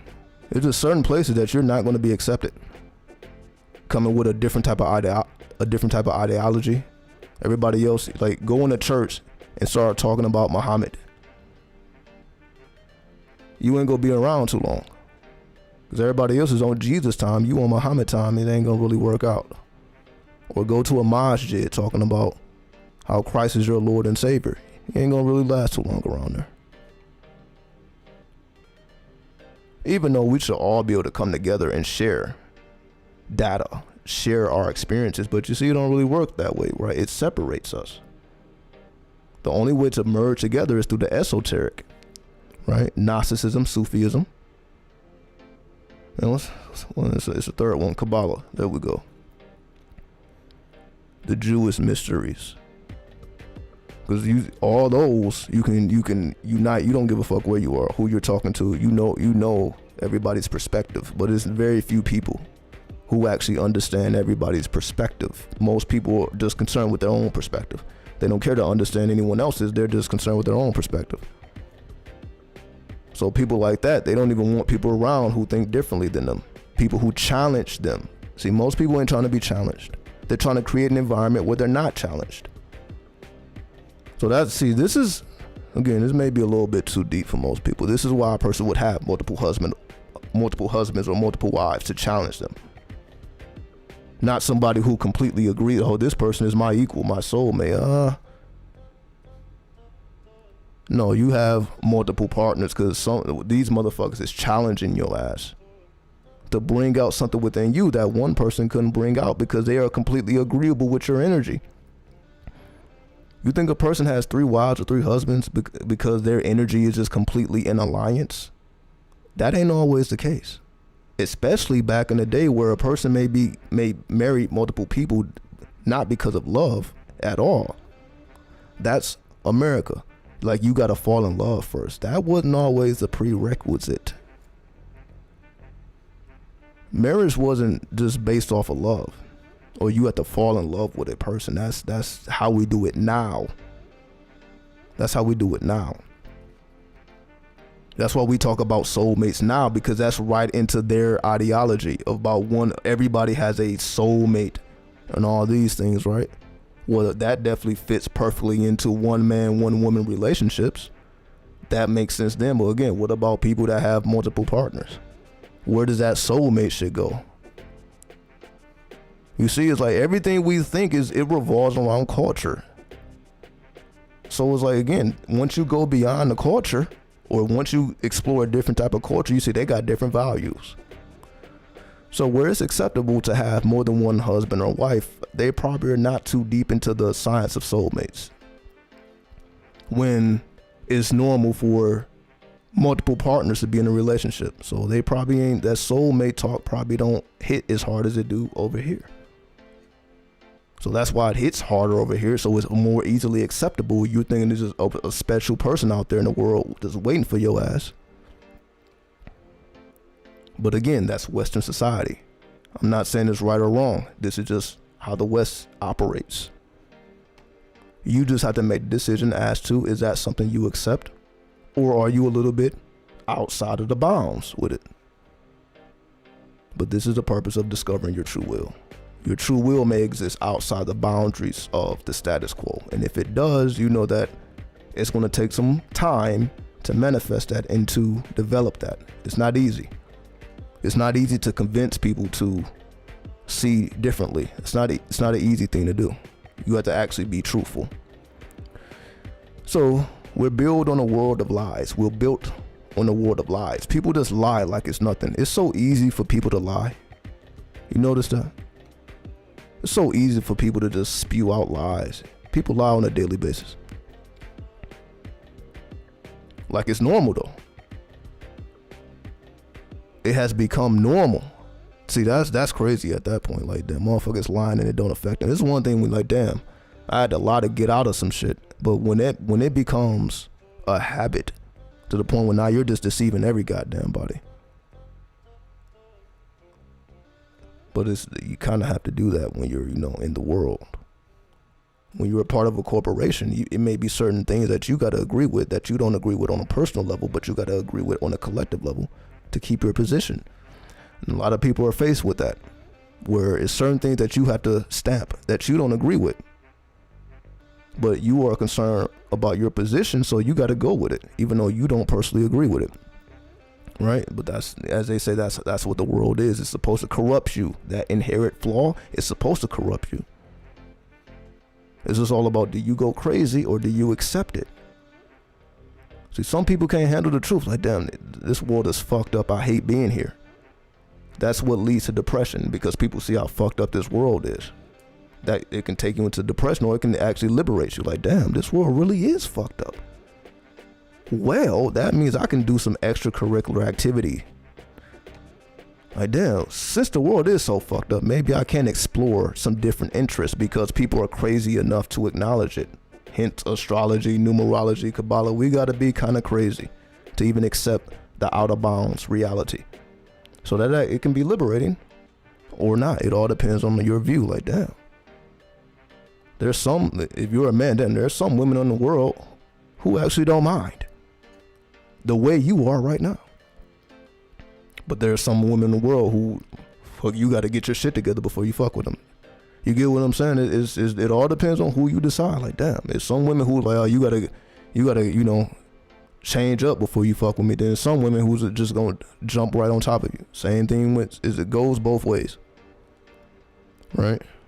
You can be a woman and dealing with a man that don't really understand you like that, or who have a different perspective. No problem. But what if it's many? Like, damn, it's a couple motherfuckers with a different perspective. So again, I'm just putting all that in the atmosphere, because once we acknowledge the culture, then we acknowledge why certain stories are told. Right? This is why America is a Christian society. So Jesus come into the picture. Because of the culture. Not because they just like this motherfucker. It's not because they feel like this person was just extra special. It was because of the values. Christian values don't have nothing to do with Christ. Especially the Gnostic Christ. So we understand they just use his image to create their own reality. That's what has occurred. They use the image of Christ or any other prophet. They did the same thing with Muhammad. Same thing with Buddha. Same thing with all the prophets. They use their image and then create their own reality from it. So the true essence is lost. So that's why I say Gnosticism is very strange. Sufism is very strange. Kabbalah, very strange. Versus religion, not so much. Because it's dogmatic. It's based in, you could say, it's straight lines versus curves.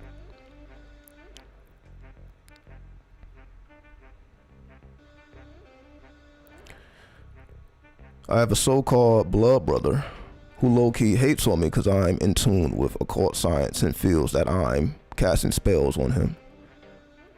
You already know. This is what I mean. For those who are ignorant,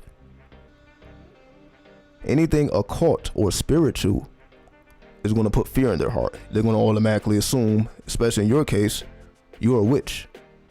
Because you're into darkness, you're a witch. And not only that you're a witch, you actually want to cast spells on them. And if we peel back the layers, that's selfishness. It's selfishness. Just look at it. This is what religion does to a person. Again, if everybody's walking around feel like they're the chosen people, smelling their own shit, of course they're going to think you're doing something to them because their ego is just so out of this world that they think that you're even thinking about them on that level. That is egomania to the max. Damn, I think you're casting spells on me. Then you're like, yo, you're my blood brother. What reason do I have to even do that to you? Even if I'm capable of doing it, you're probably not my target. Why? But if you're an egomaniac, of course you're going to assume that somebody's doing something to you because they are into these things that you fear. So their fears manifest. Now this motherfucker's probably casting a spell on me. They may be going through a time in their lives where things may not be going smooth. It may be a turbulent time. Like, damn, this motherfucker may be casting spells. This is what people do. They be going through a tough time in life, thinking somebody got some juju on them type shit. Just because you know. So yeah, you end up being in the middle of a lot of bullshit because of people's assumptions. Not because you're actually doing anything, because of people's assumptions. And I said, same thing with me. I literally got put out of my own home, bringing out this tarot deck because of what they assumed, not because of what I was actually doing. Because I wasn't actually doing a goddamn thing. I'm like, why would I be doing anything to people in my own household? Why would I be casting spells on people in my own household? Like, you're not my enemy. I may not necessarily agree with you, but you're not my enemy. I'm not trying to cause any hardship in your life because that actually falls back on me. So let's say if I'm living with a partner and I'm doing magic on them and now they become all crazy and like, I got to deal with that. Whatever the effect is, I have to deal with that because that's my partner. You share space with this person. So I'm like, it would make no sense to be doing all this type of stuff to somebody who's right next to you or somebody you have to deal with on a daily basis. That serves you no purpose. But of course, they will assume that you are. Not because you actually are, because of their own fears, because of their own egomania. They really think they're that fucking important for you to cast a spell on their ass. They're not that fucking important. In your eyes, like, you're not that important, man. Or you're really not that important. But in their mind, they are. They're the fucking chosen ones. So they're that important. They're smelling their own shit. They're that important to like you. And again, when you're into the occult, like, yo, I don't even have time for that. Casting spells on motherfuckers that's related to me, and like, you ain't trying to see your own family be fucked over. They may want to see you fucked over, but you ain't even like, why would I want my own family to suffer? Even if I don't like you, like, I don't want you to suffer because I don't like you. Like, you still family. So I ain't trying to cause no harm, even if I don't agree with a single thing you do. That still ain't gonna make me want to harm you. Like, for what? Maybe it's just me though. Like, I don't feel the need to do these things. Not to people that's close, you're sharing space with. What the fuck is that gonna do? But again, it may just be me. But that doesn't make any sense to me. Performing magic on people close to you, and you got to deal with the after effect. Well, again, you shouldn't even be doing any of that type of stuff to anybody unless it's absolutely necessary. Like, damn, somebody is fucking with me. So if anything, you guard yourself. But there's really no need to. Again, it's like friendly fire. Why would you shoot your own comrade? Right? We ain't here to produce friendly fire. But they will assume that you are because you're into the occult. So you might kill some shit because they think, oh, you may slaughter a goat. You may kill a child. Their mind goes to many hellish places because of what you do. So like, damn, this motherfucker probably has no limits. So this motherfucker may be doing some shit. This is how they think. Like, oh, this person is crazy enough to do things that are, opposite of what I believe in. And I guarantee what taught them that fear, or what put that fear in them, is their own religion, their own way of life. While they feel they're getting closer to a heavenly place or closer to their God, they're separating themselves from their own family. For what? The people that you are supposed to love, you don't even want to deal with them like that because of what you think they may be doing to you.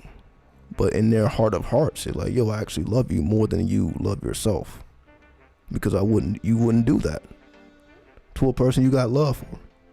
And even if you don't got love for them, like, it's not even worth your time. We ain't just doing spells. Just because a person makes you mad, now you about to, I guess some people would do that shit, but that would be reactionary. And most of the time when people do shit like that, they fuck themselves over. Fucking cast a spell on somebody because you're having a bad day and shit. Or somebody, made you mad. Now you want to cast spells like that. That shouldn't be the reason why you even do those type of spells at all. It shouldn't be an emotional reaction. It shouldn't be a reaction to anything. It should be a cause. So in that case, again, you ain't doing nothing random to random people for no reason, because you're actually more disciplined than the average person. The average person will fight a goddamn stranger. The average person will fight a fucking stranger. The average person will fight their own family if they're pushed. Whereas you like, you ain't trying to put your hands on nobody. But that's the whole point. People ain't concerned with you putting their hands on them. They're concerned with you casting the spell. Like, damn, I ain't worried about this person beating my ass. I'm worried about a spell that they can cast. But because they fear magic. If you fear magic, then you're gonna fear every goddamn thing. It just spooks you out, right?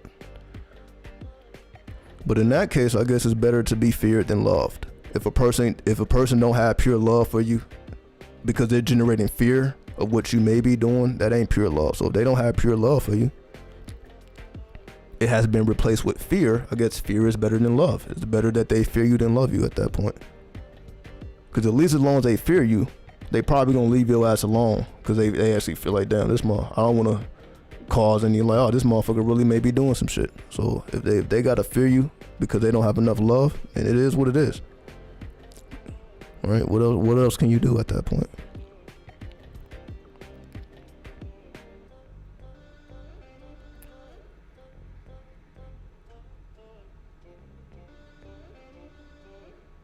Yeah, so we see. Had to back out of a friendship because I disagree with someone. The problem was I never told her what I was thinking. She invaded my spiritual space and found out I didn't agree. Asked a God about what I was thinking, and he said I was actually correct in my thinking. 93 Josh, salute to you. I know. 4 hours and 30 minutes in, we'll probably cap it at 5. We'll be in here another 30 minutes, then we'll bounce out. Yeah, so you see, like you said, it's like she invaded my spiritual space. Now you ask yourself, would you ever invade somebody else's space, let alone their spiritual space? Would you ever invade anybody's space? And I know your answer would be no. Because once you have alchemized yourself, but I don't want to say spiritualized, it's too, we just say alchemy. Just you performed your own inner alchemy. You don't care about doing no shit like that. You don't give a fuck about peeping, seeing what's going on with anybody else. It's like, you don't give a fuck about none of that shit. But you see everybody else do. Everybody else trying to invade on you, seeing what the fuck you got going on. Everybody else is just extra concerned when you can care less. So you see, the less you care, the more they do. The less you are concerned with doing anything negative to anybody just because you can, the more concerned they become, because you're becoming more nonchalant. You're not really reacting and responding to them in the way that they are used to. Like, damn, is this motherfucker really? When you don't give them the reaction that they're used to receiving, then they start speculating. Because again, it gives them a sense of power. When they no longer get that sense of power, then they begin to speculate because they find comfort in that. So when you take away their comfort, then it becomes very uncomfortable. That's why we can make people very uncomfortable, but we choose not to. That's the whole point, because we're civilized. So while everybody else is thinking that we're the most uncivilized people on the planet, we're actually the most civilized because we're not even trying to do any harm to anyone for any reason if we don't have to. We ain't about to argue about a person because you have a difference of opinion. I'm not about to argue with a Christian or a Muslim because they may believe different than I do. There's no need for an argument. They may want to argue, but I'm like, I don't care to argue because you already know what's going on. I'm like, yo, I actually understand these things more than you do. However, those are just certain things that you keep to yourself. Because you're like, you ain't just trying to be fucking destructive because you know you can be. You can shut all this shit down. But you decide to be cool. You are at peace with your own ability to destroy some shit and choosing the higher road. That's what gives you peace. Like, I can destroy this whole fucking shit. But your peace comes from, you know what? I know what I can do. I know what I'm capable of. But then I actually leave the people in peace, irregardless of how negative they are. As the Christ would do, right? Turn the other cheek. You won't turn the other cheek. Right? You don't think the Christ could have fucked some shit up? I'm sure if the Christ could heal, then I'm sure that he knew how to kill as well. He could kill up some shit instantly if he wanted to. Turning fish to food and all this shit. Water into wine. 2 fish feeds the whole village type shit. Doing all type of, I'm sure you knew how to do some fucked up shit too. But he chose not to. Just like he could have saved himself from dying on that cross. He chose not to though. The whole point. And on that cross, what did he say? Forgive them because they know not what they do. So instead of being mad, like, damn, these motherfuckers is really killing my ass. What is he saying? Damn, these motherfuckers just don't get it, huh? Forgive them. But damn, they really don't get it. Well, you see, the average person ain't on that level. Irregardless of how Christ-like they actually try to be. They ain't about to forgive people when they getting their ass beat. Let a person get their motherfucking ass beat.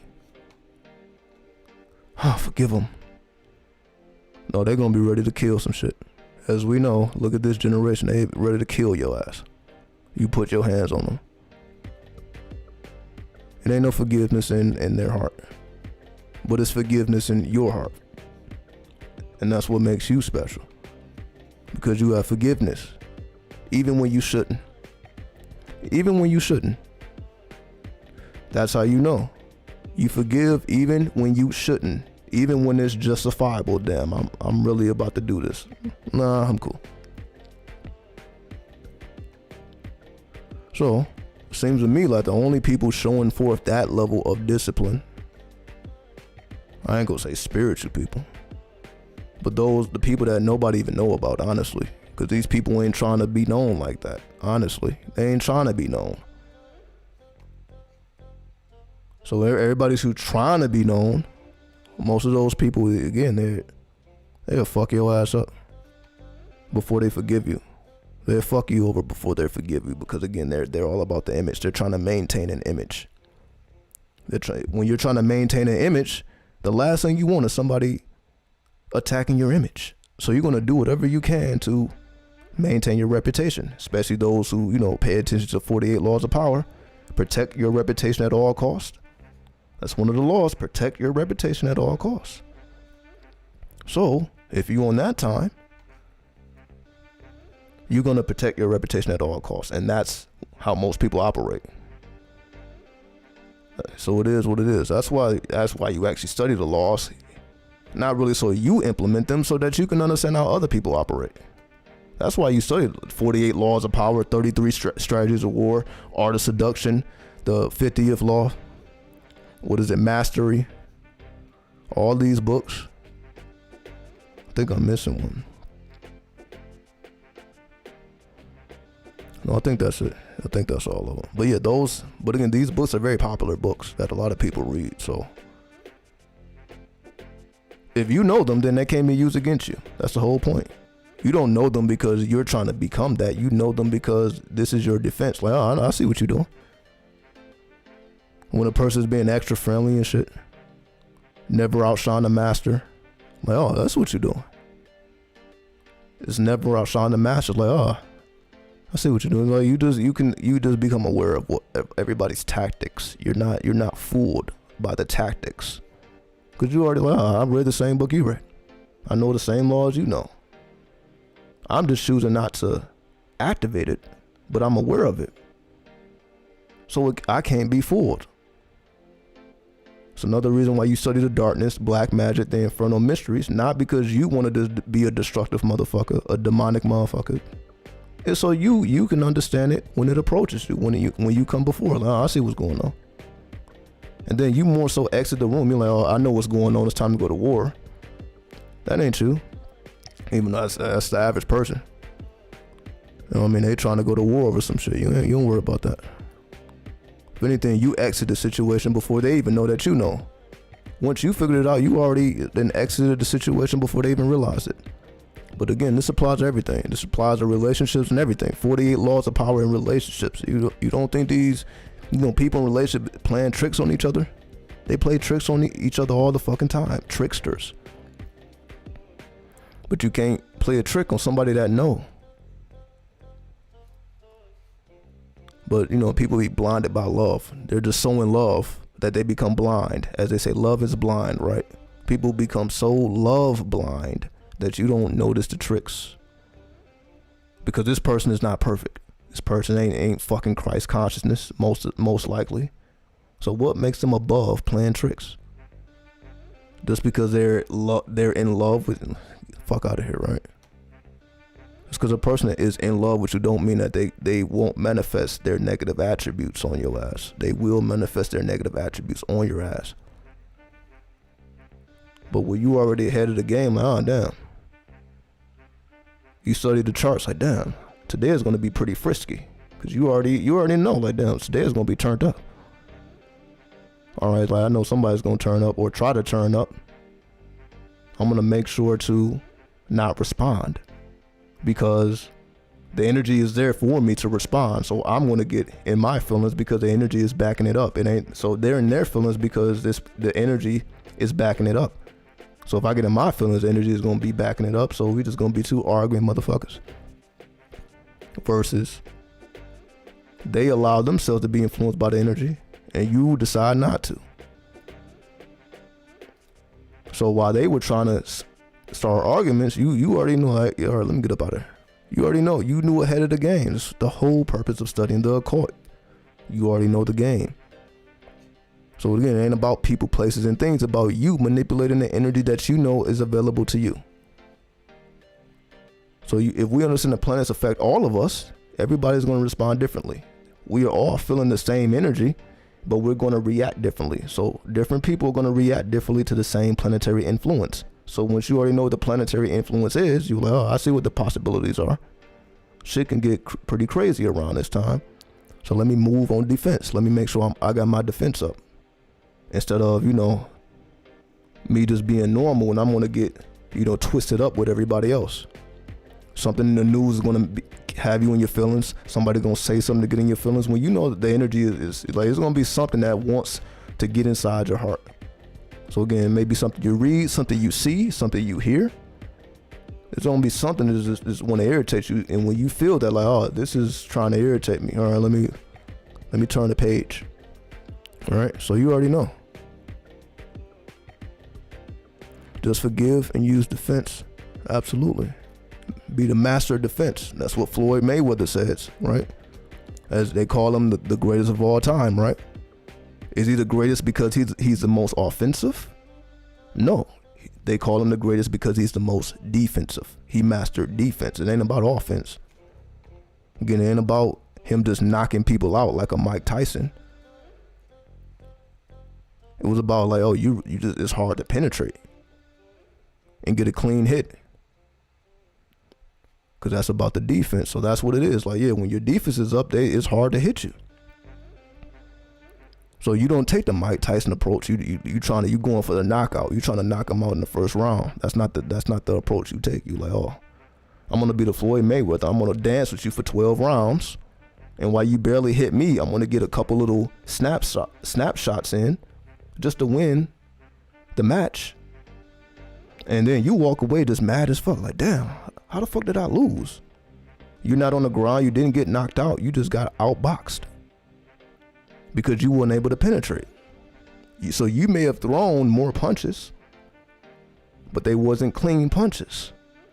You could have threw 100 punches. I only throw 10, but those 10 punches I threw were clean. They penetrated. So you win, like, damn, you got 10 clean shots, but you threw 100 and none of them were able to penetrate. So that's why it's all strategy. That's why Floyd Mayweather is strategy of defense. So when we apply that to life, it's like, yeah, everybody is coming at you with these blows, but you're the most defensive, and all you do is get clean shots, right? Clean shots. So meaning you ain't trying to stand in this box with a person or argue, as we say, like we argue. And about the argument, the clean shot is a hit to the heart. When a person is open, that means the subconscious. Hit the subconscious. So you're trying to hit the consciousness, you're trying to hit the physical. No, you guard the physical. Again, I'm just using these metaphors just to make this make sense. So once your defense is immaculate, so that's really why you practice dark magic. If we want to be honest here, black magic or dark magic isn't about making you more offensive, teaching you spells that you can cast on people because they made you mad. It's about your defense. Now a person can't trick you. So you activate your black magic and all these darker arts for defense. That's why they don't want you here. It ain't because now that they're afraid of what you may do to them. They're more afraid of their ability to not influence you anymore. That's what they fear. They fear that their influence cannot penetrate you because you done built your defense up. Versus you're trying to come out like Mike Tyson, trying to outbox, and it's just some energies and some fights, some battles you can't win, but you can at least minimize the damage you receive, and that's what it's about. So if you gotta defend, it's better to defend than attack, always, right? So even if a person just starts swinging crazy on you, if you know how to defend yourself, you really don't have to hurt them. You only hurt a person when you feel like you're fighting for your life. You feel like, okay, if I don't swing and go crazy, then they're gonna take advantage of me. See, that would be a reactionary perspective, right? But if you know what you're doing, you're not really concerned with blows, right? You're just blocking it like it don't mean nothing. Then there's a clean shot, bloop. You know what I mean? Like it literally becomes effortless at that point because it doesn't require effort, because you have emptied yourself.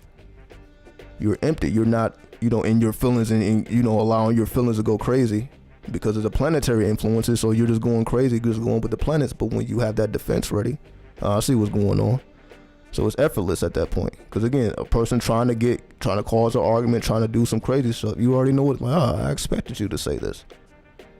So you just play along. There's a way to play along. Like, you may not be able to exit the situation. This may be a person that you live with. You may not be able to exit the situation, but you can play along. Like, I see you want to argue, so I'm just gonna argue stupidly. Yeah, it's a way. Like, like a person don't want to, you don't want to not argue. Okay, I'm gonna argue stupidly to the point where like they end up laughing type shit. You just saying some funny shit. Just break that whole spell. You start saying funny, and then they start laughing. You just break the spell. Now, or you can argue with them. Now everybody's mad, or you can, I'm just about to play around. I'm about to penetrate them. I'm gonna attack the heart. I'm gonna say something to make them laugh. I'm gonna completely change the energy because I'm already ahead of the game. Versus you got caught off guard. You got caught off guard. Now you're gonna react because you got caught off guard. But if you already know what's going on, like, oh, okay, let me just play around. Now you're laughing. Now the energy is dispelled. Now you ain't gotta worry about it because you didn't broke the energy. You didn't dispel the energy. Because you already saw it coming before it occurred. All right, so I think y'all get the point. I think y'all get the point at this point, right?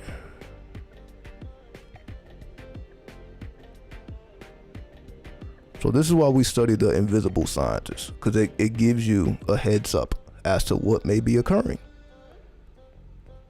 This is the whole point of occult science. To give you a head up as to what is occurring, what will occur, what has occurred, what is occurring, and what will occur. You get that inside viewership once you know how to interpret the symbols. So this is how we use it. You're doing the same thing. It's all about defense. There would be no need to do a tarot reading if it wasn't about defense. Because you're trying to understand what's going on and what you can do about it without having to resort to the bullshit. Right? You're trying to solve problems without having to resort to bullshit. Let everybody else do that. Your goal is to solve problems without resorting to the bullshit, without losing your character or getting out of your character. Can you solve your problems without getting out of your character? Because that means you have self-control, and all this revolves around Saturn. Saturn is a problem solver. Saturn deals with self-control, discipline. All this is Saturn. Saturn, Saturn, Saturn. That's how you supersede your limits. You must discipline yourself first to supersede your limitations. So this is why I say anybody who feels trapped requires discipline, because it's all Saturn. Remember, Saturn also represents oppression. Saturn is oppression, but also Saturn can liberate you if you train yourself and you discipline yourself. Saturn then becomes your, you can say, more friendly. Saturn becomes your buddy if you're about discipline. Saturn, you fucking hate Saturn if you're not disciplined. So Saturn is your worst enemy. But like, damn, Saturn is all about, like, okay. So the more discipline you have, the more structured you are, the more organized you are, then Saturn actually helps you to enter into the world stage. You know, because you're disciplined, you're structured, so you can hold and handle power. Saturn wants to give you power. Power is attained through Saturn. Saturn wants to give you power, but you must be trained and disciplined to receive it, which requires you to go outside the limitations to those outer planets. That's why I watch the Senate. I don't know if too many people are familiar with the Senate. You know, you got the branches of law, right? You have the Senate, then you have the House, for those who understand politics. I watch the Senate because all the Senate does is grill people to see if they're qualified, right? And most people are not qualified. Let me give you an example, right? I think I should be able to show a video. Let me just show this quick video. Let me show this quick video of the Senate. See, that's why I say real life, like, I don't even watch movies or none of that stuff, because this is the type of stuff I be watching. I watch the Senate. I watch people get grilled and this is made to look like fools because they really are not who they say they are. So let me I'm gonna pull up a video of somebody getting grilled by the Senate. But these are the people who are supposed to be the influencers. These are the people that we're supposed to look up to, that are supposed to have all the answers. But when they come before the Senate, they get tore down. But let me show and prove. So give me a second here. I'm gonna pull this up. I'm gonna have to, let me go ahead and stop this music. Oh, shut that down. Give me a second.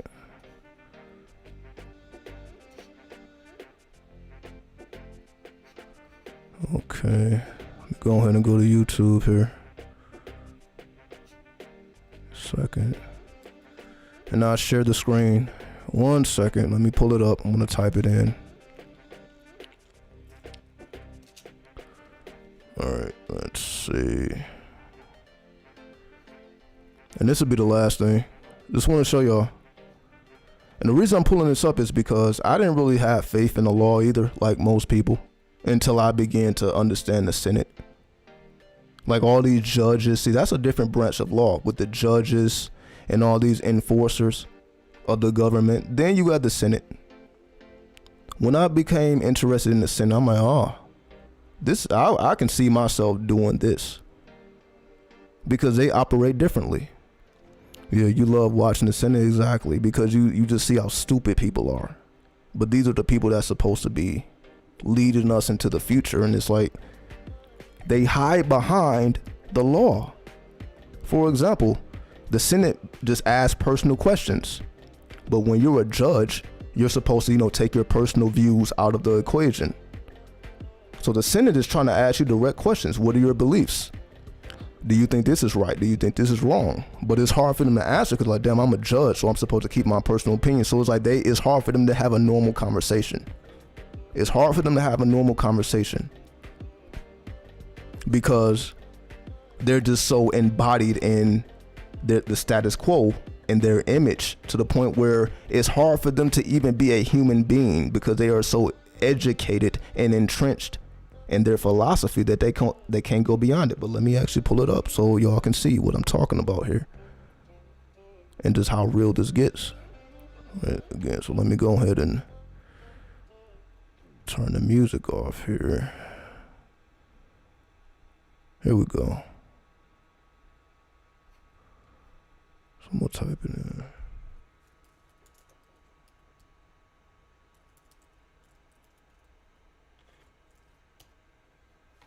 Alright, let's see.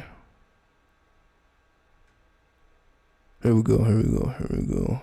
So I'll just pull up a random one. Pull up this random.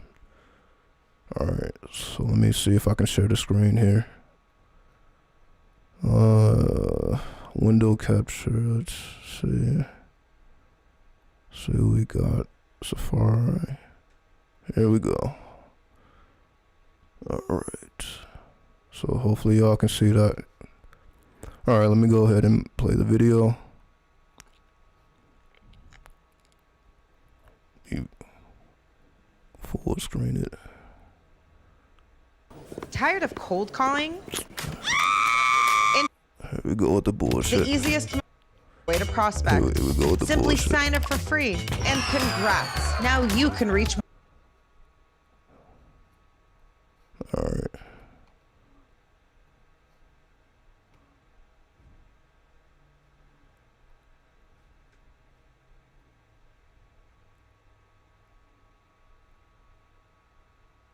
Had a chance to meet these nominees, but I look forward to your responses.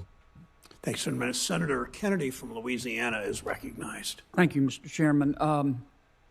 Dr. Jefferson, Dr. Cook, I may not get to ask you many questions today because I want to concentrate on Ms. Raskin's proposal to change the mission of the Federal Reserve. But I've read about both of you.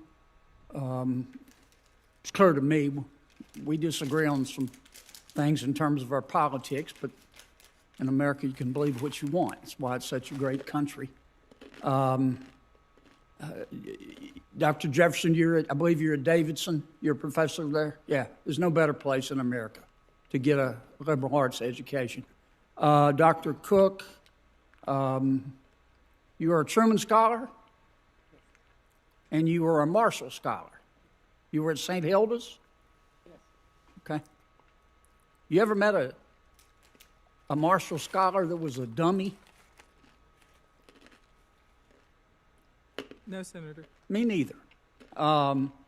The only advice for what it was worth, for what it's worth that I have for each of you is, number one, please don't change the mission of the Federal Reserve. Please don't let it be politicized. And number two, don't get caught up in the group think over there. Okay? Only dead fish go with the flow. Don't get caught up in the group think. Now, Ms. Raskin, May of 2020, the world economy is melting down because government shut it down. We're trying to hold it together with baling wire, duct tape, spit, and happy thoughts. And you say, that's great, but we ought to let oil and gas companies go broke. Did you really mean that?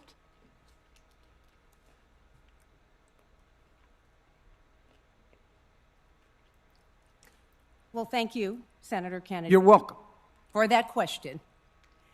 And the Federal Reserve has particular mandates set out by law. But I know about all that, but did you mean it? You said it, here it is, big as Dallas. I read the op-ed. You said, save everybody but the oil and gas industry and let them go broke. Did you really mean that? So I have been clear on my views. The whole point of the op-ed was that the Fed should not pick winners and losers. Except for oil and gas. You said they ought to be allowed to go broke. The Fed should not pick or favor any sector at all. Then why did you say it? The Fed is not in the business of choosing winners and losers. Then why did you recommend to them that they let oil and gas go broke? I did not recommend. Yes, ma'am. I read the op-ed. There it is. It's.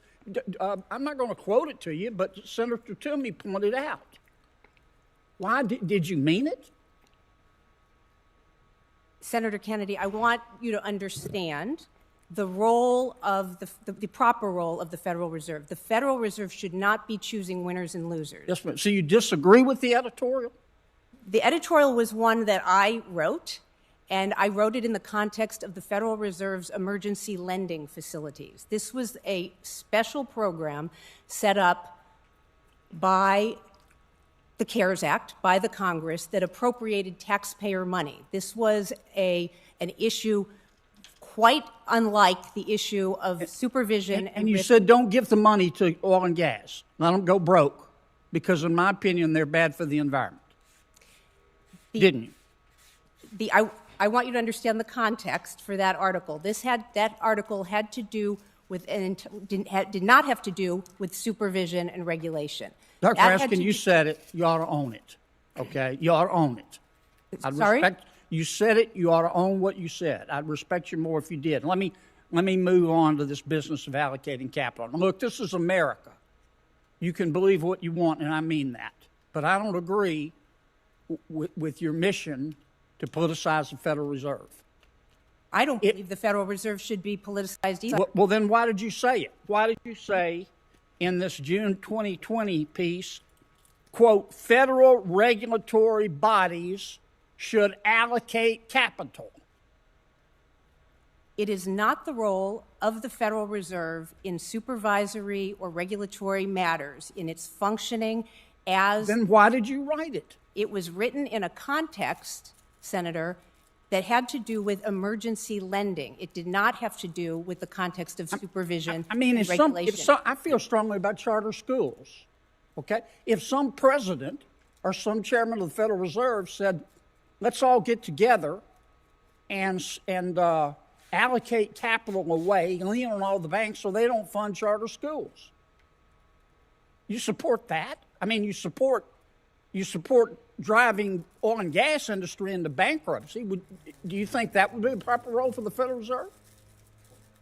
No, obviously not.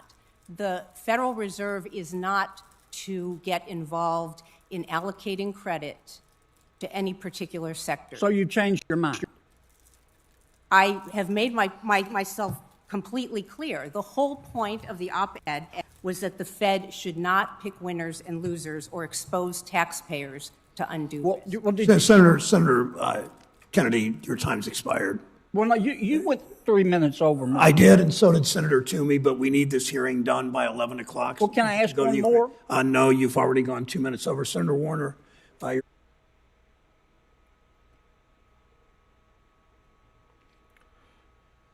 See that? You see how they? I should play another one.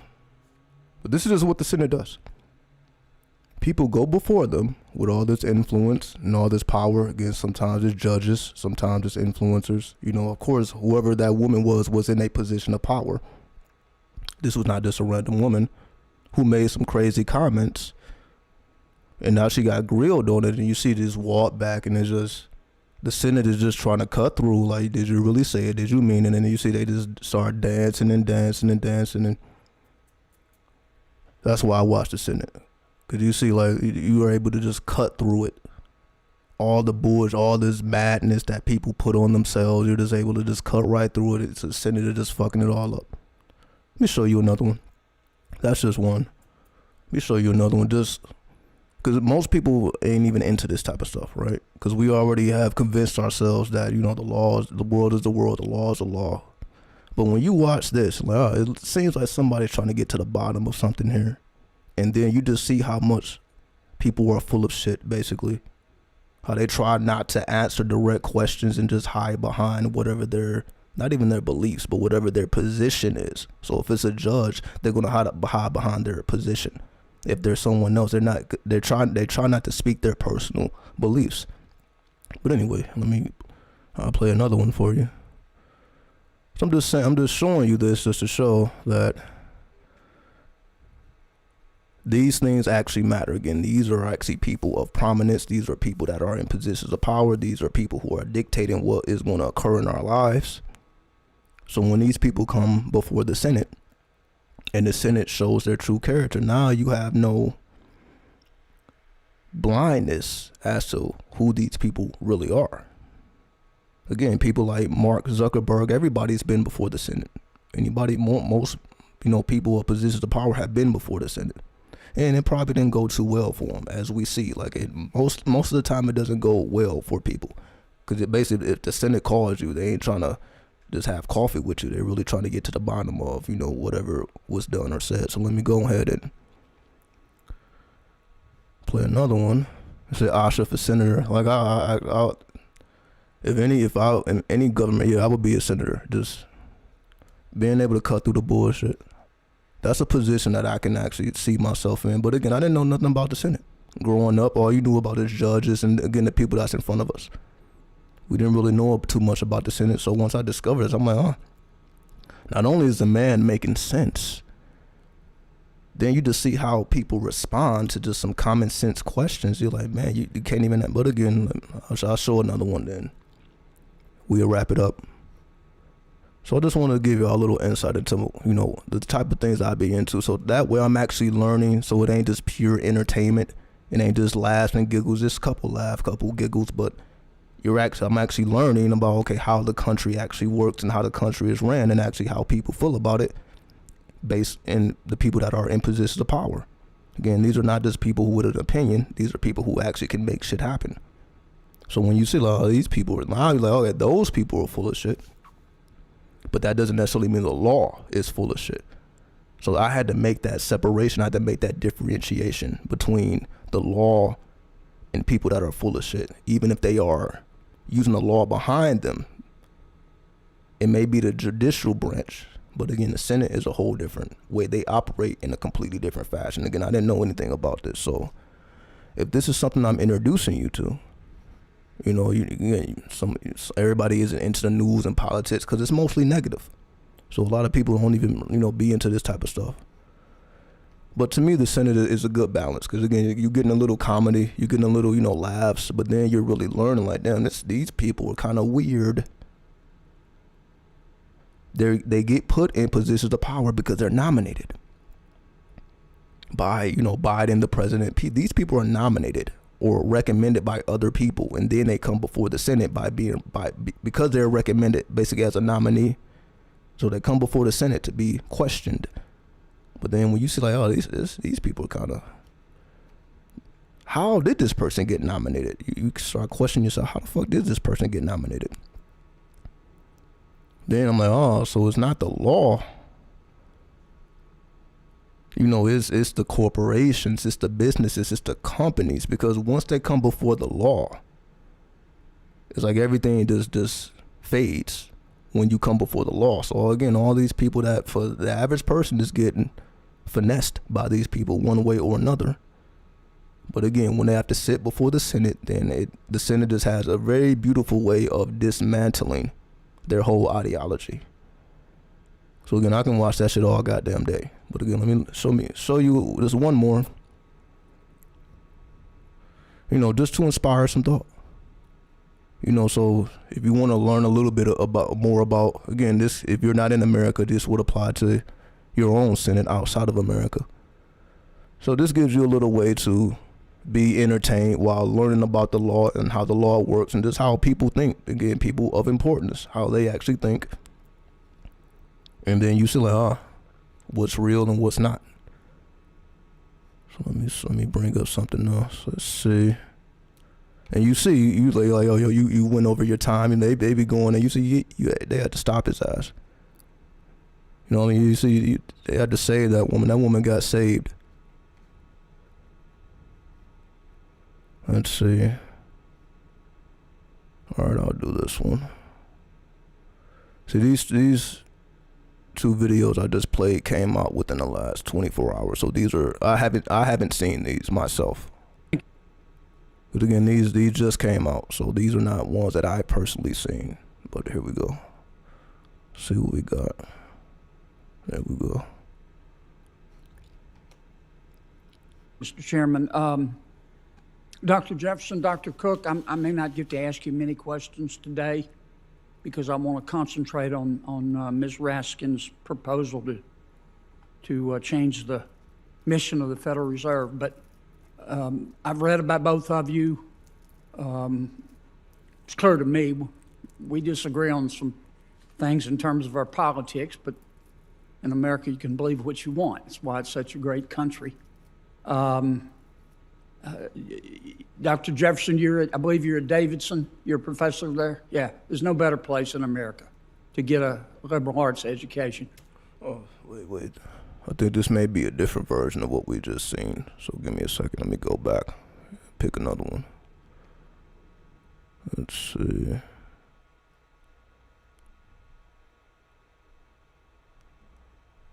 Well, let me see one that's not too long here. You know, some of these can get pretty long. So let's see. One that's not too long. Let's see.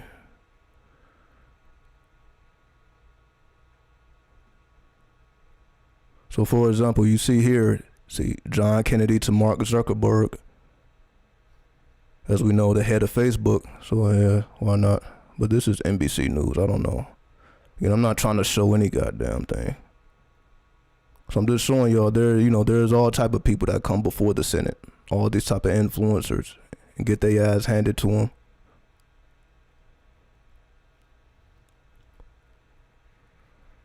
So let's watch this one. We're not going to watch the whole thing. Let's get a couple minutes, about 10 minutes in.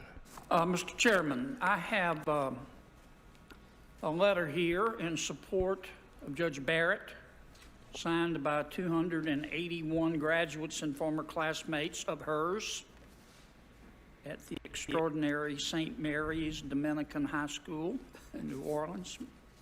And I'd like to offer that into the record. Without objection. You tired, Judge?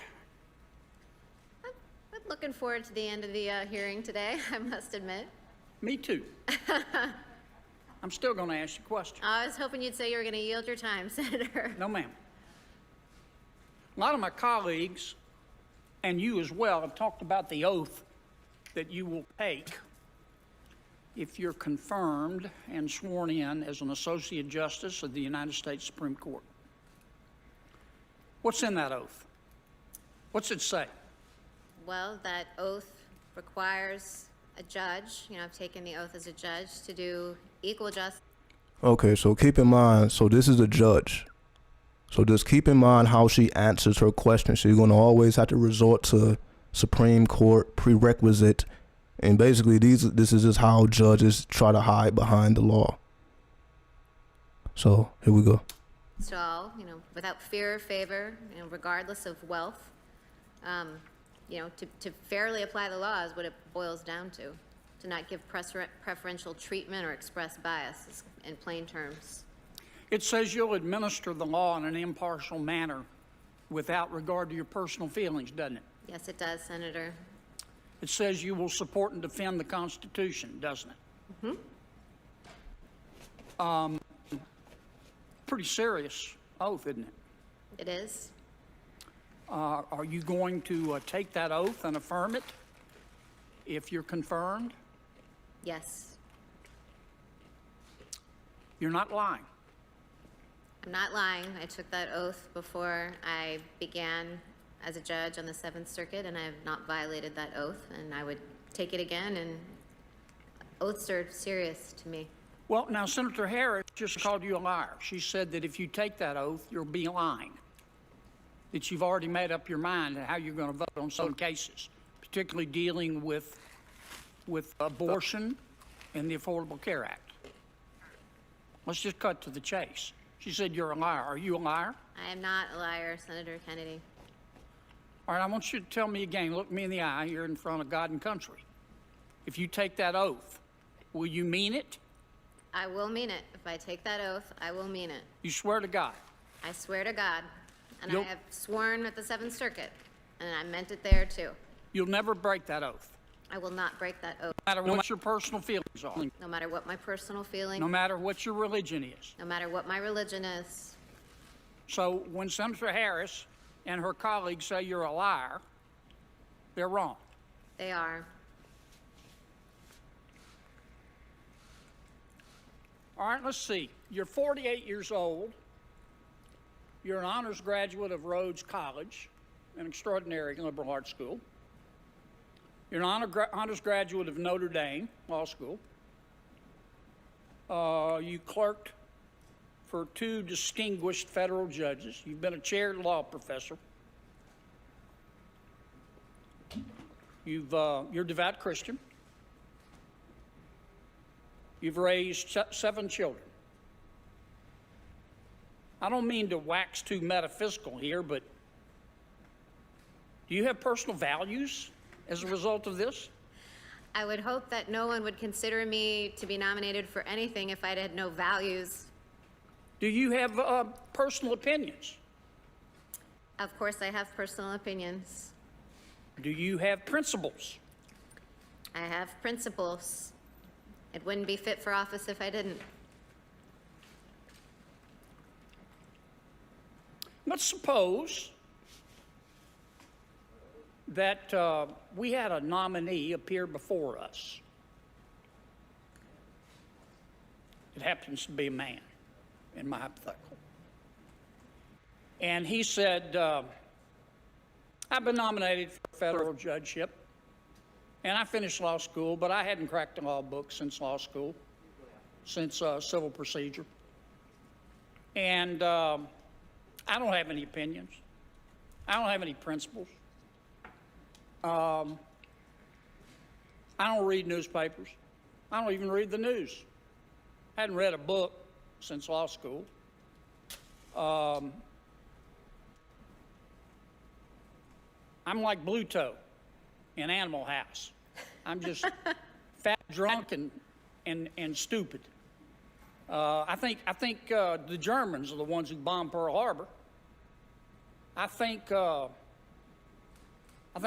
climate change, I think it didn't cause the Cold War. But I'm your guy, because I don't have any value. I'm a blank slate. And that's what is required, isn't it? For me to be impartial? Do you think we ought to confirm that gentleman? Well, then Chief Justice Rehnquist wrote an opinion on this issue and addressing recusal, and he said basically that if someone reached middle years, which one is basically middle-aged if one would be a justice on the Supreme Court, and had a mind that was a blank slate and had no opinions, then one would question such a person's fitness for office.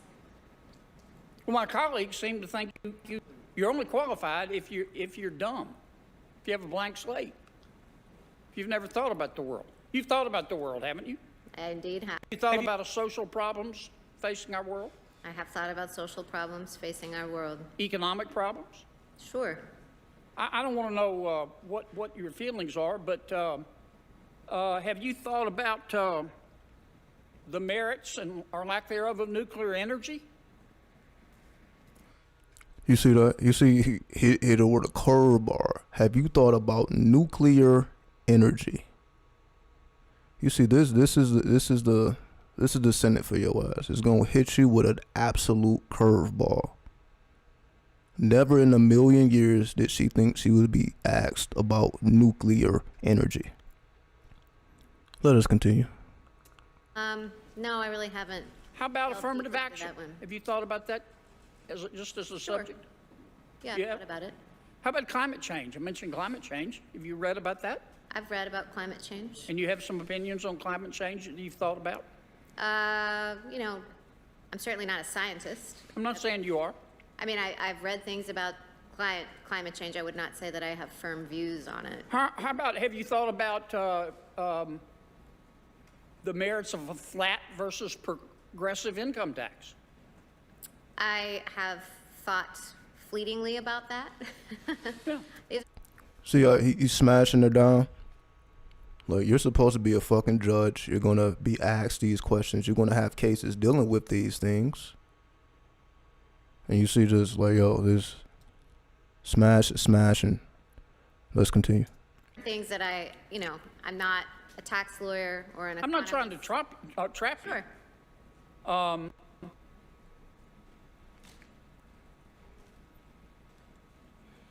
How about Justice Kagan? I've always been impressed with her credentials. Graduate of Princeton, did an MPhil at Oxford. I think she went to Harvard Law, was dean of Harvard Law School. You think she's thought about the world? I'm sure she has, and I too am very impressed with Justice Kagan.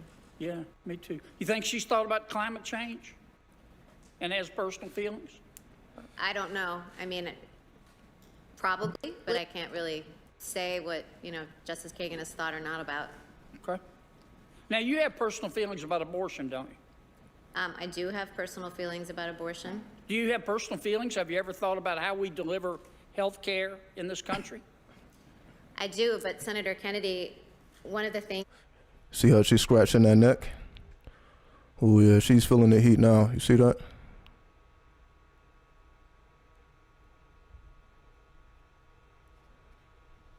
Let's continue. Just pointing out a couple things.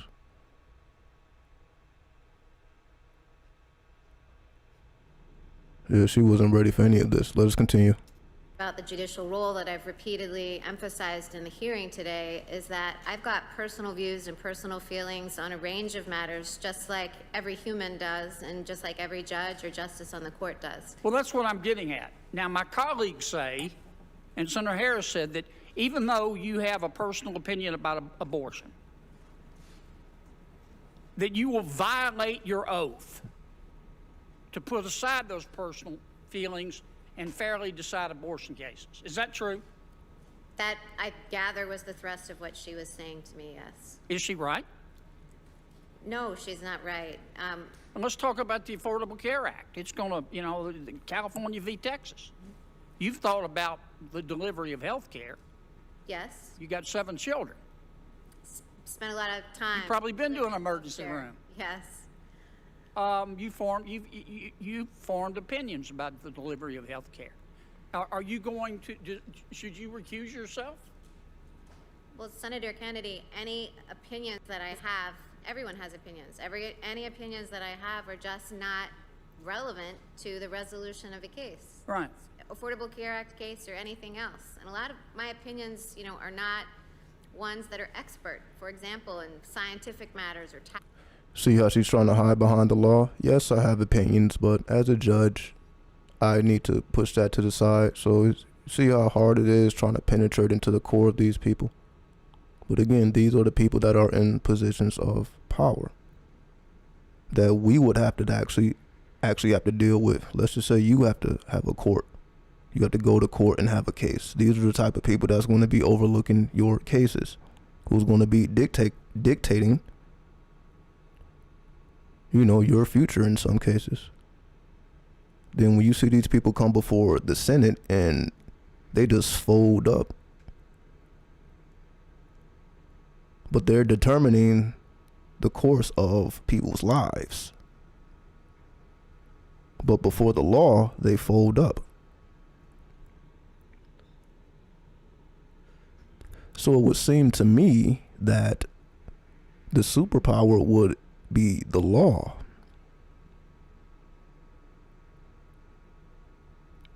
Essentially, what I'm saying is, for example, if you know the law, you could represent yourself in court.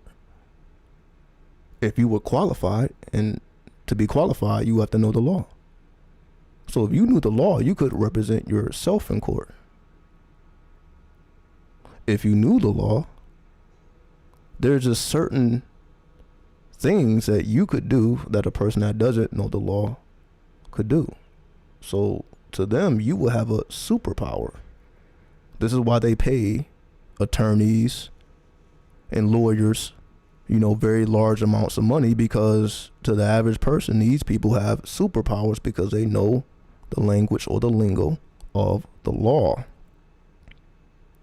It's not about the people. It's not even about the country. It is about the law, because the standard for everyone is the law. As they say, knowledge of the law is no excuse, or ignorance of the law is no excuse. So if that is the standard, if the standard is ignorance of the law is no excuse, that is the standard that they're holding everybody to. Which means even if you were not aware that something may have been illegal or wrong, you still have to pay the consequences. Your lack of knowledge of the law is not an excuse for you to not have to pay the penalty. That's why, so no one has ever been able to get off, because they say, oh, well, I didn't know that was wrong. I didn't know that was illegal. No one has been able to use that as an excuse, because again, not as they just said, as we know, ignorance of the law is no excuse. So when it comes to the physical plane, because I know I've been speaking a lot about the spiritual and the 12th house and such, the law takes us to the 9th house. Again, Sagittarius ruled by Jupiter. So the law is Jupiter, which is the wheel of fortune in the tarot. So when it comes to the law itself, again, not the officers of the law, if you know the law, it don't matter who you come before, you will be successful in your negotiations because you know the law. Whether the law represents, you could say, the 7 universal laws, that would be like cosmic laws. But then we have the laws of the land, which is different depending on what country you're in, what state you're in, what city you're in. We see it gets pretty complex. So you have world laws, country laws, state laws, city laws. But there is a common denominator, is law. Whether it's common law or universal law, it is law. The word law breaks down to the number 9. L-A-W can be reduced to the number 9. To the Chaldeans, the number 9 was the sacred number. So love also breaks down to number 9. Which is why love is treated so sacredly, even if it's false. But love is treated very sacredly. So if we treat the law with the same sacredness that we pretend we do with love, this is how we attain power. Let us continue. I'm just giving my commentary. Nothing matters. I mean, might have dinner table discussions, but I don't purport to be an expert in any of those fields. Well, I'm going to hit this one another lick now because this is serious. Okay? Some of my colleagues and Senator Harris say you're lying. Are you lying? I'm not lying. Are you going to take that oath and abide by it? Yes, sir. Will you ever break that oath? I will not break that oath, Senator Kennedy. Okay. Now, one of my colleagues, I don't remember which one, said that because President Trump appointed you, or nominated you rather, that if there's a case that happens to go before the United States Supreme Court after you're confirmed dealing with the upcoming election, they ask you to recuse yourself. Remember that question? Mm-hmm. And you said you would go through the process. Of determining Right. the recusal question. But you didn't commit to recusing yourself until you, in one way or the other. You said you'd go through the process. I said I would go through the process. I committed to going through the process of determining whether to recuse, but I did not commit to it. Now, President Trump nominated Judge Kavanaugh, now Justice Kavanaugh, in the Supreme Court. Mm-hmm. Did anybody ask him to recuse himself when the president's tax returns were before the court? I don't know. Justice Gorsuch was nominated by President Trump and confirmed by the Senate. Did anybody ask him to recuse himself when President Trump's tax returns were before the court? I don't know if any motions were filed. Do you know who Paula Jones is? I do. Okay. She sued the President of the United States, didn't she? She sued President Clinton. Yeah. Clinton v. Jones. Famous case. President Clinton nominated Justice Ginsburg and Justice Breyer to the United States Supreme Court. They heard that case. Did anybody ask that Justice Ginsburg recuse herself because President Clinton nominated her? I don't know if any motions were Do you think she should have? Well, that's not something I would opine on. I'm sure that she discharged her oath to consider the question. Did any of my colleagues ask that Justice Breyer recuse himself from hearing Clinton v. Jones because President Clinton had appointed him? I don't think that's come up in the... Yeah, I don't think so either. All right, I want to finish this housekeeping because I want to talk about the law. I want to give you a chance to respond to something. Some butthead professor at Boston University says that because you and your husband have 2 children of color, that you're a white colonist. The implication is that you're a racist and that you use your 2 children as props. Do you use your children as props? Oh, yeah. See, these are the type of questions. So you would never really hear that being asked by a different branch of government or the law. But when it comes to the Senate, oh yeah, it's gonna get real dirty and wicked. Let me continue. Senator Kennedy, it was the risk of people saying things like that, which would be so hurtful to my family, that when I told Senator Graham this morning that my husband and I had to really weigh the costs of this, it was saying deeply offensive and hurtful things that are not only hurtful to me, but are hurtful to my children, who are my children, who we love, and who we brought home and made part of our family. And accusations like that are cruel. Yeah, they are, aren't they? How low can you go? I didn't want to ask that question when your kids were here. I'm sorry I have to go through that. Okay, let's talk about the law.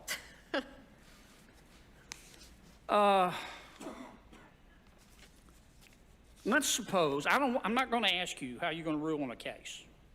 Okay. And you couldn't answer anyway. You'd violate the judicial canons of ethics. I don't know what would happen to you, but it'd probably be pretty bad. Because you're a sitting judge. You're on the Seventh Circuit. Judge. But let's suppose that a litigant, let's suppose Congress passed a statute making distinctions on the basis of wealth. Okay. And somebody filed a lawsuit and said that their argument is that wealth is a suspect classification. How are you going to analyze a case like that? Tell me how you'd analyze it. I just want to know how you think. Sure. Well, if someone argued that wealth was a suspect classification, I assume you're saying that they're probably making an equal protection claim. Yep. So I would go to precedent would be the first source because the Equal Protection Clause has a rich body of precedent under it that identifies suspect classes. For example, classes drawn on the basis of race are suspect and they get heightened scrutiny. So I would look through Supreme Court precedent to determine whether there was anything relevant to the question of whether wealth was a suspect class or not. Okay.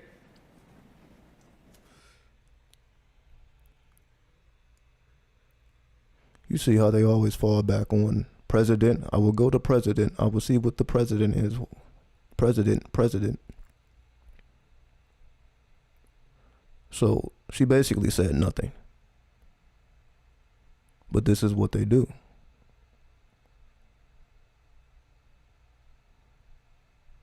When they're really being asked, what is your own mind going to do? So she didn't say anything about what her own mind does, about what she actually thinks herself. All she did, I'm going to go to president. I'm going to go to what the Supreme Court ruled over in the past.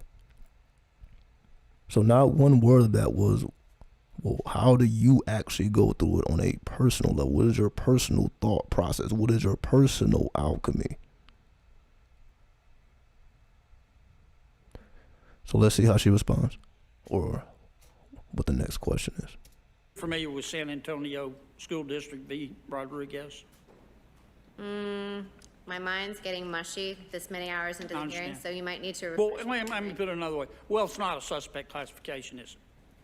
I am not aware of a case saying that wealth would be a suspect classification. Well, here's what I don't understand. I've always wondered about this. Okay, remember, this is Congress passing the statute, not some state. So the litigant is not pursuing this under the 14th Amendment. He's pursuing it under the 5th Amendment.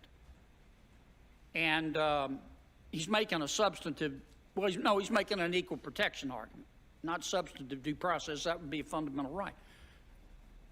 Where does the 5th Amendment mention equal protection? Well, the Fifth Amendment has a due process clause, but I know. the Fifth Amendment doesn't. But the 14th Amendment has a due process clause and an equal protection clause. But the fifth, which applies to the states, but the Fifth Amendment clause, Fifth Amendment to the Constitution has a due process clause, but it doesn't say a word about equal protection. That's true, but the Supreme Court has interpreted it as applying the equal protection clause as well against the federal. How can they do that if the words aren't there? Well, there was a case, I believe the case in which the court addressed this was the one that addressed the constitutionality of segregation in the District of Columbia, which is governed by federal law. And the court said the same principle applies. And so essentially the reasoning of Brown applied there. Okay, I remember that. All right, let's talk about Heller. Senator Craybill talked about it a little bit. I went back and took a look at Heller. Scalia wrote, you know this better than I do, Scalia wrote the majority opinion. I think Stevens wrote the leading dissent.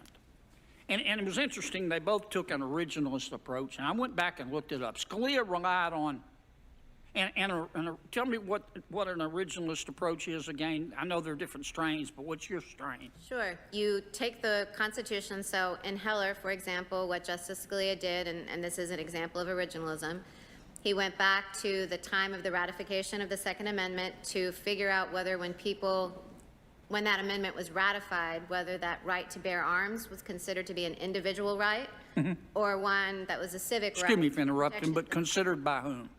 Considered by the people. The people. By the people at the time, not in the minds of the framers, but by Okay. the people. I went back and looked. I'm sorry. Karen. No. I've had a little coffee. I'm kind of jacked up. I went back and looked it up. Scalia, he relied on, to reach his opinion, he relied on founding era dictionaries, founding era treatises, English laws, American colonial laws, British and American historical documents, colonial era state constitutions, post-enactment commentary, all on the Second Amendment. And then here comes Justice Stevens. He's dissenting. He relied on, in his dissent, he relied on linguistic professors, an 18th century treatise on synonymous words, on a different editor of one of the same colonial era dictionaries on which Scalia relied. So they both went back and looked at history. Here's my question.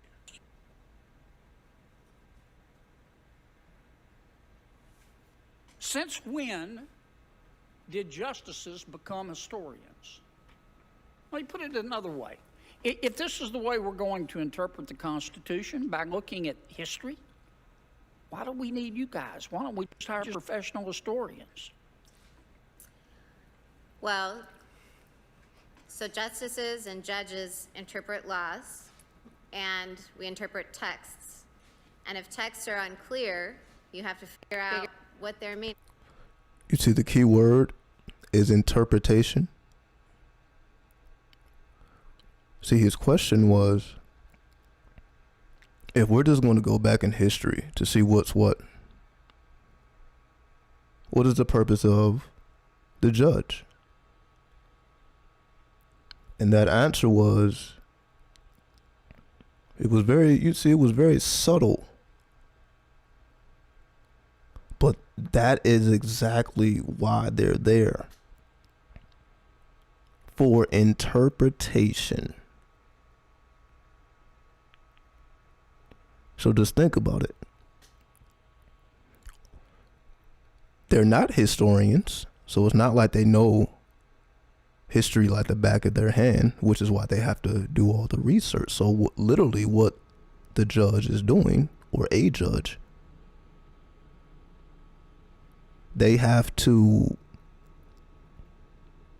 research cases that are in alignment with the case that is in front of them, or as they say, the Supreme Court precedent.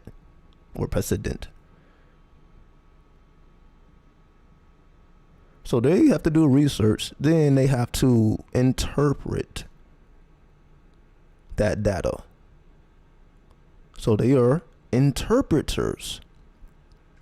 So the same way we have to interpret tarot, astrology, numerology, Kabbalah, so on and so forth, all that is interpretation. It's not just what the thing is, it's what the thing means.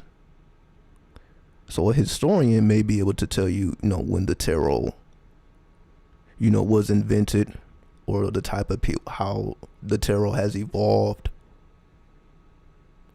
so on and so forth. They may be able to tell you the story of the tarot. But if you ask them to interpret tarot cards, or to give them a reading, or to ask them to give you a reading, they wouldn't be able to do that, because you see, that requires interpretation. Now you have to go beyond the story of the tarot. Now you have to go into the interpretation of the symbolism, which is a language in and of itself. So if the people in position of power interpret, then we understand, this is the law. The law is actually living. It's not always about what is written on paper, what's written in the Constitution. Yes, you research and you study that, but then you have to interpret it. You research all of the data, but at some point you have to go through interpretation because you're dealing in real time with real cases that have a lot of variables, and they can get very complex. They are very complex. So you have to go into interpretation. You can go into the past to get insight as to how, previous judges judged their cases, but then you have to interpret this unique case in front of you. So essentially a judge is, instead of reading tarot cards, they're reading or interpreting cases. So they're not interpreting tarot cards, they're interpreting cases. They call it a case, but this case is filled with a lot of variables and symbolisms, just like a tarot card. Tarot card has many different symbols and variables. So it is the same skill set, it's just applied in a different context. The similarity is the law. So just like we say the tarot follows a law, that's why it's 78 cards. That's why the mathematics is the way it is. Every dimension of the universe can be represented by a card. Some of those mysteries are major, some of those mysteries are minor. So let us continue. Yes, right? And so with the Constitution, sometimes that does require delving into history. One point that I think is worth, Justice Scalia would make this point, that the alternative is, let's say you have an amendment like the Second Amendment's right to bear arms. If it's not evident, looking at it, whether it's an individual right or a collective right for the sake of the militia, one approach would be to rely on the moral judgment of the justice, say whether they think it's a good thing or a bad thing for the common good for people to have that individual right. And of course, judges aren't moral philosophers either. So when you're interpreting a text and you need to turn to something, what judges know is words and what judges know is law. And so having them go back and look at the history, those are familiar things to lawyers. And they're things that all justices. Another thing is, they all have to take an oath, a judge, which requires them to behave a certain way. So if a judge, for example, is caught saying some craziness out their mouth, they can be reprimanded. So essentially, they have to be civilized. We were just talking about civilization. So literally, you have to take an oath to even be considered civilized, to be fit to judge cases, because we will consider these people the most civilized, the most civilized among us. So that comes with an oath. So the same way you have to take an oath in a secret society, like the true tarot readers and astrologers, this was a secret society. Obviously, the deeper secrets remain secret. Like, most people know the law in the surface level, but they're not getting into the specifics like we're seeing here. We're getting into the actual specifics of it because now we're going into the mind of the judge and the processes that they go through. And as we explore this woman's mind and how she interprets the tarot, I'm saying the tarot, as she interprets the cases, we see the similarity with the tarot. This is the same thing occurring with the occult. It's as if you take an oath, as I was speaking about earlier. When you get hit with that lightning bolt, that's the equivalent to the oath, because you realize that things are not going to be the same from this point on. A change has to be made. You take that oath, and from there, you become a judge or an interpreter of the law. That's what you do with the tarot. You are interpreting the law. So as a judge, you are also interpreting the law. And you are held to an oath. You must behave in a civilized fashion, even more civilized than the public. You are not allowed to behave like the public, because you are supposed to be the most civilized among us. So as I was saying earlier, this is the same thing, or the same reaction we have the deeper we get into the occult. We don't get more violent we get, less. Because when we can interpret the law, we can make predictions. We can see things happening before they happen, then control our responses, which is what a judge has to do. It's a process. So they're instructed, like if a person, says something to you crazy, you're not allowed to just say something crazy back. See, that's the thing, not because you're held to a higher standard, you got to take an oath. So you're not allowed to, so somebody can be doing something crazy, you're not allowed to engage them with that same energy because of that oath. So the same way we're seeing so many similarities here. So a judge, you have to take an oath and behave in a civilized fashion physically, but also mentally as you judge cases. You have to keep your personal feelings to the side. The same thing you do when you interpret the tarot. When you give a person a tarot reading, it is not about your personal feelings. You are required to just break down the law. Your personal feelings are irrelevant. You have to empty yourself. So the same way this judge has to empty herself because she understands that oath. The reason why there's similarities here because they come from the same origin. We can call it the Moors. They come from the same origin. So this is why there's so many similarities and why I'm able to point it out. And that's why I wanted to show you this is law. This has nothing to do with the occult. This has nothing to do with any type of metaphysics. This is just practical law. And we actually see so many, again, irregardless of what's actually being said or argued here. I just wanted to point out that you can either stand or hide behind the law and always use the law as a precedent.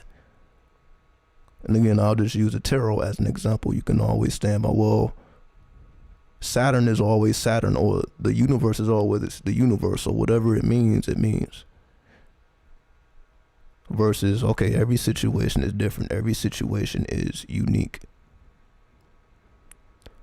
So if you do a 3-card reading, Saturn or the universe is not, depending on if it's the first card, second card, or third card, that is going to determine your interpretation. It is not a stagnant meaning. So yeah, that's a pretty good example. If you had a 3-card reading, it's not about, okay, this card means this card means that card means that, because that's based on the standard definitions. Now that would be standard. That would be the precedent, as the judge would say.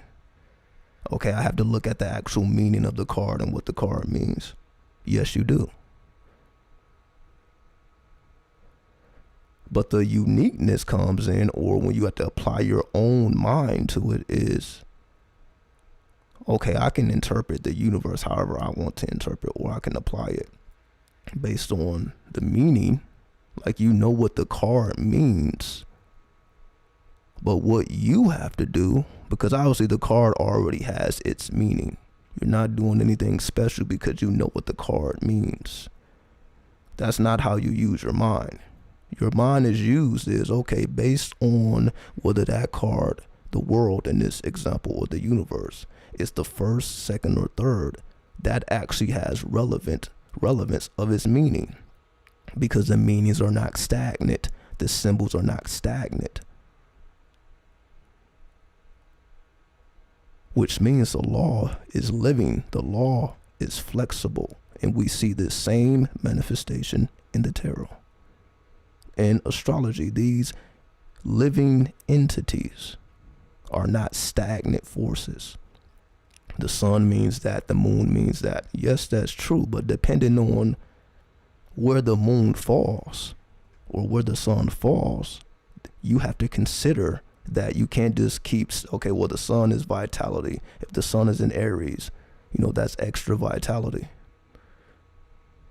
Or that's going to give you a boost in your confidence and your adrenaline, which may be true. But is that going to be the case if the sun is in Aries in the 12th house? You see, when you have to throw in that variable,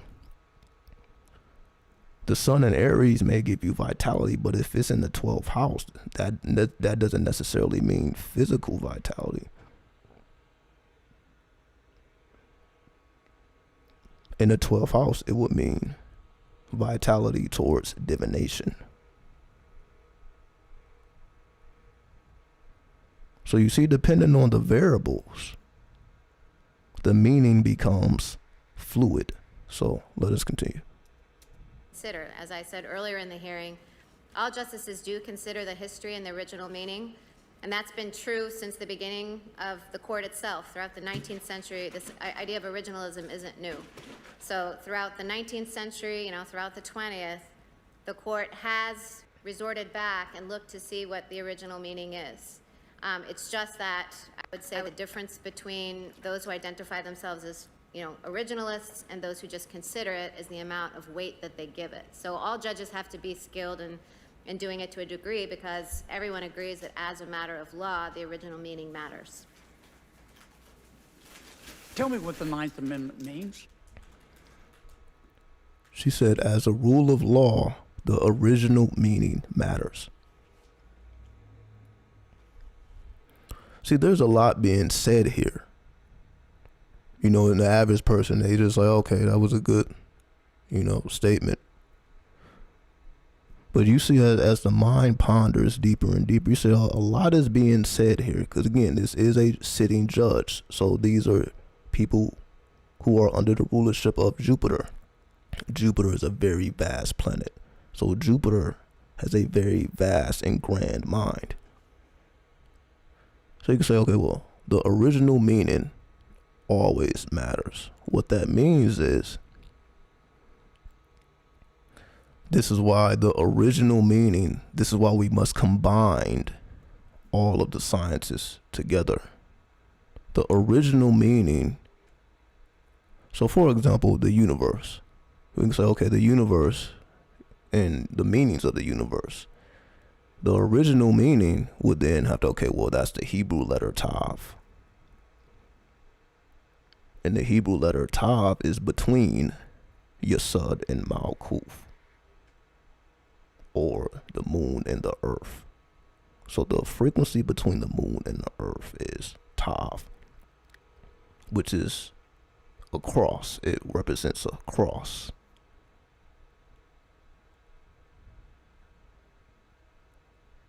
So the frequency between the moon and the earth, the tunnel, the portal,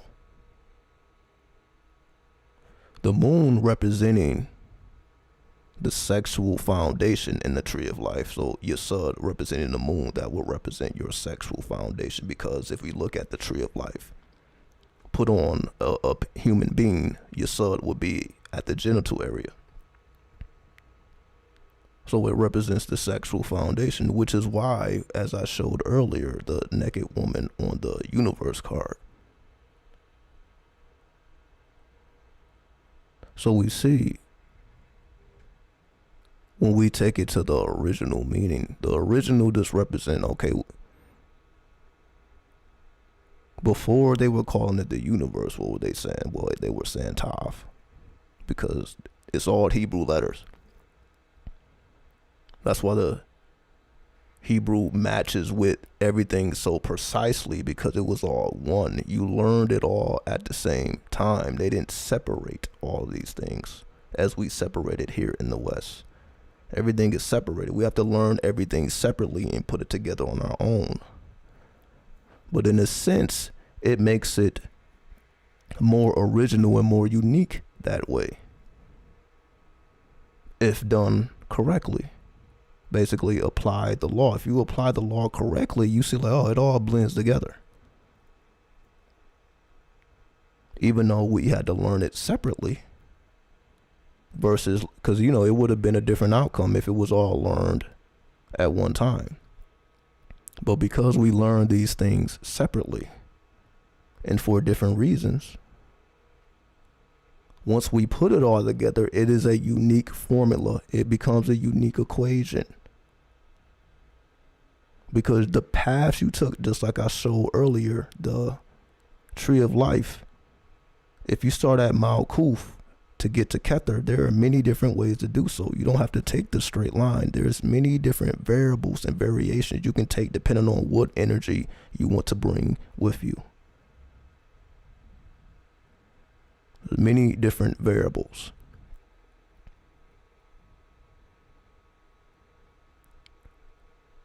So because we consider the original meaning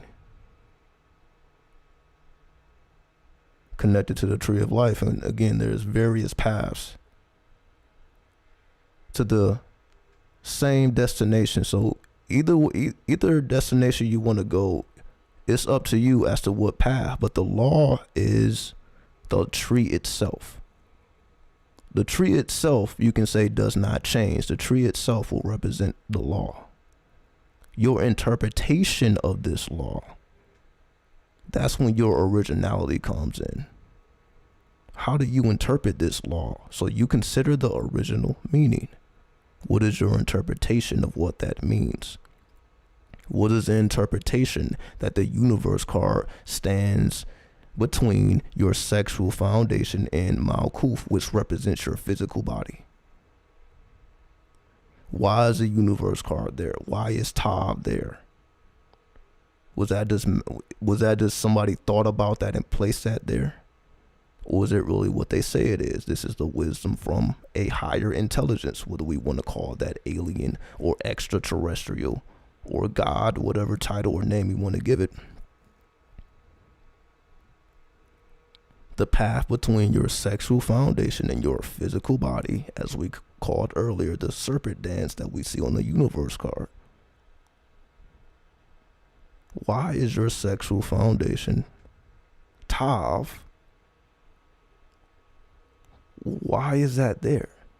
Why isn't it a different Hebrew letter? Basically, this is what I'm getting at. Why is it Tav instead of something else?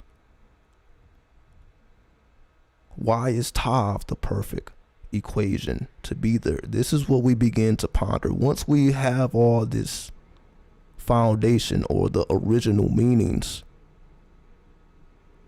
this is how we come to unique conclusion, because once we have the original meaning, which is basically the science itself, the symbolism itself, once we have the original meaning, we then apply that interpretation. Why is it there? Instead of, okay, it's there. Again, like as I said with the example of the tarot reading, the universe card may come up in the 3-card reading, but depending on whether it's the first, second, or third card will determine its meaning. So just like if that would determine its meaning, so that means every path on the tree of life is precise. It's precise. But you still apply your own interpretation as to why that is precise. So if someone asks, well, why is Tav there and not Teth, for example, which is Leo? Why is it Tav, not Teth? See, these are the questions most people don't ask. So we really don't ponder these things because, again, it's hard enough to get people to understand, these sciences anyway. It's hard enough to sit them down to even have this type of conversation at all. So now we're talking about being asked, okay, well, why is it this, not that? Well, why does the sun mean this and not that? These are really not the questions we're being asked. But when we do consider these questions, it gives us a understanding of why it's there. Instead of just knowing it's there. Just knowing, okay, what the universe means this, the universe means that. Depending on its location will change its meaning. Depending on what case is in front of you, what person, place, thing, or event is before you. It's not just the person, place, or thing itself. It's also about the position on the board. See, it's all a grid. It's all a board. It's all a grid. So if you know in this situation, the position that you must play, it's like a queen on the chessboard. Not the queen, it's the pawn on the chessboard.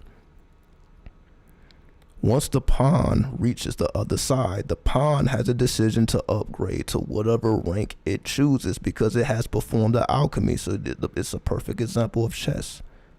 The pawn, you can say, is the weakest, but it can also become the strongest if it actually survives the path towards the other side. So whichever pawn survives has that first hand experience, Neptune, death, who has mastered death. Now you upgrade in rank. That's Pluto. Pluto represents what? Transformation. The other side is that those Plutonian currents of transformation. But you must endure that battlefield and survive or supersede death. That ego death that we were speaking about. So let us continue. I'm just giving the commentary, so I'm not just playing a video and bore y'all. So let's continue. So just want to just give the comparison. So I know that you're not going to get this nowhere else. Well, the Ninth Amendment was once famously described by Judge Bork as an inkblot. The Ninth Amendment has not been fleshed out in litigation. I don't think it's an inkblot, just to be clear. But it's not one that there's a whole lot of case law on. I want to talk to you a little bit about originalism, or at least your strain of originalism, and how it's related to textualism, and how it's different from purposivism. Did I understand you correctly to say that an originalist believes that judges have to follow the original public meaning of the Constitution? Correct. The original public meaning. Public meaning as distinguished from private intentions of those who drafted the document. Okay. Does this mean, when you say original public meaning, whose meaning? The average person in the community at that time? Well, we would say informed observers. So I'm sorry? I would say informed observers, like, so those who were Informed observers. Oh, you see that there is so much being said here that goes over the average person. So what she just said is what determines, because again, the judges have to not be personal. So if the judges have to be impractical, basically, who will be the public? Or as they call the common people or the public. So the people who are not informed are not even being considered. She said an informed observer. That is who you will consider, or that will be the people that consider the law, that lay down the law. The informed observer. What does it mean to be an informed observer? Well, she's going to give her definition, then I'll give mine. familiar with the debates, which is why looking at the state well, we would say informed observers. So I'm sorry? I would say informed observers, like, so those who were familiar with the debates, which is why looking at the state ratifying conventions, debating the Constitution can be a fruitful source. Is it okay? Did you hear that? So to be an informed observer would be performance or being a part of debates, meaning people who think differently than you. So you would essentially argue your idea to someone who has an opposing idea of yours. So let's just say if you were pro-abortion, you're going to argue against someone who's anti-abortion. And you're going to lay down your law, they're going to lay down their laws. So it ain't about who's right and who's wrong. It's more so about who makes the better argument. And that is the key. It's not about who's right or wrong or it's not about morality. The law has nothing to do with morality. It is simply who makes the best argument. If you make a better argument, that is how. Essentially, because you would go before a judge, and what do you do before a judge? You make your argument.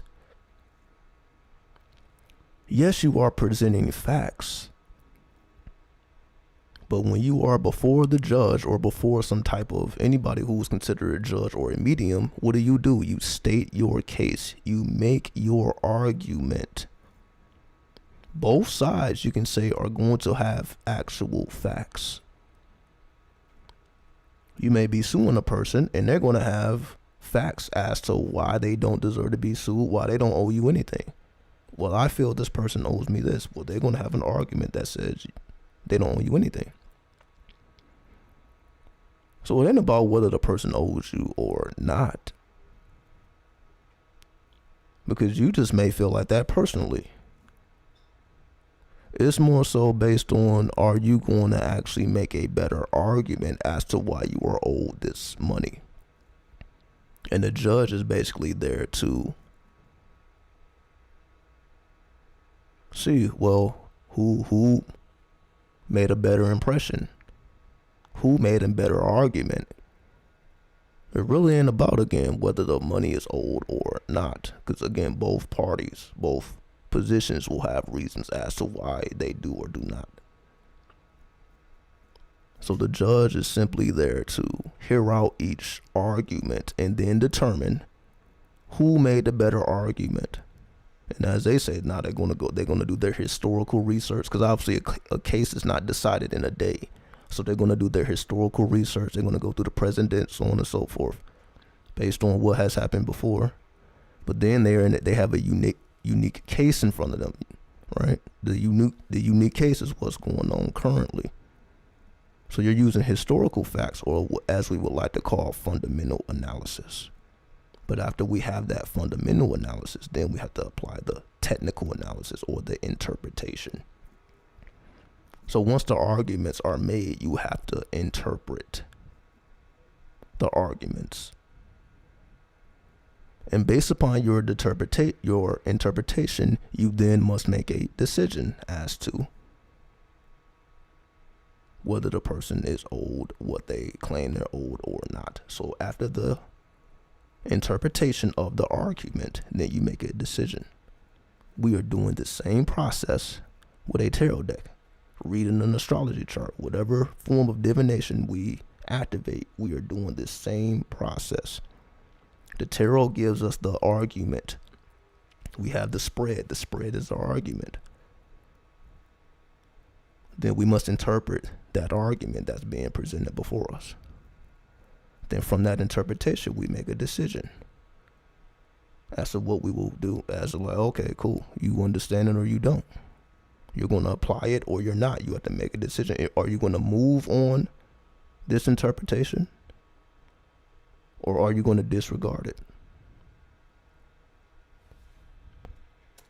I know it's not okay to do it exclusively, but is it okay to consider what the drafters thought? Sure, and James Madison's notes from the Constitutional Convention are a source that the court routinely looks to in trying to determine original meaning. It's just that it's not conclusive. What's the dimension of time? I mean, at what point in time do you look at the original public meaning? Well, I would say there's some debate about that because, you won't necessarily have all the evidence you need right from 1791, which is when the Bill of Rights, as you know, was ratified. I think looking at the evidence from before that, so we see that in Heller, that Justice Scalia looked at how people understood that right all the time leading up to the ratification of the Second Amendment, because it casts light on the language people were speaking at the time and how they would have understood it. So you definitely can look some before. Okay, excuse me for interrupting, Yeah, but my sure. clock's running. Okay, is it if you look at 10 years after the Constitution was adopted, is that okay? How about 20? I think all of that can be relevant. So you see, she started to stumble after that. See, to the average person, she like the answer she gave, like, oh, okay. So not only are we looking at those observed informers at the time, we're also looking, well, what was the language before that time? So you see, so not only are they looking at, okay, the observed informers at that time, they're also looking at the language being spoken. Well, what was the language of the people? How long has these words existed and how has the meaning changed? So now they're doing linguistics. So you see, she tried to get linguistic with it, but then like, okay, well, how do we determine time? 10 years, 20 years? And now you see she began to stumble a little bit, like, because again, for her, it's more about linguistics. It's more about language. It's more about, again, being able to give the right answers. But then you're like, okay, well, how did we come, what type of equation do we apply? Again, he's just trying to dig into her mind to see how she thinks. So again, even though she's giving like these answers that, again, any type of judge would give, because they're behind that oath. But now he's trying to get into the depths of the equation. Like, okay, I heard your answer. Well, how do you determine time or the measure? Again, so you see, for the average person, that would have been sufficient.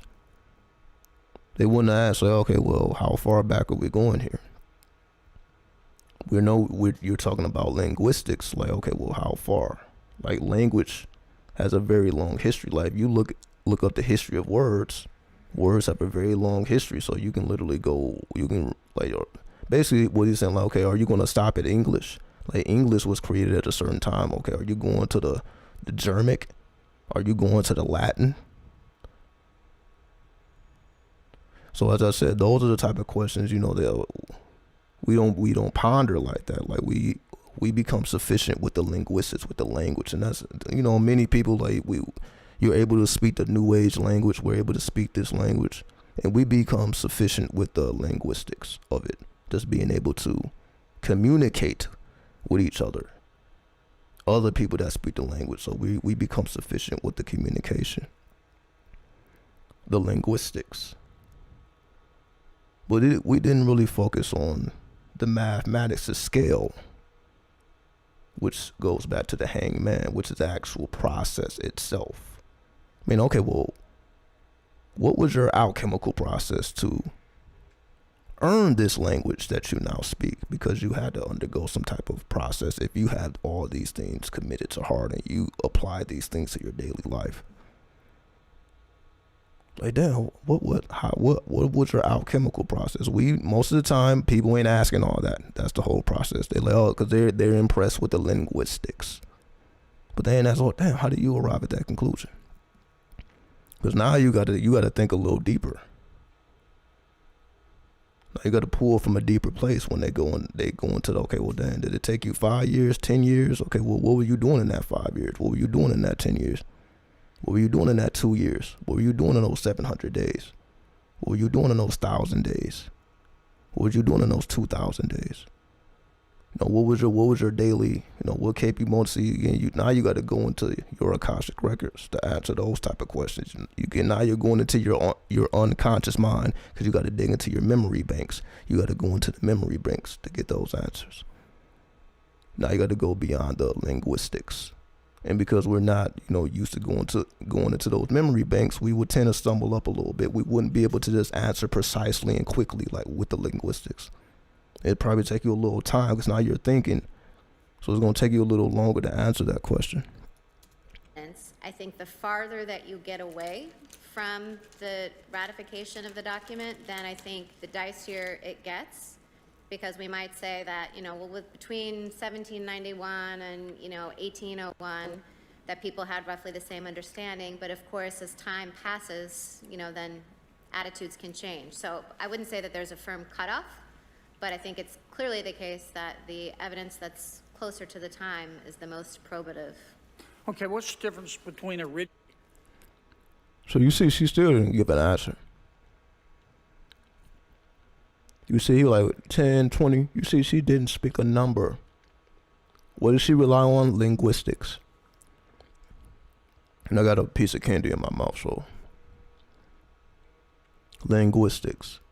She didn't give a definite number. You see, she didn't get anything definite. Well, we're going to rely on the closest definite time. Well, what is the closest definite? What determines the closest definite time?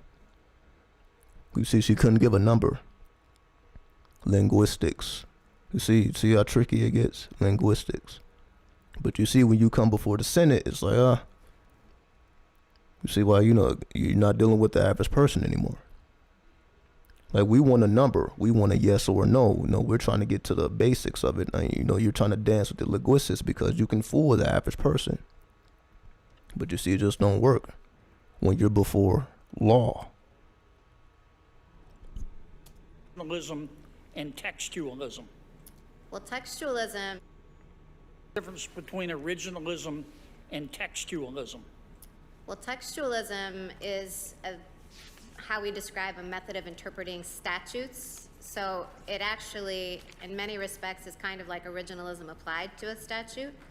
So it would say you take statutory text, for the Clean Water Act, or the make up one, the Amy Barrett Act passed today. You look at what the words would have meant to those who read the act at the time and informed observers of the debate. So you're looking at the ordinary meaning of the words, You're looking at the ordinary meaning of the words, the plain meaning of the words. the plain meaning of the words. What if they're unclear? Well, there are a series of canons of interpretation that judges employ to decipher language. They're like linguistic tools, like sometimes Linguistic tools. What did I just say? Didn't I just say linguistics? means the expression of some things implies the exclusion of I'm others. familiar with all those. You know them better than I do. But if the statute's unclear, if there is no ordinary meaning, can you look at legislative history? Generally, I think that legislative history is a less fruitful source because generally when people make arguments about legislative history, they tend to be less about what a word meant and how a statute would apply to a certain circumstance, which is a little bit different. But if it's ambiguous, you can look at legislative history as a last resort. You can look at legislative history to determine a word or phrase, but I think it would be, in most cases, inadvisable to determine whether there was a particular understanding of a word or a phrase. But I think it would be, in most cases, inadvisable to look at legislative history to make a determination, and certainly not to treat it as binding about how a statute would apply to a particular set of facts. Okay, well how ambiguous? See, she didn't like that at all. She didn't like that at all. You see, she didn't like that at all. Not the question itself, but basically having to go to law itself instead of the informed observers. So you see, she was all about going to the informed observers. But when he said, okay, well, what about the case law? What about the history of case law? What about cases that have been similar? Are you going to look back at the cases? And it's like, yeah, you can, but not really. Basically, are you going to go to the mathematics?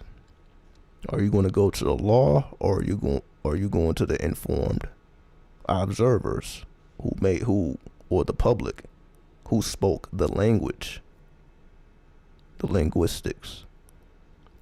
Are you going to go into the linguistics or the case law, which is the symbolism and how it has the tarot readings and how they have been interpreted in the past?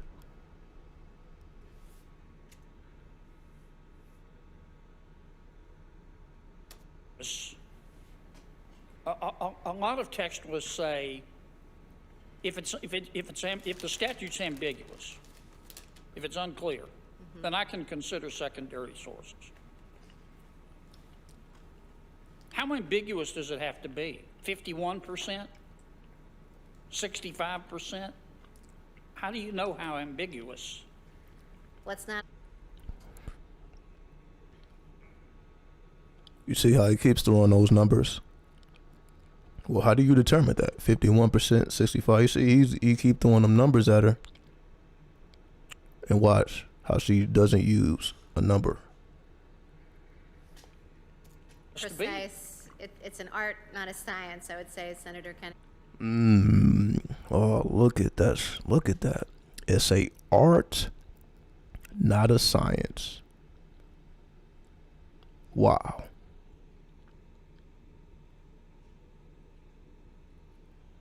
It's an art, not a science. Seems to me like the art card in the tarot connects to Sagittarius, which is the 9th house.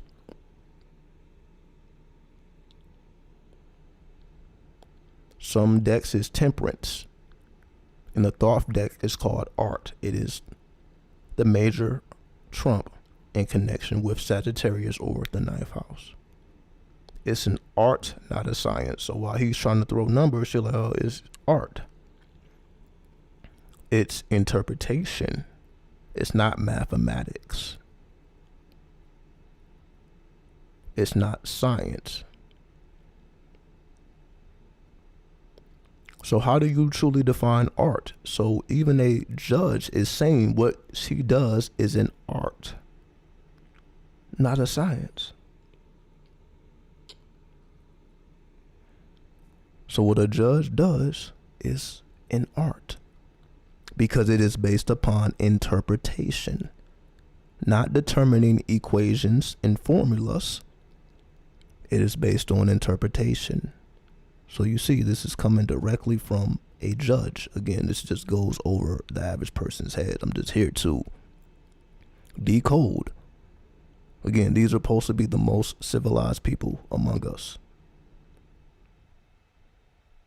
And you see, they hide behind the law because they're supposed to be the most civilized, so they try not to speak their actual personal opinion. But when you are placed in a situation where you have to say your personal opinion, you see, they actually speak the truth. You got to press them to get them to tell the truth. See, this woman would not be caught saying anything like this in any other type of situation. But because of how hard she is being pressed, she's revealing the secrets.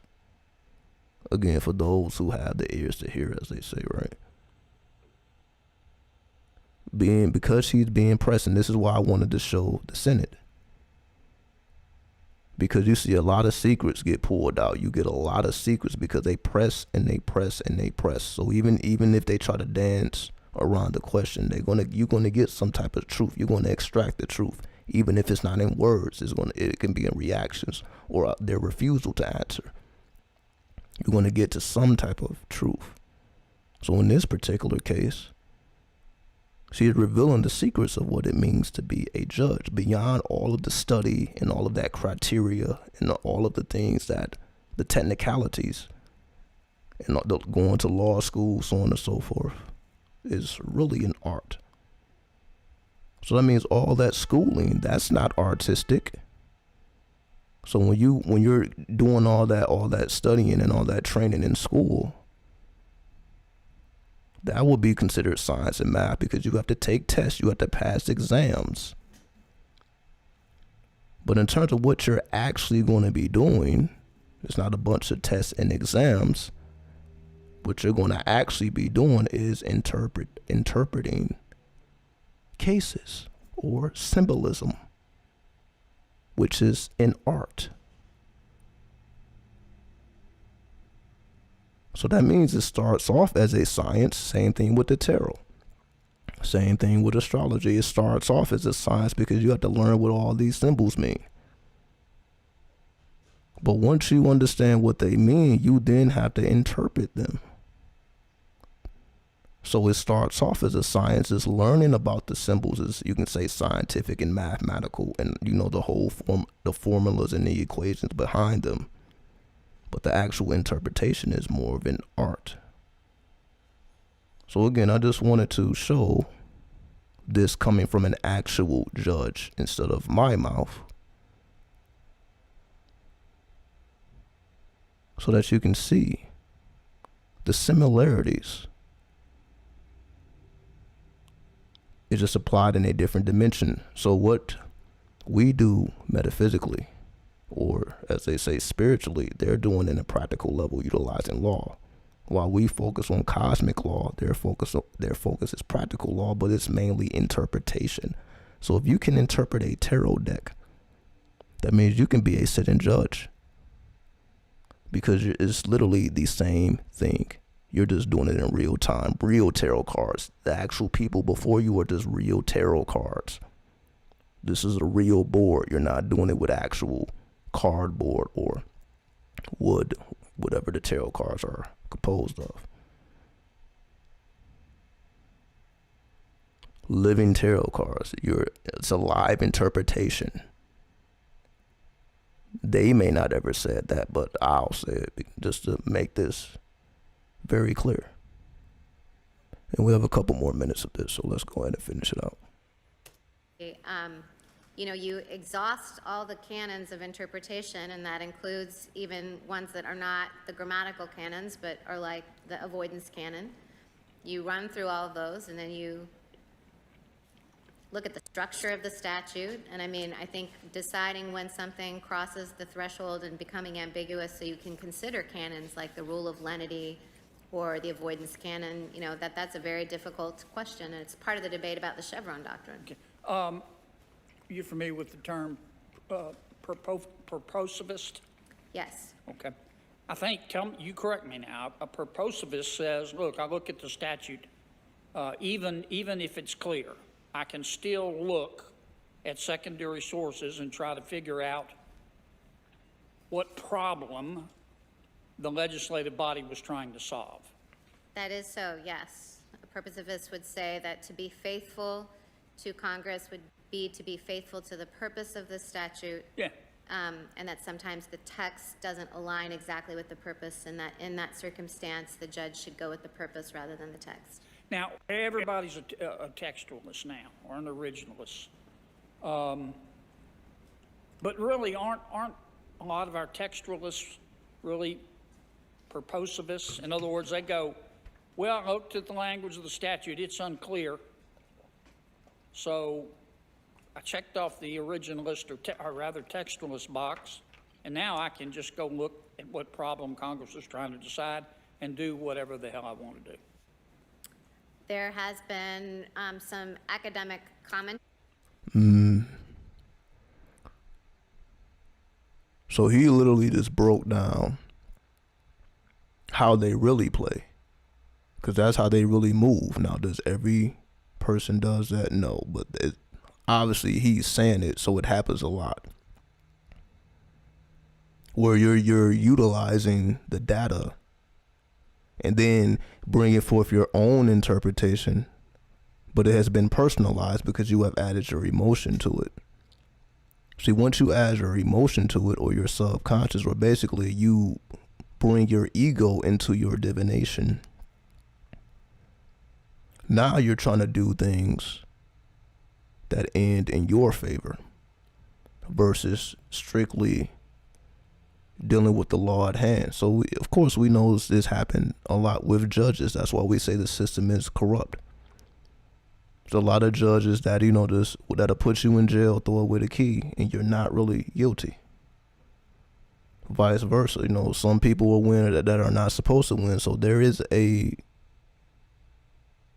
high possibility that the law would be abused, and is abused. So there is a way to do it. As I said, there is a way to supersede law. As we would say, being above the law, which took us again to Neptune. But that's why Jupiter originally ruled over Pisces. Before Neptune was discovered, Jupiter ruled not just Sagittarius, but also Pisces. So what he's speaking about is those who go into that Pisces and utilize karma for their own gain.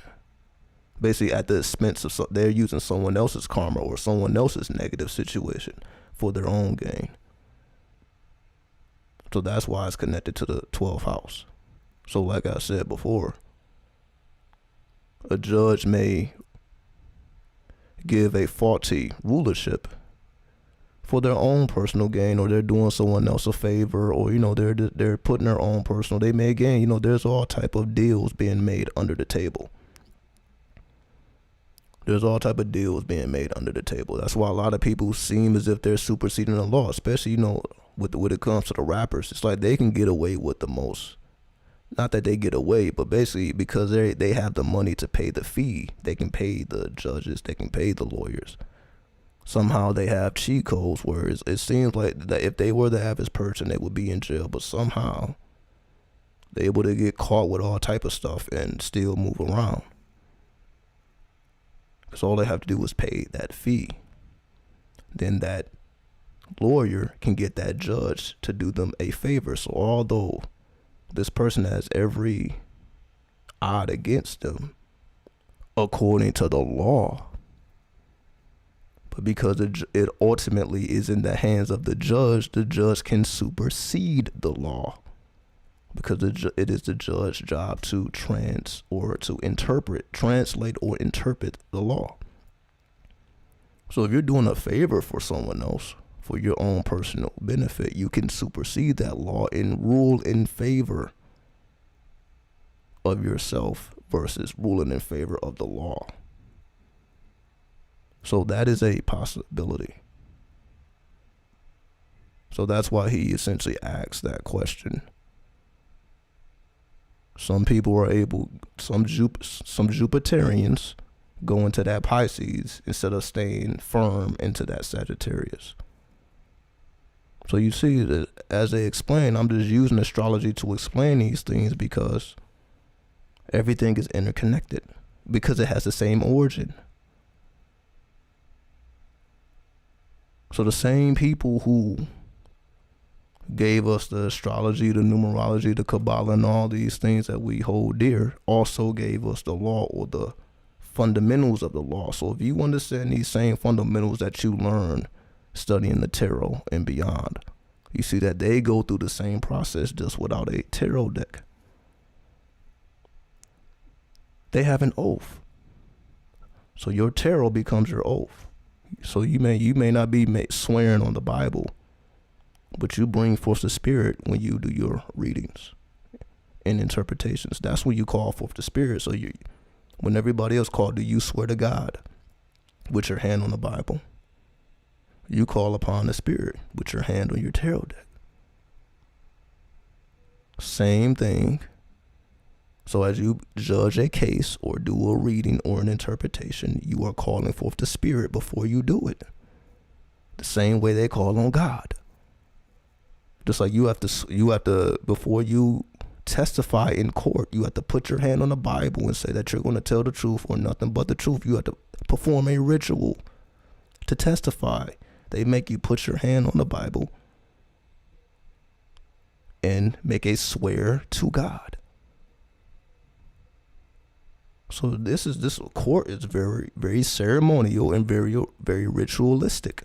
Once you get into the fundamentals of it or the technical analysis of it, there are so many similarities. You can't say that it comes from a different source. So how is tarot readers thinking on the same level with judges? Because they go through the same process, just different tools, different paths, same destination. Definitely, and What problem Congress is trying to decide and do whatever the hell I want to do.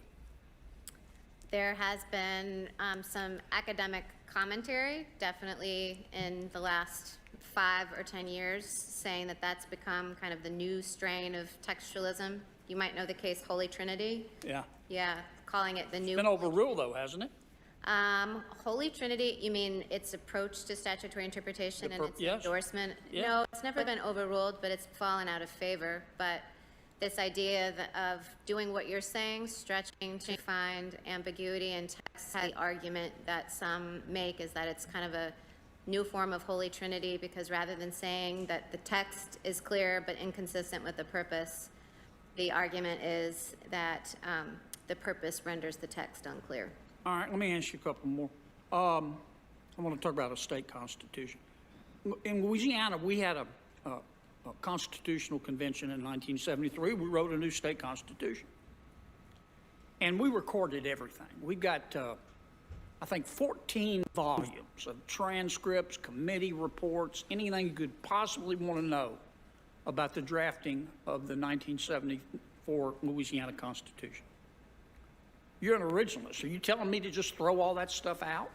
No, those things would be the equivalent of looking at James Madison's notes from the Constitutional Convention or the state ratifying conventions. All those things shed light on what Louisianians were thinking when that Constitution was drafted and ratified. Okay. Mr. Chairman, I want the record to reflect that I landed this plane with 26 seconds left. All right. So let me go ahead and turn that off.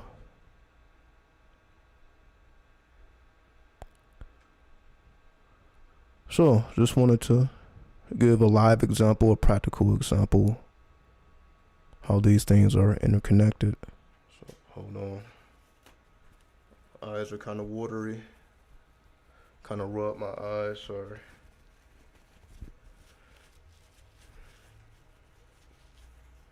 You know, hand had the little weed particles. But yes, I'm not gonna hold y'all too much longer here. So I just wanted to give a practical example and see the connection. So maybe I'll do a little bit more of this. You know, just show y'all different points of views from whole different viewpoints and see the interconnectedness, how we can see the one original source, how it all comes from the same source, how we arrive at the same conclusions just through different paths, because it all comes down to the self alchemy, or the interpretation, right? The original meaning of Venus ruling over Sagittarius and Pisces. So we must apply the law to divination, or the interpretation of the law. And that's what divination is. You are interpreting the law, right? So I'm going to go ahead and get up out of here. I appreciate everybody for sticking with me for over 6 hours now, close to 7. You already know how it is. But again, more shorter forms of content will be coming. So I wish you all the best. 93, 93, 93. Have a blissful day.